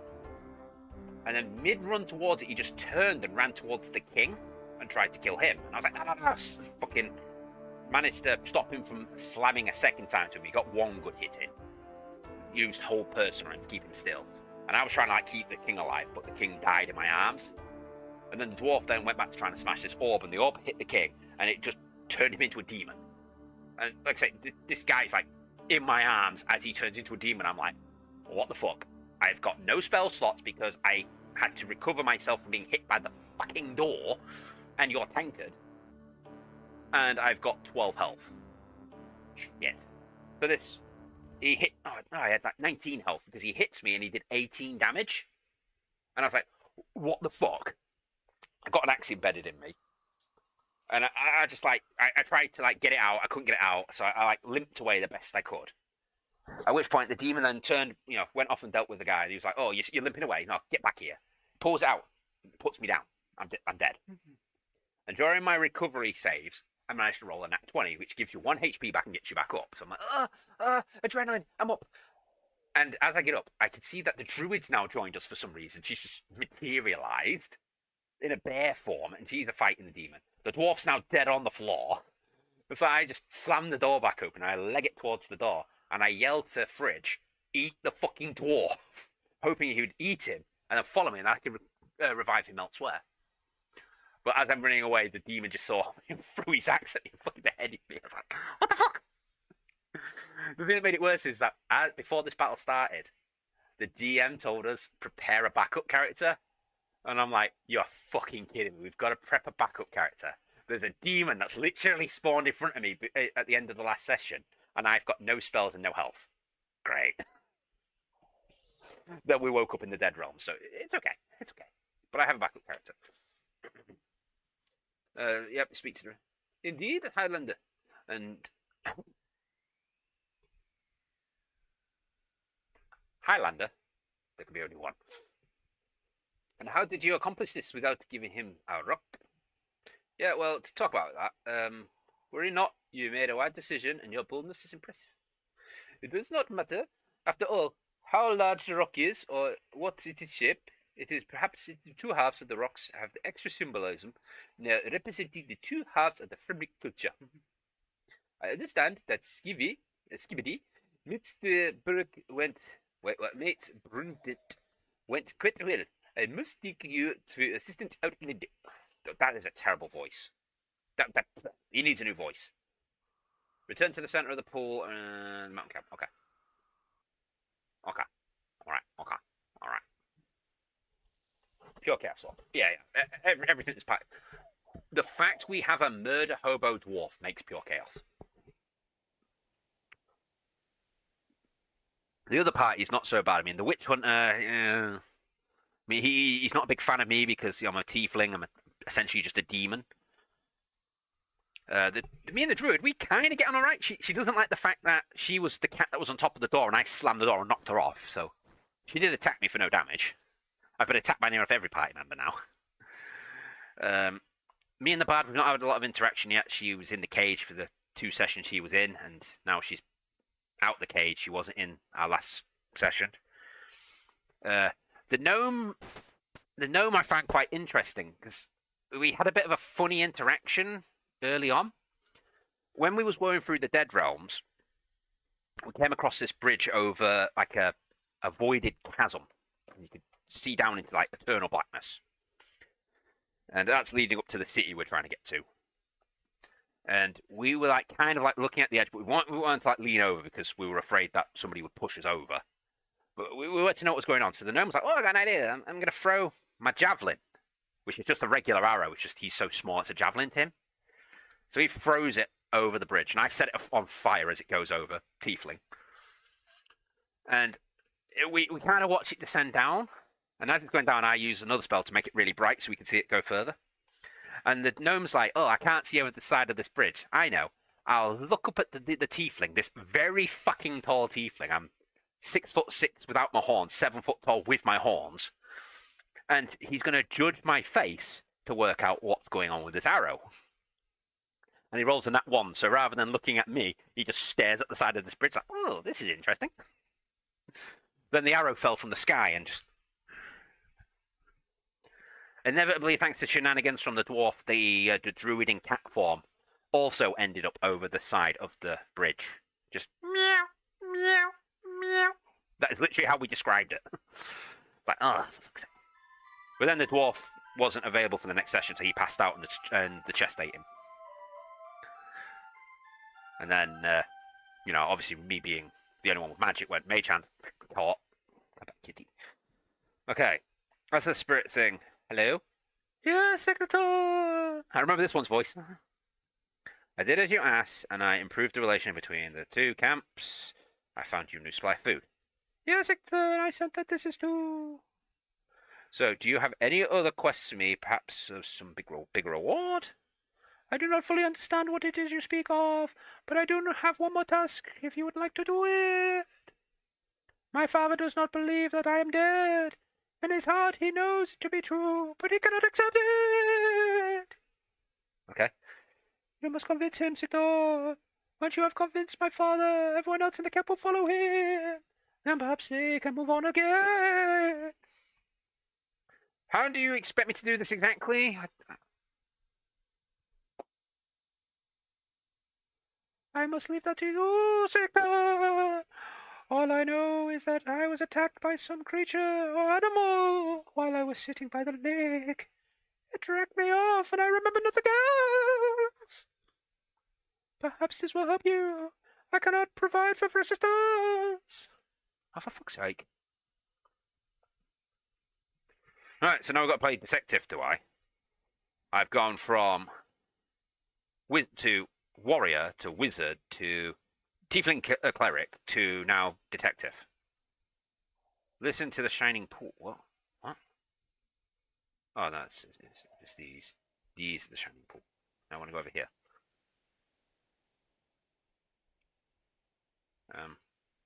Oh, it's coming from the other side. For God's sake. Yeah, it's been a good D&D campaign. I will give it that. Our GM, she's like kind of new to GMing. She's done like a small campaign before, but she's never had like 2 veteran players in a game with her before. It's always been like a small group of friends who are just learning, and she's like done a small little thing going on that lasted a few sessions. Whereas now she's got something that's going to go on for a very long time. We've been playing now for like 5 months, 6 months, with 2 veteran players. Somebody who's supposedly a veteran player, but they're very quiet. Somebody else who's played a couple of games, and then like 2 brand new people. It's like, yeah, I want to get everyone involved. I don't want to be the one who solves everything and just... Oh, that was the story of me leading.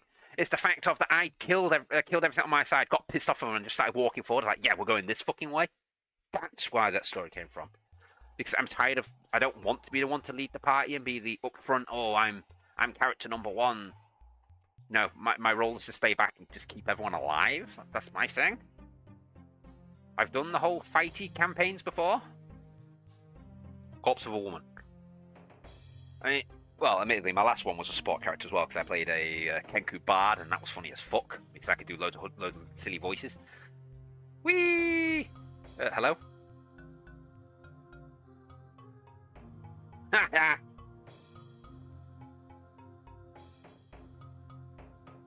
Do not attack me, puny mortal. Hello? Who dares disturb my slumber? It's just me, no one special. Have you come to pay your respects? How exactly do I do that? With your blood, mortal? You mean a sacrifice? I am the guardian of the mountain. Oh, I should have given my voice. I am the guardian of the mountain, the god of the northern lands. I move the earth and I control the skies. I am Null.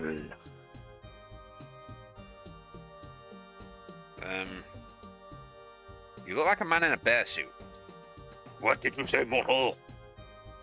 I said, you look like a man in a bear suit. How did you figure that out? How did you know? I just said, you look like a man wearing a bear suit. I didn't know you were. You just admitted to it, mate. So, what are you doing here pretending to be a god? Ah, the people that lives in the mountain here. They are superstitious lot. They fear few things but magic and gods. They're scared of the death of it. So, I took on the guise of one of the legends. It's the good way to be left alone. And do you leave them alone as well? Ah, you're referring to the skeletons you see here. Yes, I did. Most of the time, at least. When there was no trolls to be ambushed, and I had to eat. Did you kill a young lady by the lake just recently? Recently? Oh no, the entrance you came through has been blocked off for a good many years now. I only seen trolls and occasional stray dwarfs since then, until you came along. But yes, more than 10 years ago, I did kill someone like that. Can I see that corpse? I'd like to make sure of something. She is just over there, in the center with the dress. I did not eat her after I killed her. She was too beautiful for that. I felt sorry for killing her, but by then, it was already too late. Yeah, she does match the description I was given of her after all. I humbly request to be given the remains so that I can return them to her father. I cannot do that. If they knew I wasn't a god, and if her father knew I killed his daughter, the whole tribe would come in here at once, and I'd be finished. Okay, myself then. Come and try. I think you just failed, mate. Wait. What? Why did my spell not go off? There we go. Yeah, I think you've just failed, mate. Bear fur is kind of flammable, as far as I'm concerned. I'm out of stories now. I'm also saying, right, you know what? Because I can safe spot you, let's drop the spell down a level. No point in wasting our good runes for no reason. So all that's in here: steel knife, a body, and an axe. Okay.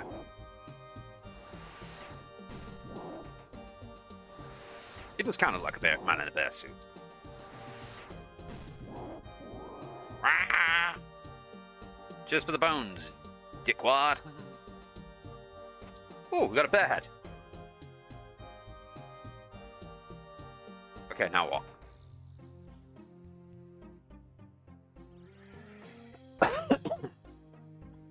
Where does this exit go?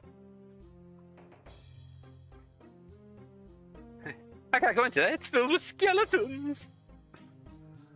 Okay. I would have still gone in there. And what's the skeleton gonna do? Rattle its bongos at me? What a plot twist.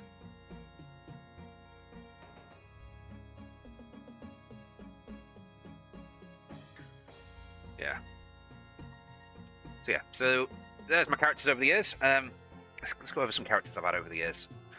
So, character number one, first campaign I ever played, I played an elven summoner.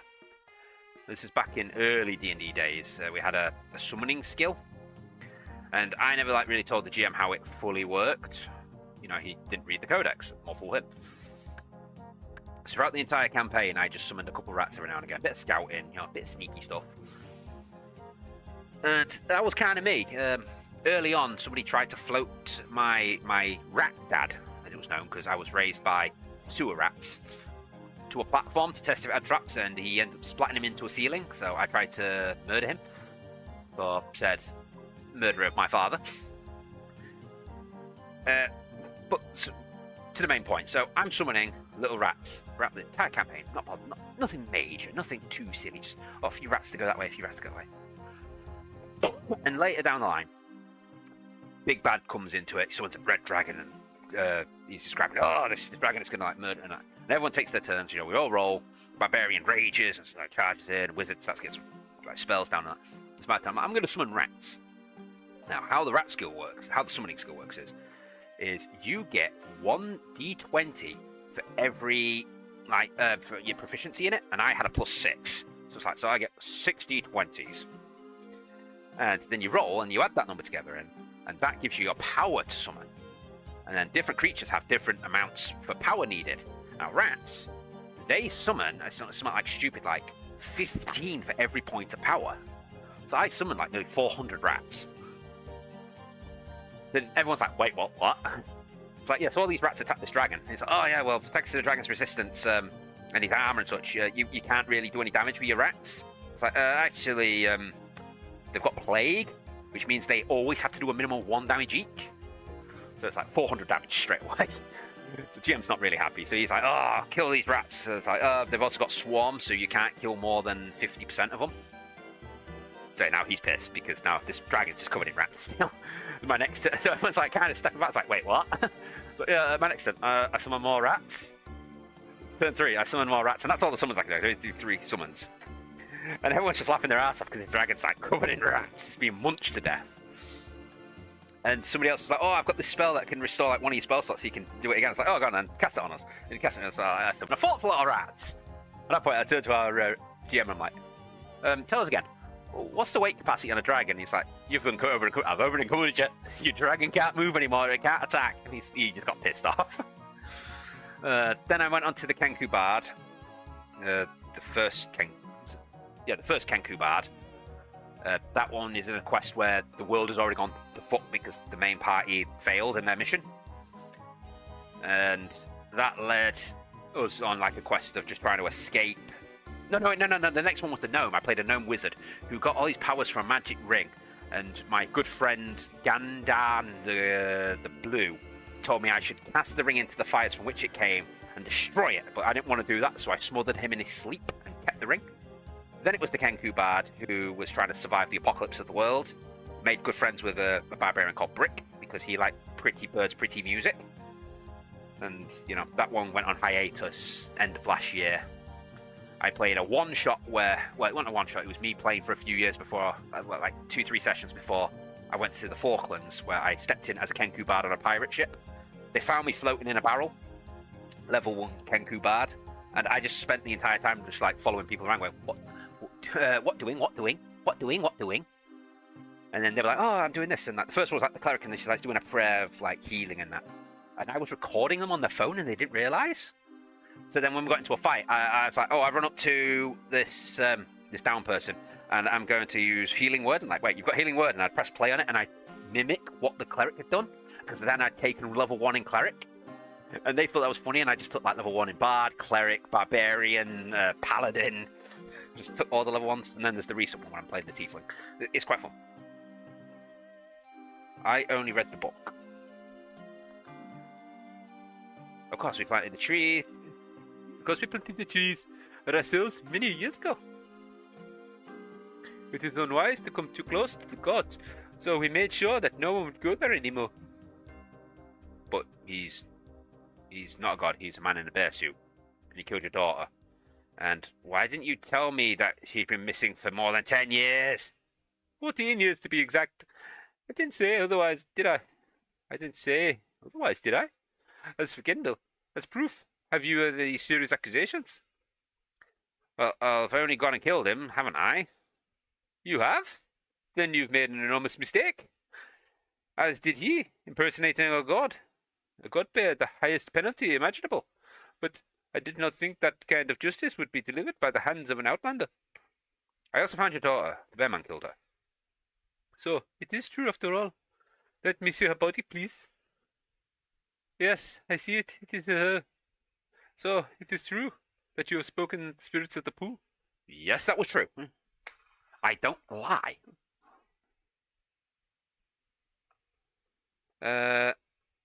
Yeah, sorry, it's always the case. You've always got to read the books. If you read the books, then I can't pull shenanigans. But now with my current campaign, with our current GM, I say she's kind of new to GMing. She's done a small one before, so I'm kind of encouraging her. I'm trying to get her to do more things. You know, I send her some like videos, some joke ideas, and that like the trapdoor. You know, she's doing well. She's doing really well. I'm having fun. There must be a buried then, on the island at the center of the pool. What just moved back there? It was a cable. Please bring her spirit to rest. This is the most situation. You must bury her, Sigton. Fine. Then please listen closely. She has been given a proper burial. She is to be buried with some of her possessions. I see she is still wearing her dress, so you'll need one more item. Well, she's been buried. She must be buried. A cairn on the top. You must build a cairn on top. It is tradition to build these cairns in the shape of our longboats. Then you must use to cross the seas. You can use rocks for this purpose. About 5 or so should be enough. Only then the burial rites complete. So I need to bury her with her possessions. Blah blah blah blah blah. Okay. Blah blah blah blah blah. Alice had a little possession of her life, and none that have survived the years. I do not know where to might find such a thing, so perhaps Ragnar does out of the pool. For fuck's sake. These people. Collect 5 muddy rocks. There's 3. Fantastic. Oh, they respawn quick enough.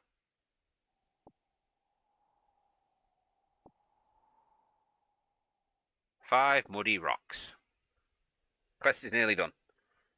All this for 2k prayer experience. Is that even going to get me a level? No. Is that even going to get me half? Ragnar. I heard the news from Himmel, Outlander. Alas, I have known this had been for such a long time. But Hamel just didn't want to listen. Uh-huh. Well, Hamel asked me to bury her with some of her possessions, but he doesn't have any anymore. Do you have anything that may help? I'm not altogether sure. I don't have one thing that may be appropriate. I was going to give her a necklace, then we're supposed to meet here many years ago. Oh, so you're the reason she was here. I still have it, and since it was a gift, technically it's hers. So take it, Outlander, and bury her with it. Maybe my parting gift. Thank you. I will go give her a proper burial. Respect for the dead. Ah, itchy ear. It is 3:30. I'm probably going to have to phone that guy. I can't just play stupid the entire time.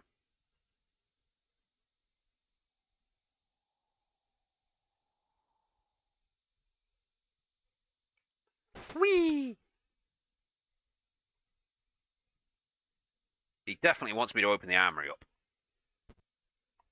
Whether it's tonight or tomorrow is another story. If it's tomorrow, he can get fucked because we're deploying tomorrow. Right, return to the center of the body and bury the corpse. I don't have a shovel. Oh, it's okay. You dig a hole in the ground and then carefully lay down the skeleton of the chieftain's daughter. Together with her necklace, you then close the hole and create a small burial mound.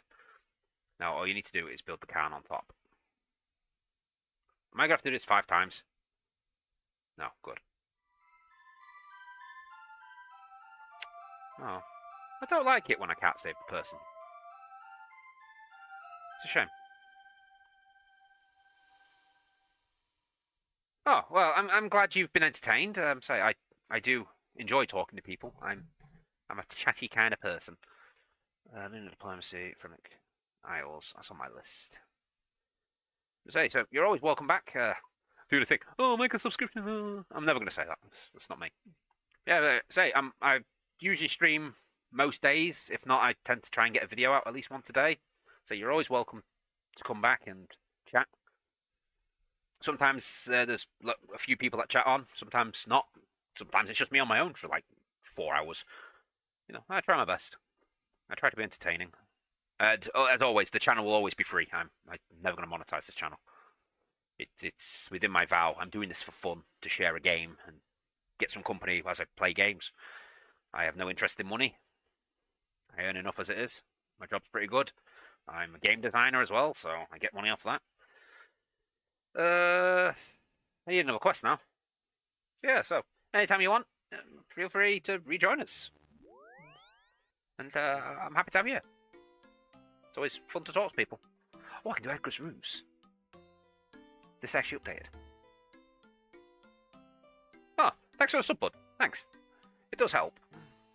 Obviously, the more subs I get, the bigger the channel becomes, and the more YouTube tries to push me. Edgar's rooms. Vodka. Oh, I've got to go back to the gnomes. Oh, it's the only place I know where to get vodka. I hate the gnomes. So, pineapple chunks, logs, grain. Grain? Oh, I have to grow that. Fine, to Catherby. The grain's going to take the longest, so we'll get that planted now. Wait. I can get grain from there. I was thinking hops.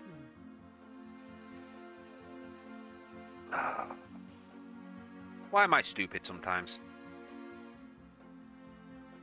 I hate being stupid.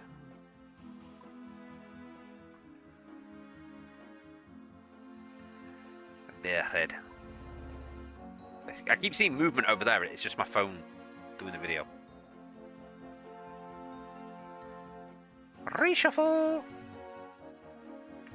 Actually, you know what? No, you're going there. You're going there. Wait, why did that not move?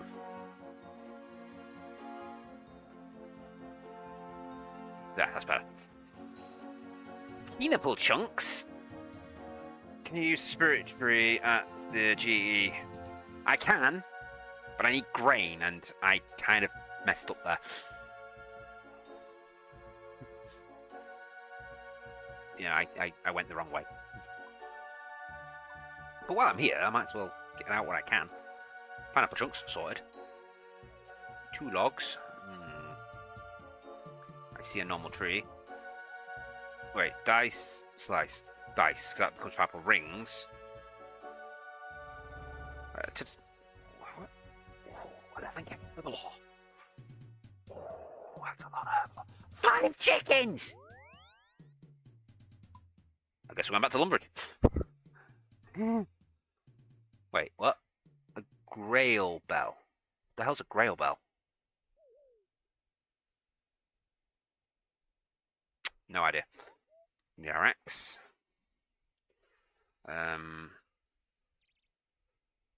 Tindy box. Not a flint and steel, it's a tinder box. Pestle and mortar is in magic. Why am I not just using this thing? Well, that's everything we had anyway. It's always good to carry a little bit of money on us. We'll take out the traditional 2k. Because that's how many brain cells I have left.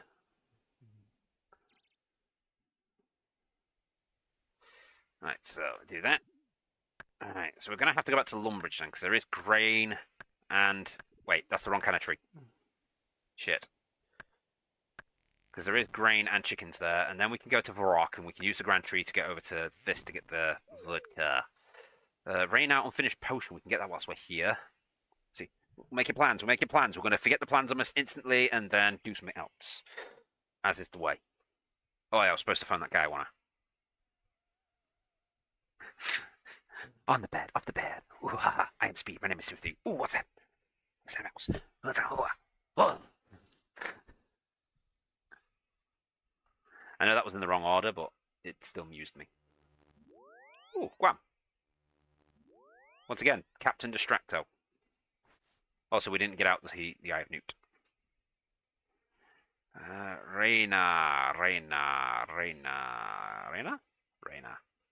Reynas. Oh. Wait, what? Why did I withdraw so many?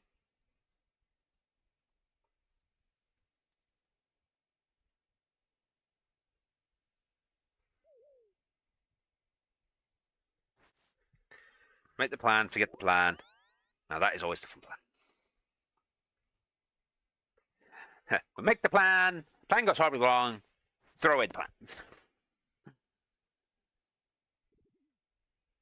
Right, get some, do we have any more Reyna? We have 3 more. I will brew these properly later. I probably can brew them properly now, but I will do it later. Otherwise, I will accidentally do them all, and then I'll be like, oh.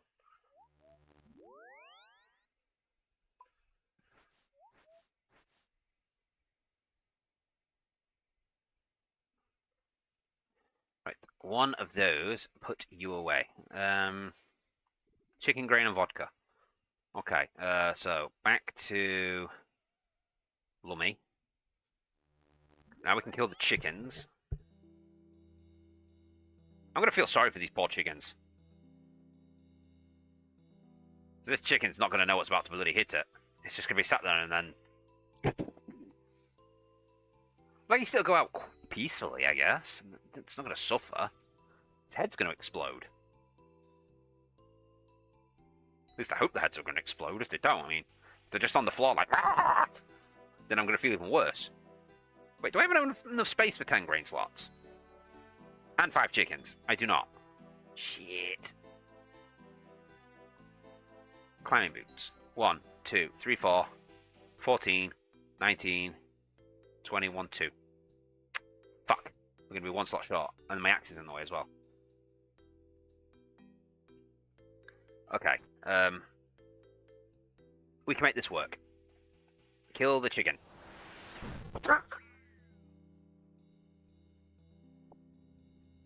I make my own sound effects.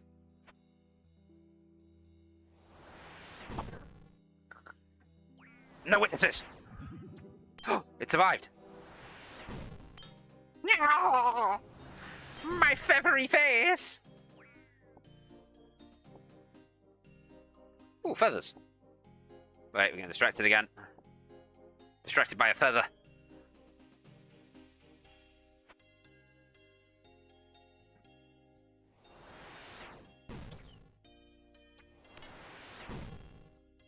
This one has to suffer most.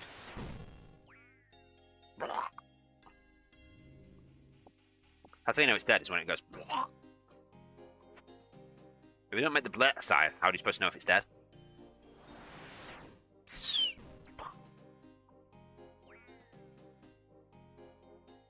I like how amongst 5 chickens I got 5 feathers. Oh, for fuck's sake.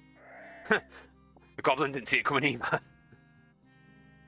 Goblin was just chilling, he was like, wait, what?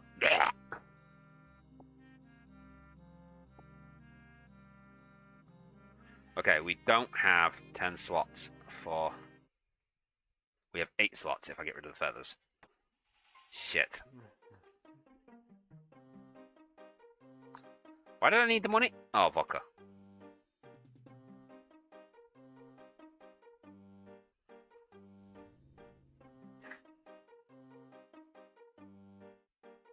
Okay. Okay. Okay. There's always a bit of collateral. You gotta have a bit of collateral. I mean, what's the point if there's no collateral?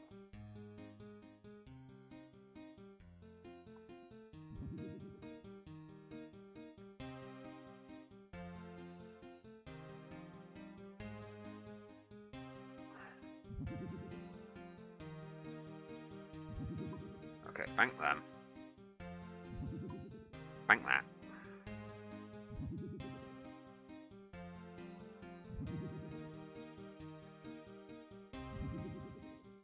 Ten slots.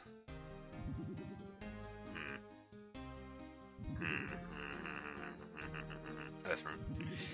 No, let's not get rid of the Earth runes because we use them for teleporting. Let's get rid of the Chaos runes. Yeah. Yeah, I'm happy with that. Yeah. I can live with this. However, I'm not going to live with that. There, now we have enough space. But now we're in the wrong place. Now it's going to be just as quick for me to walk up from here as it is for me to get to... Oh, is it, actually? This is... That's probably still quicker to go to the rock. Well, first grain. Grain! I love the grain.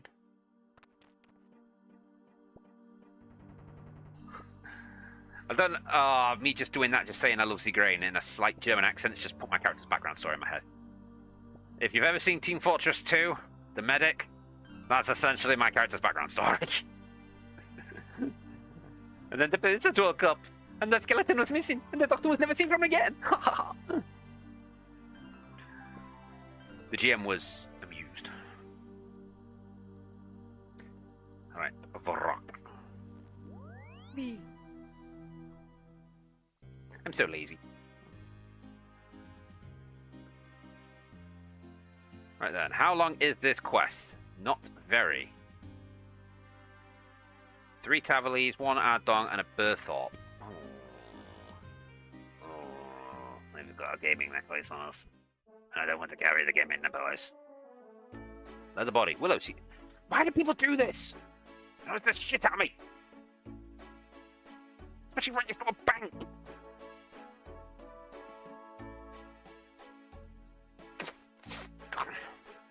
Look, if you get something like that, either A, put it in the bank and use it later, or B, put it on the Grand Exchange for a penny.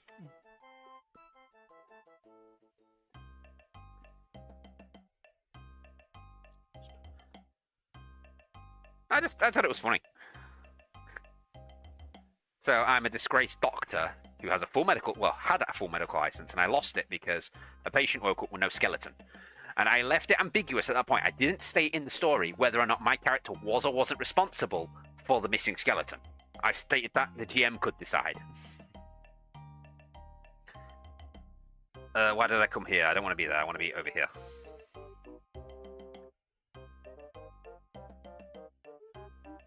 So they get to determine whether or not it was me who stole said skeleton. It could even be that I didn't even consciously do it. I might have, like, you know,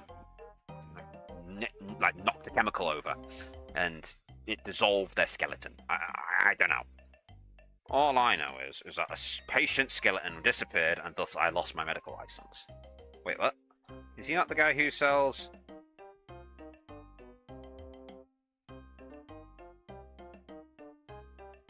Who sells the ingredients?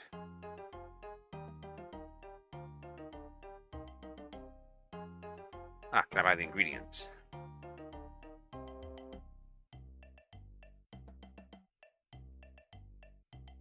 Wait, where do I get vodka from? I could have sworn you got vodka from here. Unless it is the shop over here. So the GM was quite amused. For my backup characters, I have stolen a friend's character, Brick, but I've tweaked them slightly. He is a Goliath barbarian, former soldier, who's slightly priest. He got converted into god stuff. I could have sworn somewhere here saw vodka.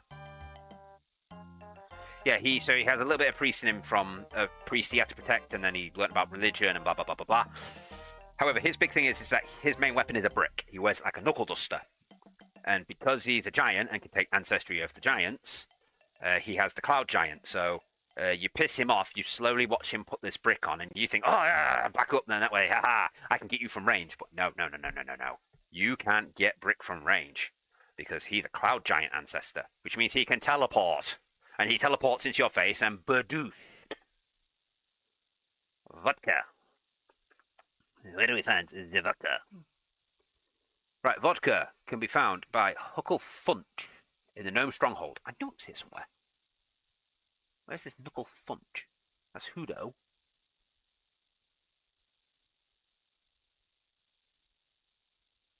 Where is this guy?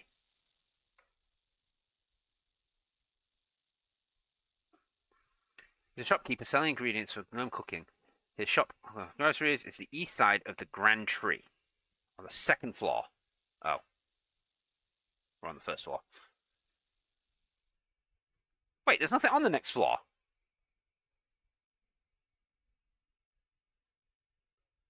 Oh, unless this is doing the American flooring system.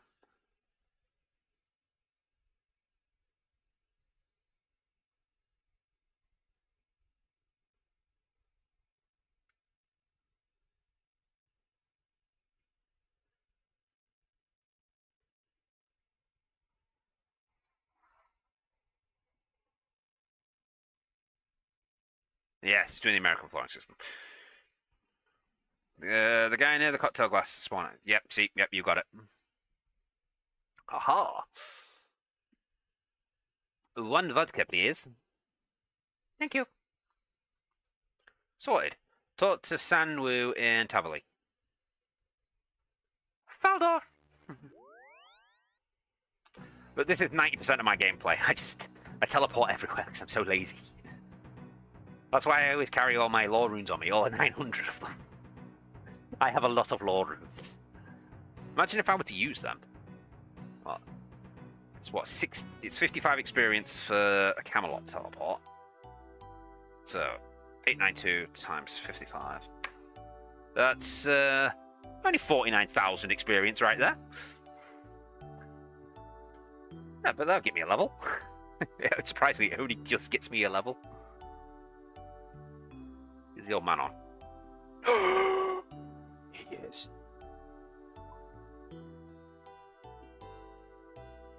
What doing? What doing?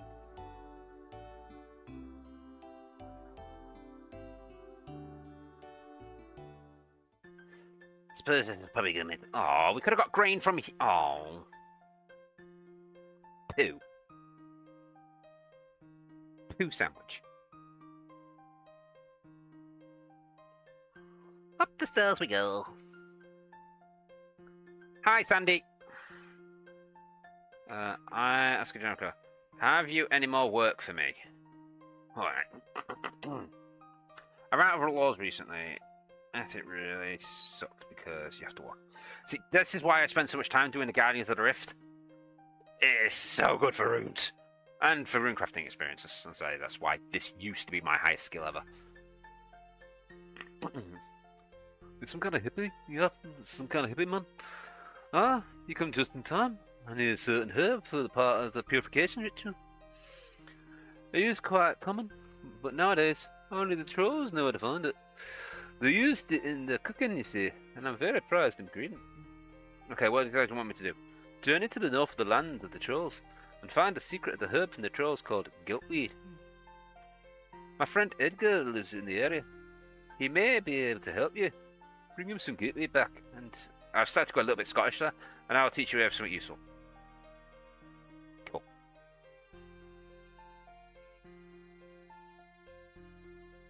Waiting for the tiles I've put on to set so I can wash them. I meant in RuneScape.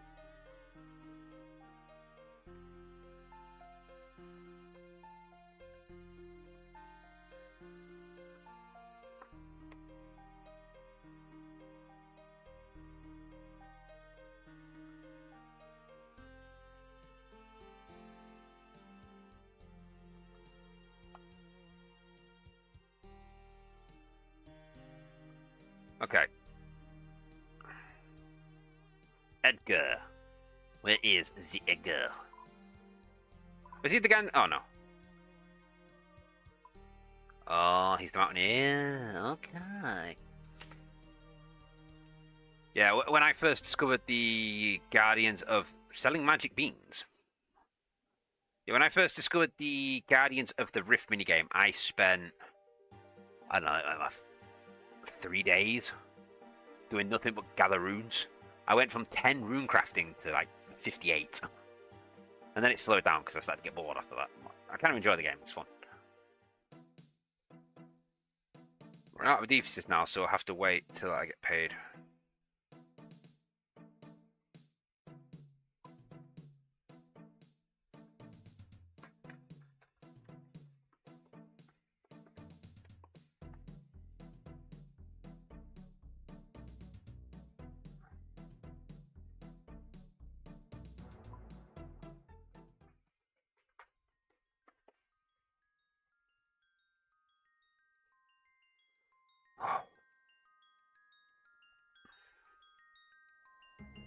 Ah, he's doing the side. Right, okay.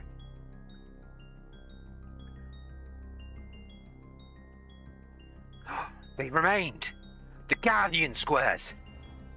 You guys would have known this because I did this a long time ago. Dizzy taught me how to put down marker squares, doing that.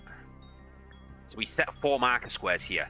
We vowed that we would leave them here to keep watch of this passage. And someday, when we are when we're almost out of health and we're at our wit's end and we're about to die, these 4 squares would run to our rescue and try to save us, and then we'd all die miserably together. And that's the story of those 4 squares. Huh. Oh, there he is.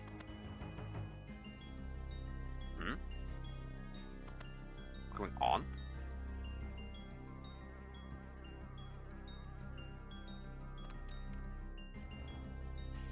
Huh. I'm actually really hungry now. Alright, I'm gonna have to phone this guy. Let's find out where.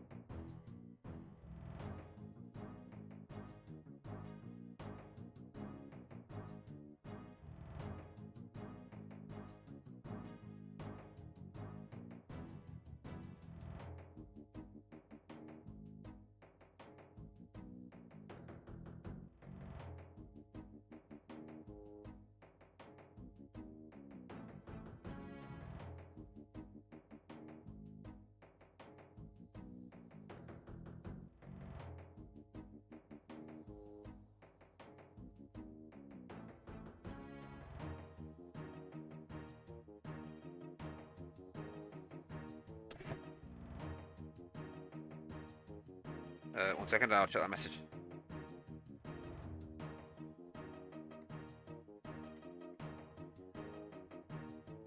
Right, so, right, what do I say? Right now I'm using up all my iron arrows on hill giants. I can bear just drop them and waste them. For my range, I've been using the bone crossbow. It's quite useful. It's pretty cheap to reload as well. My old man, I know he's got something stupid, like he's got 5,000 steel arrows. Because that's how he got his smithing up. And then there's just me, it's like, 600 bone arrows, that'll do. I need to do my mining and smithing at some point. It's so boring. And I don't like doing the boring skills, especially when I'm streaming. And I stream this channel non-stop. If I'm doing something on RuneScape, it's being streamed. So that's why, like tomorrow, as I've said, tomorrow, when we're doing the drive up to the barracks that we're staying at for this exercise, even though we're sleeping in tents in a field next to said barracks, because reasons, as I drive up there, I'm going to have my phone playing RuneScape. I will be streaming it, but I'll be doing some crap like wood cutting and fletching. Something where I don't have to really pay attention to, and I can just let it run, and I just have to listen to the sound on my headset to say, yeah, it needs clicking again. Do we need a trollbone still?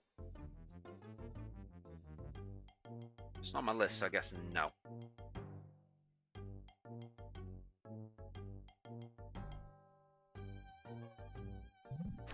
Ow! Twat. Where am I going? Oh, you're kidding me. Up there.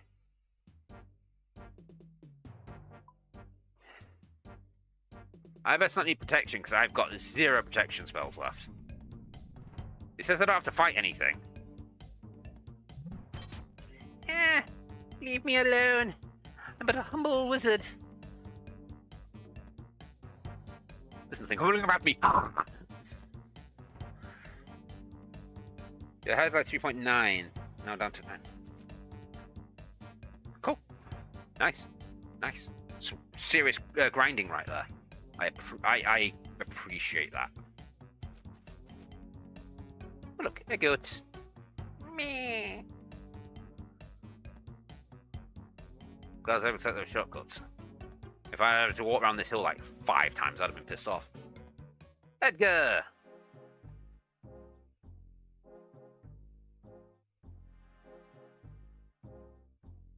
Hi. Welcome, Welcome to Mad Edgar's serval day every day. Would you care to sample our delicious home cooking? I'm here to find some goutweed. Ah, Sanfew says. Sanfew says. You haven't seen him in a while. Goutweed is used ingredient to control cooking. You could ask one of their cooks. Okay. That should have been fairly obvious. You did say when I was down at the bottom, they use it for cooking. Good. Every time we see them, I'm gonna do it.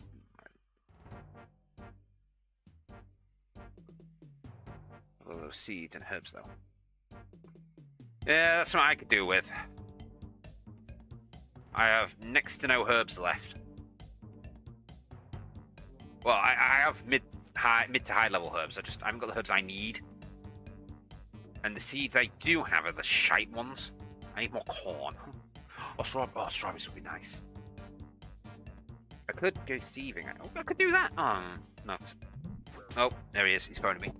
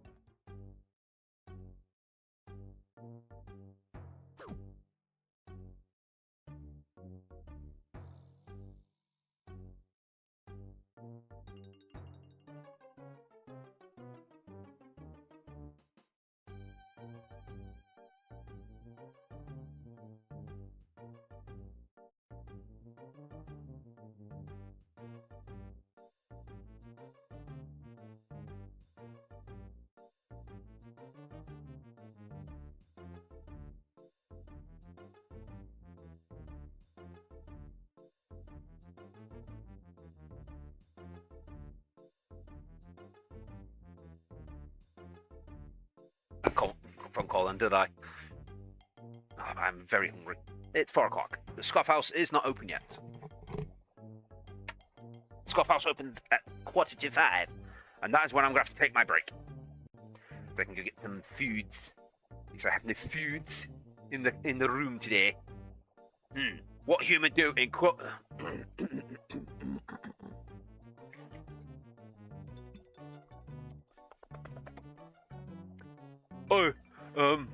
what human do in cold kitchen? Burn meat, try and cook goats. Human look tasty. You don't want to eat me. I'm tough, hardened, etc. Not tender or tasty at all.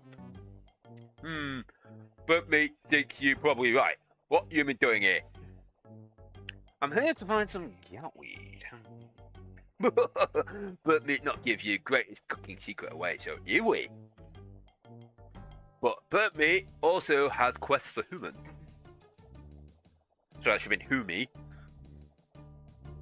Oh, I know that's orcs, isn't it? Yeah. Really? What is it? Bring back tasty human for burnt meat stew. If find tasty human, burnt meat will give you good reward. Right. I'll just go fetch you that for you then. Okay. This could be a problem.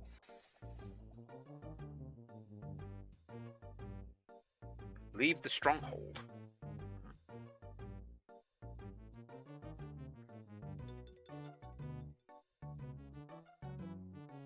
Get a parrot. What? Where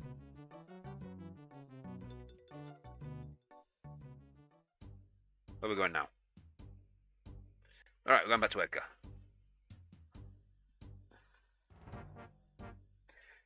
Thieving from the farm is good. Yeah.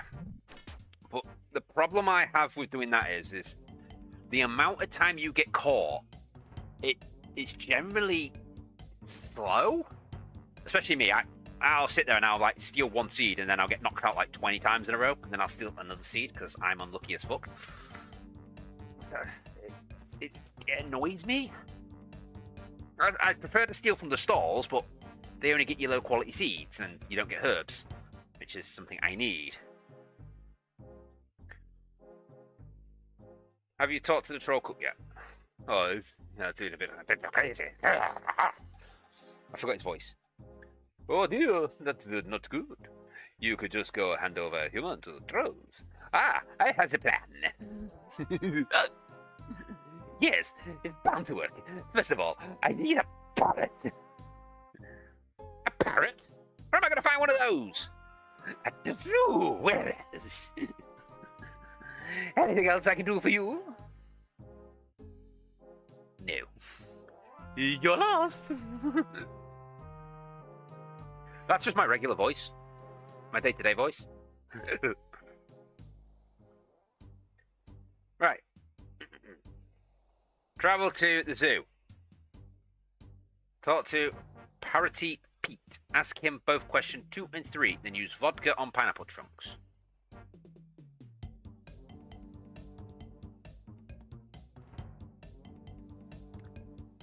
Wait, what does the dodgy one do? Oh, don't drink. It heals you.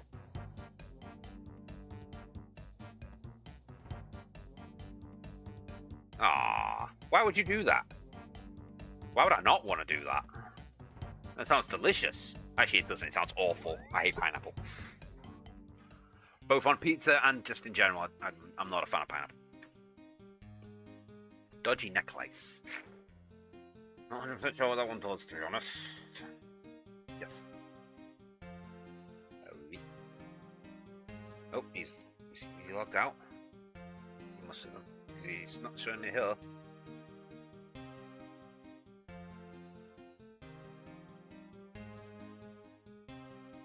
Oui, I did use the shower.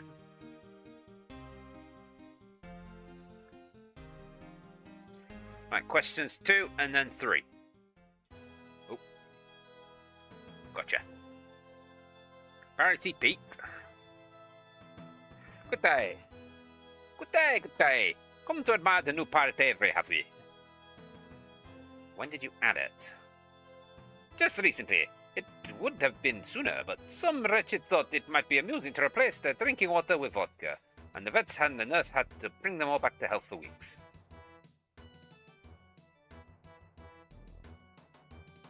What do you feed them? Well, fruit and grain mostly. I try to give them a balanced diet, and their favorite eat is pineapple chunks.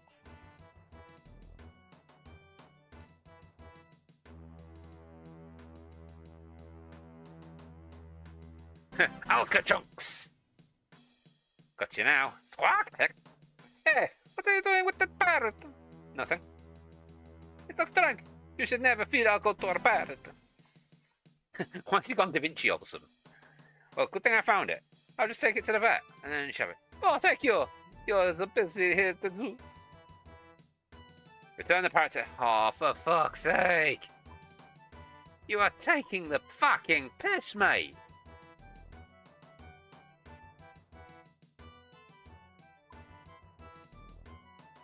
Right, so it's either run from the Sears Village, that way, or run from Faldor that way. We'll go Sears Village. Rock, parrot. Camelot. Alright, bring up the main chat now that I've responded to my old man.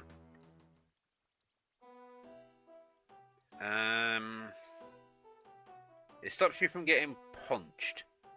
It's not 100%, but it does help. Makes it a little less painful to sit and do. Well, I was saying, I did say at the beginning of the stream, I'm not sure if you were around for it, that in my bank I have 24 gold bars and about 21, or it could be the other way around, can't remember which.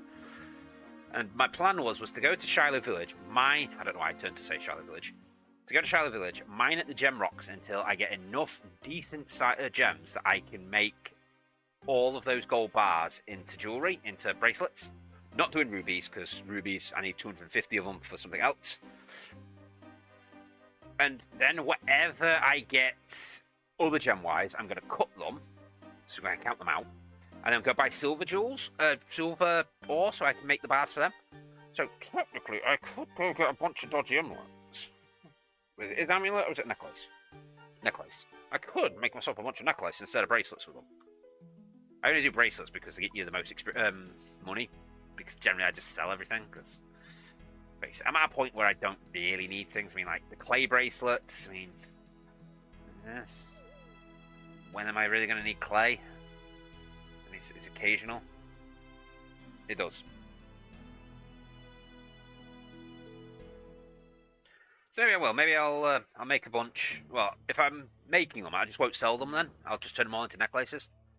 And then I can just sit there and do some things. Steal the things.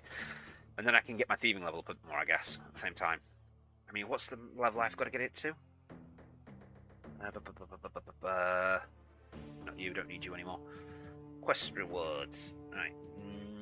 No, that's rewards. Requirements. Here we go. Requirements. Thieving. 72. I have to get to 72 thieving. So I'm a little bit off. Just a teeny tiny bit. Yes, I need to get a dig site amulet at some point. I think I've already made one. Yeah, I've done that one already for the achievement diary. But the other one is once you finish the dig site and you've got the amulet made for the first time and you can make them from that point onwards. If you speak to the curator again, he can offer you a medallion which requires 250 rubies. So I'm not using my rubies anymore because I'm trying to get 250 rubies. Is this path? Yes. Like last time where I explored every single path up this mountain trying to figure out how to get up here. I walked up there, then realised, oh, you get stuck, you can't get anywhere. Well, it gets to about there, and it's like, you can't move anywhere, so I came back down, and ended up walking up this path, and then realised, oh, I can't get that way, so you took a rope, I got up here, and I was trying to find a way in through here, and it's like, just let me up.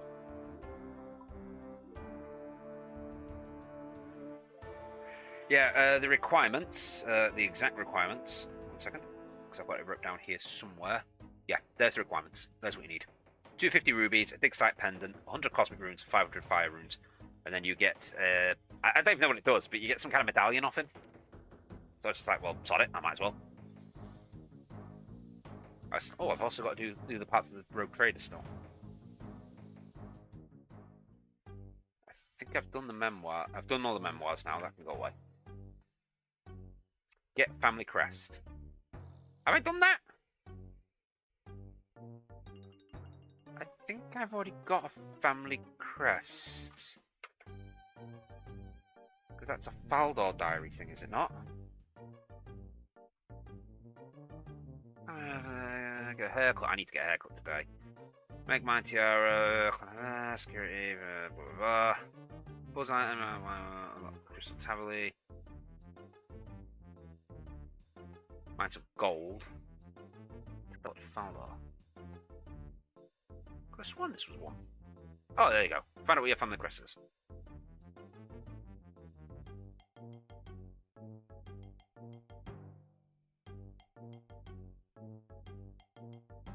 Oh, it's for mounting it in. Okay, cool.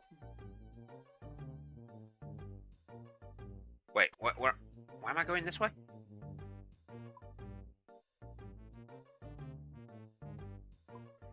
Is this the? Oh, this is the way up to the path, isn't it? Yeah. But there you go. That's what it's used for. I knew it was a thing, so I was like, sod it. I'm gonna do it. So that's my thing. I can't use my rubies. So it is kind of slowing my crafting down. I mean, I've got 50 rubies just literally sat in my bank, and I can't do anything with them.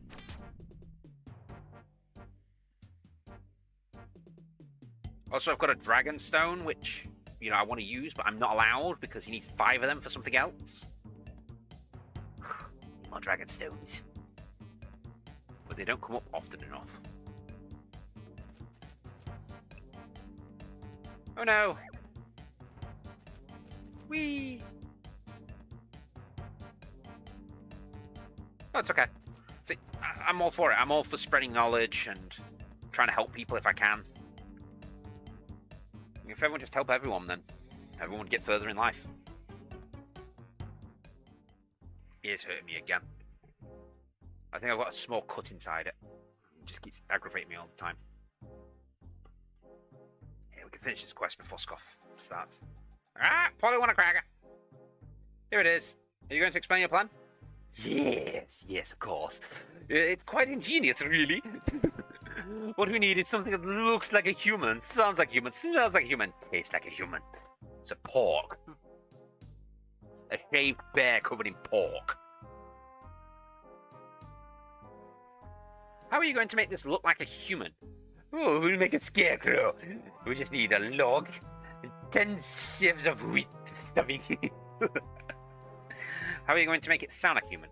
Oh, that's what the parrot is for, of course. Oh, it's a pretty boy then. Although trolls might get suspicious if it doesn't say things that they expect a human to say.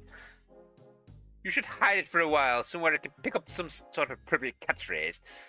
How are you going to make it smell like human? We need to dress it up in any way. If you use dirty clothes, it'll smell like a human to a troll. I'm a man of few clothes myself, so you might want to ask old Sinew. And now, how about getting it to taste like a human? That's easy. We'll just stuff it with a few chickens. Everything tastes like chicken. 5 raw chickens should be more than enough. That's the plan. Anything else I can help you with? Your loss.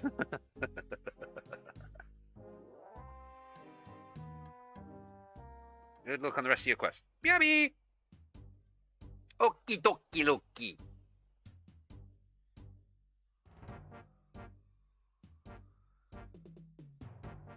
Whee!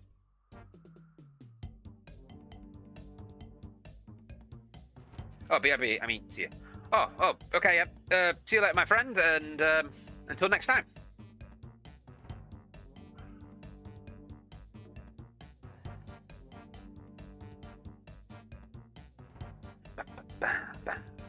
He's a nice guy.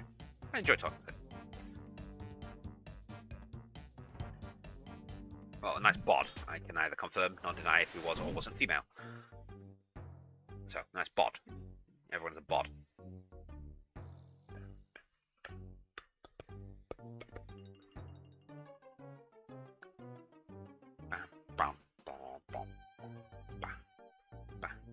So he's going to learn how to say, oh no, it hurts, the pain, the pain.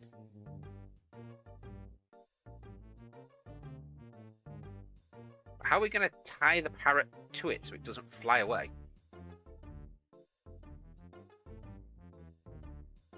You had the parrot on the tail of the torch. It's definitely just going to fly away.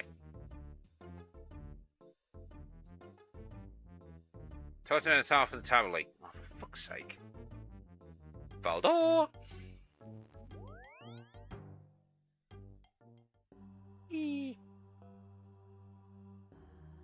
Neurodiversion time! Boom.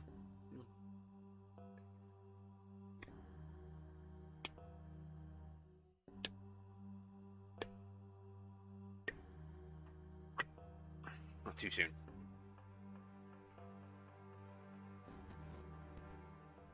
Just slam my head into a bell.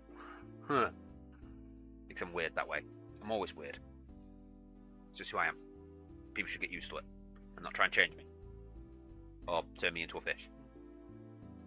That's the least thing I want, is to be turned into a fish.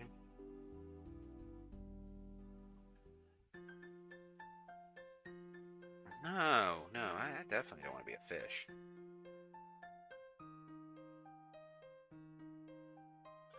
Anyway, dirty laundry. So you're doing laundry? Yep. What's it here? Nice day for it. I suppose it is. You won't have any spare dirty robes by any chance. It's a matter of what most important. What? No. These are my robes. Sanford won't be happy when I tell him it's your fault I can't perform the purification ritual. What? It's a matter of importance. I suppose you could borrow one. Right, use laundry. Oh, we have to bring him. Okay.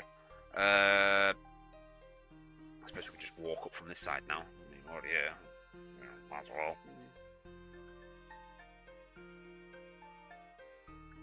Wait, is there a shortcut from the other side of the mountain? New. So I want to take that one there. Because it might be quicker to go that way around than to go that way. However, if I go that way and I screw it up, I'm going to get attacked by trolls. So vous avez quick on the téléporteur. Oui.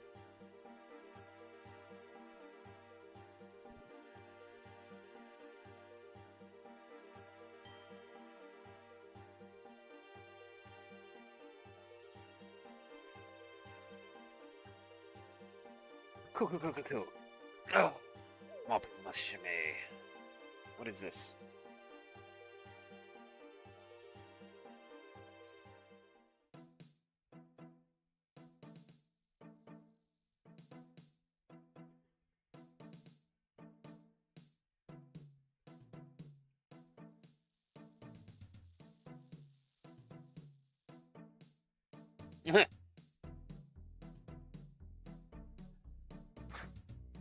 Okay, that was funny.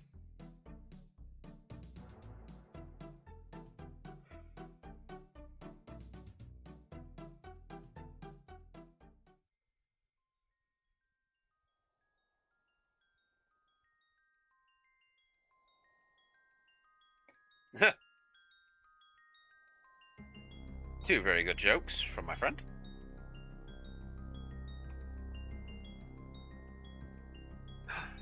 The protective squares. Protect us. Wait. Oh, equipped. Oh, I was gonna say, if I have to give up my climbing boots, you can fuck right off. They're my mage protection boots. I do need some proper mage boots.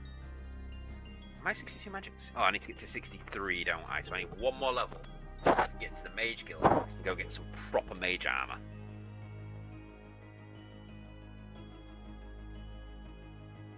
It's Billy. Billy the sheep. Wait, Billy Goat. Are they gruff? Who knows? I'm not sure what the moral of the story. I can't remember the story of Billy Goat's gruff. I have to read into it again. So about goats versus a troll.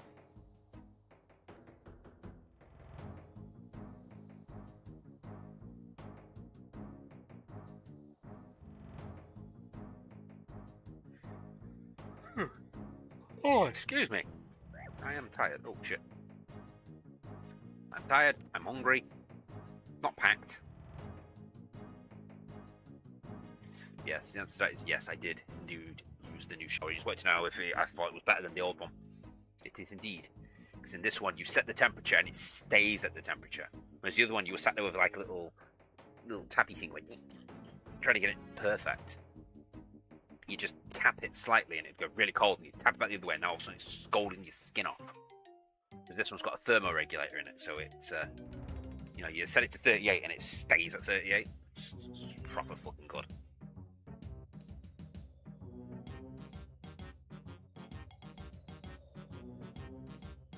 No hurt, Dad. Oh yeah, I forgot about these dickheads. Oh shit, I actually forgot about all of this. We've got to go through a cave. Oh, I'm really quickly going the other way. Fuck! You son of a bitch!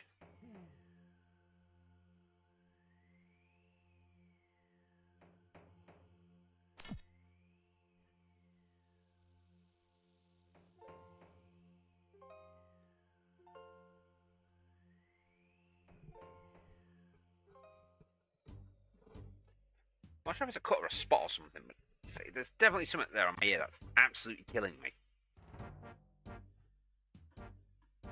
Oh, shit. Open my camera rather than just minimizing my chat.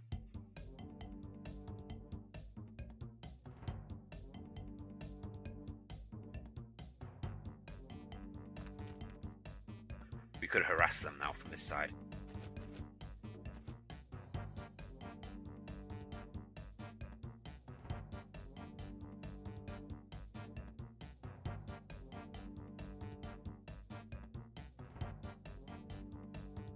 Welcome to Mad Eggers. If I'm not in, I've probably been captured again. Huh. That's an exact replica of the floor we're on. I'm guessing it's for when he's not here. Good work! How about all those other items? That's everything. Good, good. Everything is finished. Of course, we can't just give him the dummy and expect anything useful out of him. No. No, of course not. We want to make sure he'll tell you everything he needs to know. I happen to know that trolls are susceptible to a certain kind of plant that grows around this mountain. I call it troll thistle. It's properly prepared. It's properly prepared. It can be made into a sort of troll truth serum. How do you prepare it? You'll have to dry it in a fire, and grind it and mix it into a potion with radar weed. Anything else I can do for you? No. Just walk away. Don't even answer, just walk away. Freaks me out. Right, go pick troll thistle from outside Edgar's cave. Oh, right there. Pick the thistle.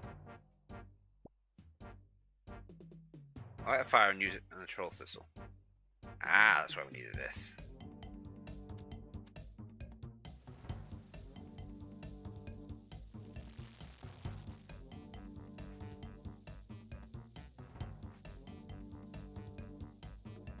A troll potion.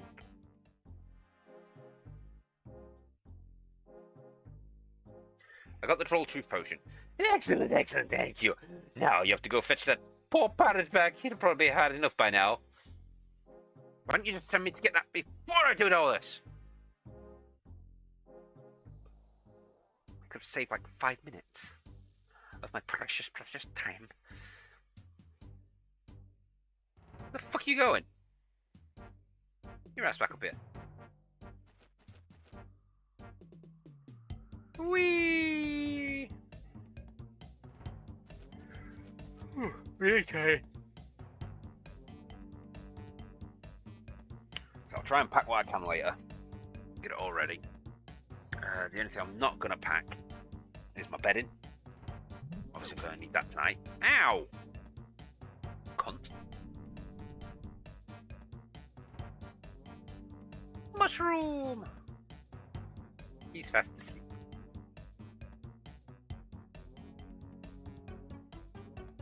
Ah, my arm. Oh, that's what he means by making friends with my arm. I'm gonna make friends with that guy.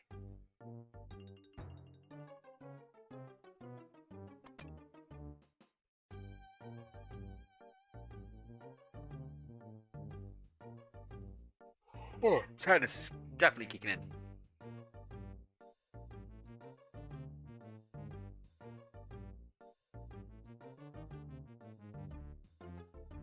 Ah, hello, sir. Could you please free me? I seem to have... Oh! What are you doing? No, that's my spleen!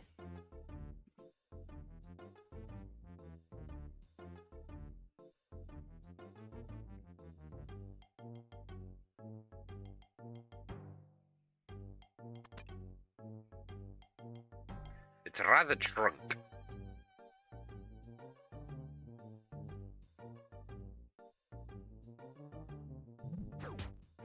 Ow!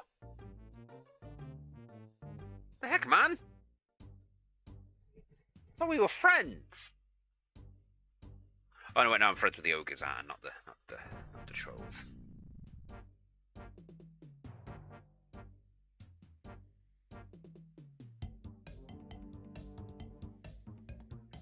Whee! And then we're gonna go back. Gives all to the chef.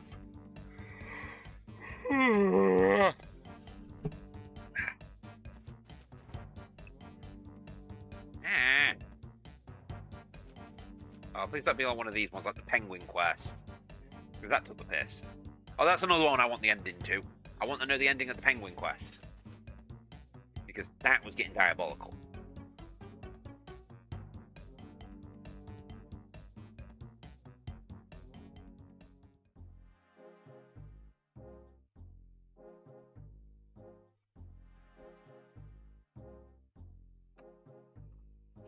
And here, there you go. Can you tell this isn't a bonfide human being? I'm sure can't. Oh, what am I doing here? Oh, there's the rest of the guard. Oh, I won't tell you anything. Your loss.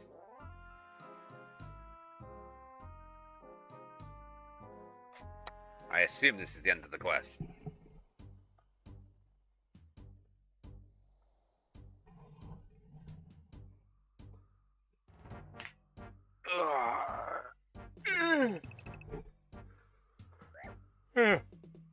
Ouch.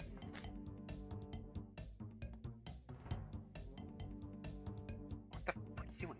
Climb down the rocks. Go around there, you're gonna run into trolls. Ow. Jesus Christ, we're running out of health. Right, we'll save our stamina for when we get around here, because the trolls are definitely going to start bashing me. And I need a little bit of sprint so we can get away from them. Now. There we go, now they can't bash me.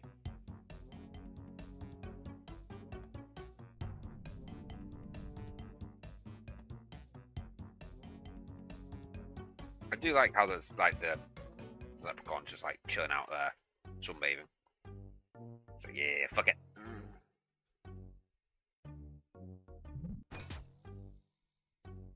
No, that was just something stuck to my thumb.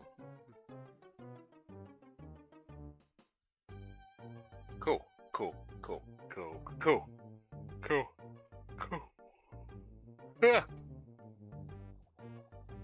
This is very tasty human, but makes my tummy good. Yeah, look. Help! That look like nice tasty human. Ah! Somebody help me! Yep, sound like human too. But me put him in the shoe. Good work, human. But me give precious reward. This is but me. It first thing I ever tried to cook. Very precious to burnt meat. Thank you. How about the stew?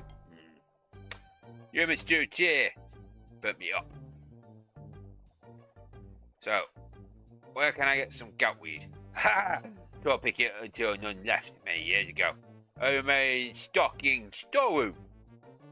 It well guarded and burnt me iced key in the bottom of kitchen drawer. Nobody finds it there. Ah, that's a well-guarded secret. Alright, I'll just be off then.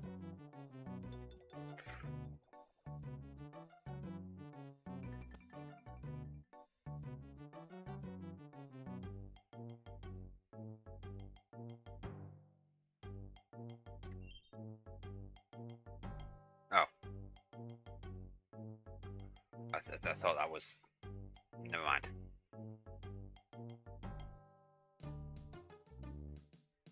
Oh no, trolls. Oh, it's going to be one of those games where you've got to try and get through without getting caught, like the Witch's Garden.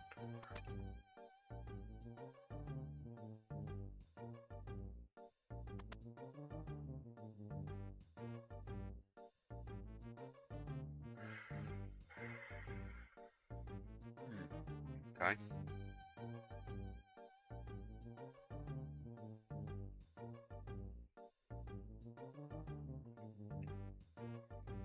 I can't make this loop back go now.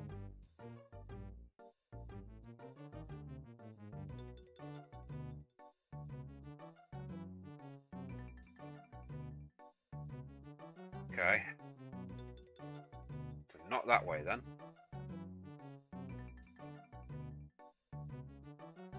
I have to go this way.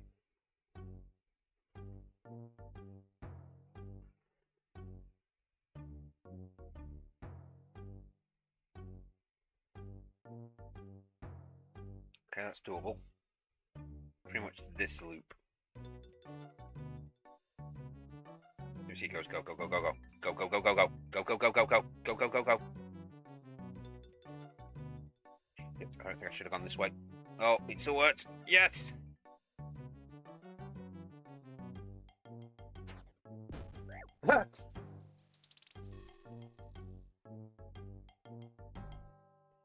If you wish to do Dream Enter for Dragon Slayer 2, or Dream Enter, grab 2 more Goutweeds. Fuck's sake.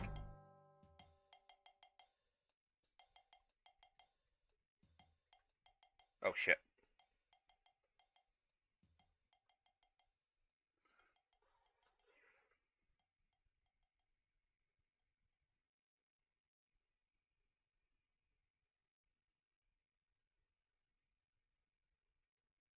Oh shit. Too late, too late, too late. Fuck, fuck, fuck. I fucked it, I fucked it, I fucked it.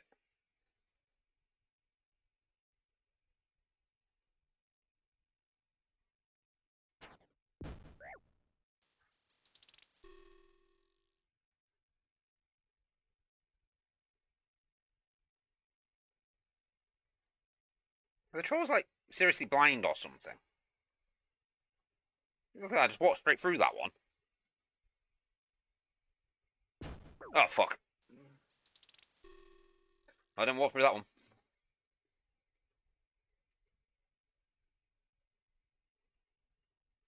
Oh, for fuck's sake. Sometimes they do spot you and sometimes they don't. I'm not 100% sure what the mechanic is. And when they can't spot you.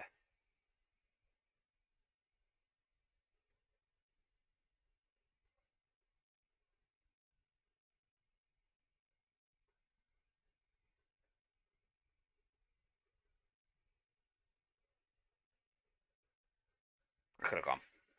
I could have gone. I should have gone.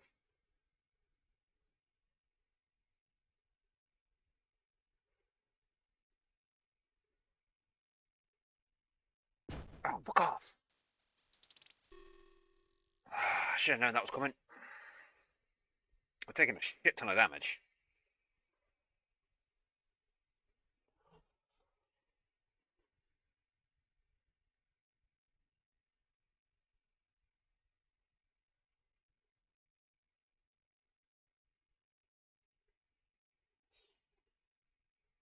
There we go. That's a better spot.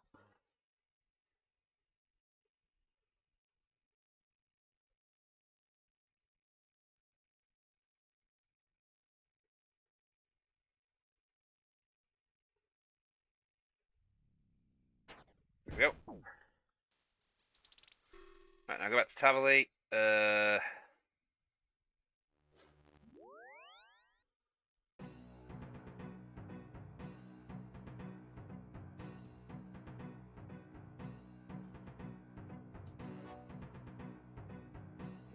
It's almost scoff time. So once I finish this quest, I might call it. And then I can start getting ready for scoff. I really need to do some washing as well. I have to put that in before I go down. Otherwise, I'm not going to have any clothes for tomorrow.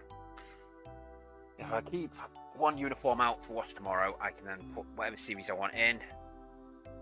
I believe, actually, I could just put it all in the dryer tonight. Usually, I won't put stuff in the dryer overnight because the room next to the kitchen shares a wall.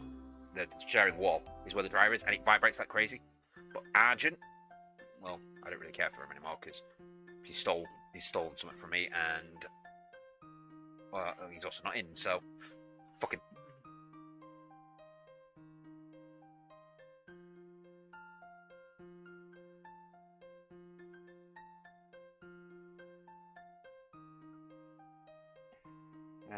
Ask a general question. I have some doubtweed.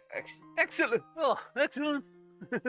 Dude, I'd like to complete the next part of the ritual now. I'll tell you a new spell and give you some knowledge in herbology as a token of thanks. If you ever come across cowweed, read to me. I don't need any more for the ritual, but it's still quite difficult to get. I'll exchange for some other herbs. Well, if I'd known that, I'd have got some more. 36 herbology.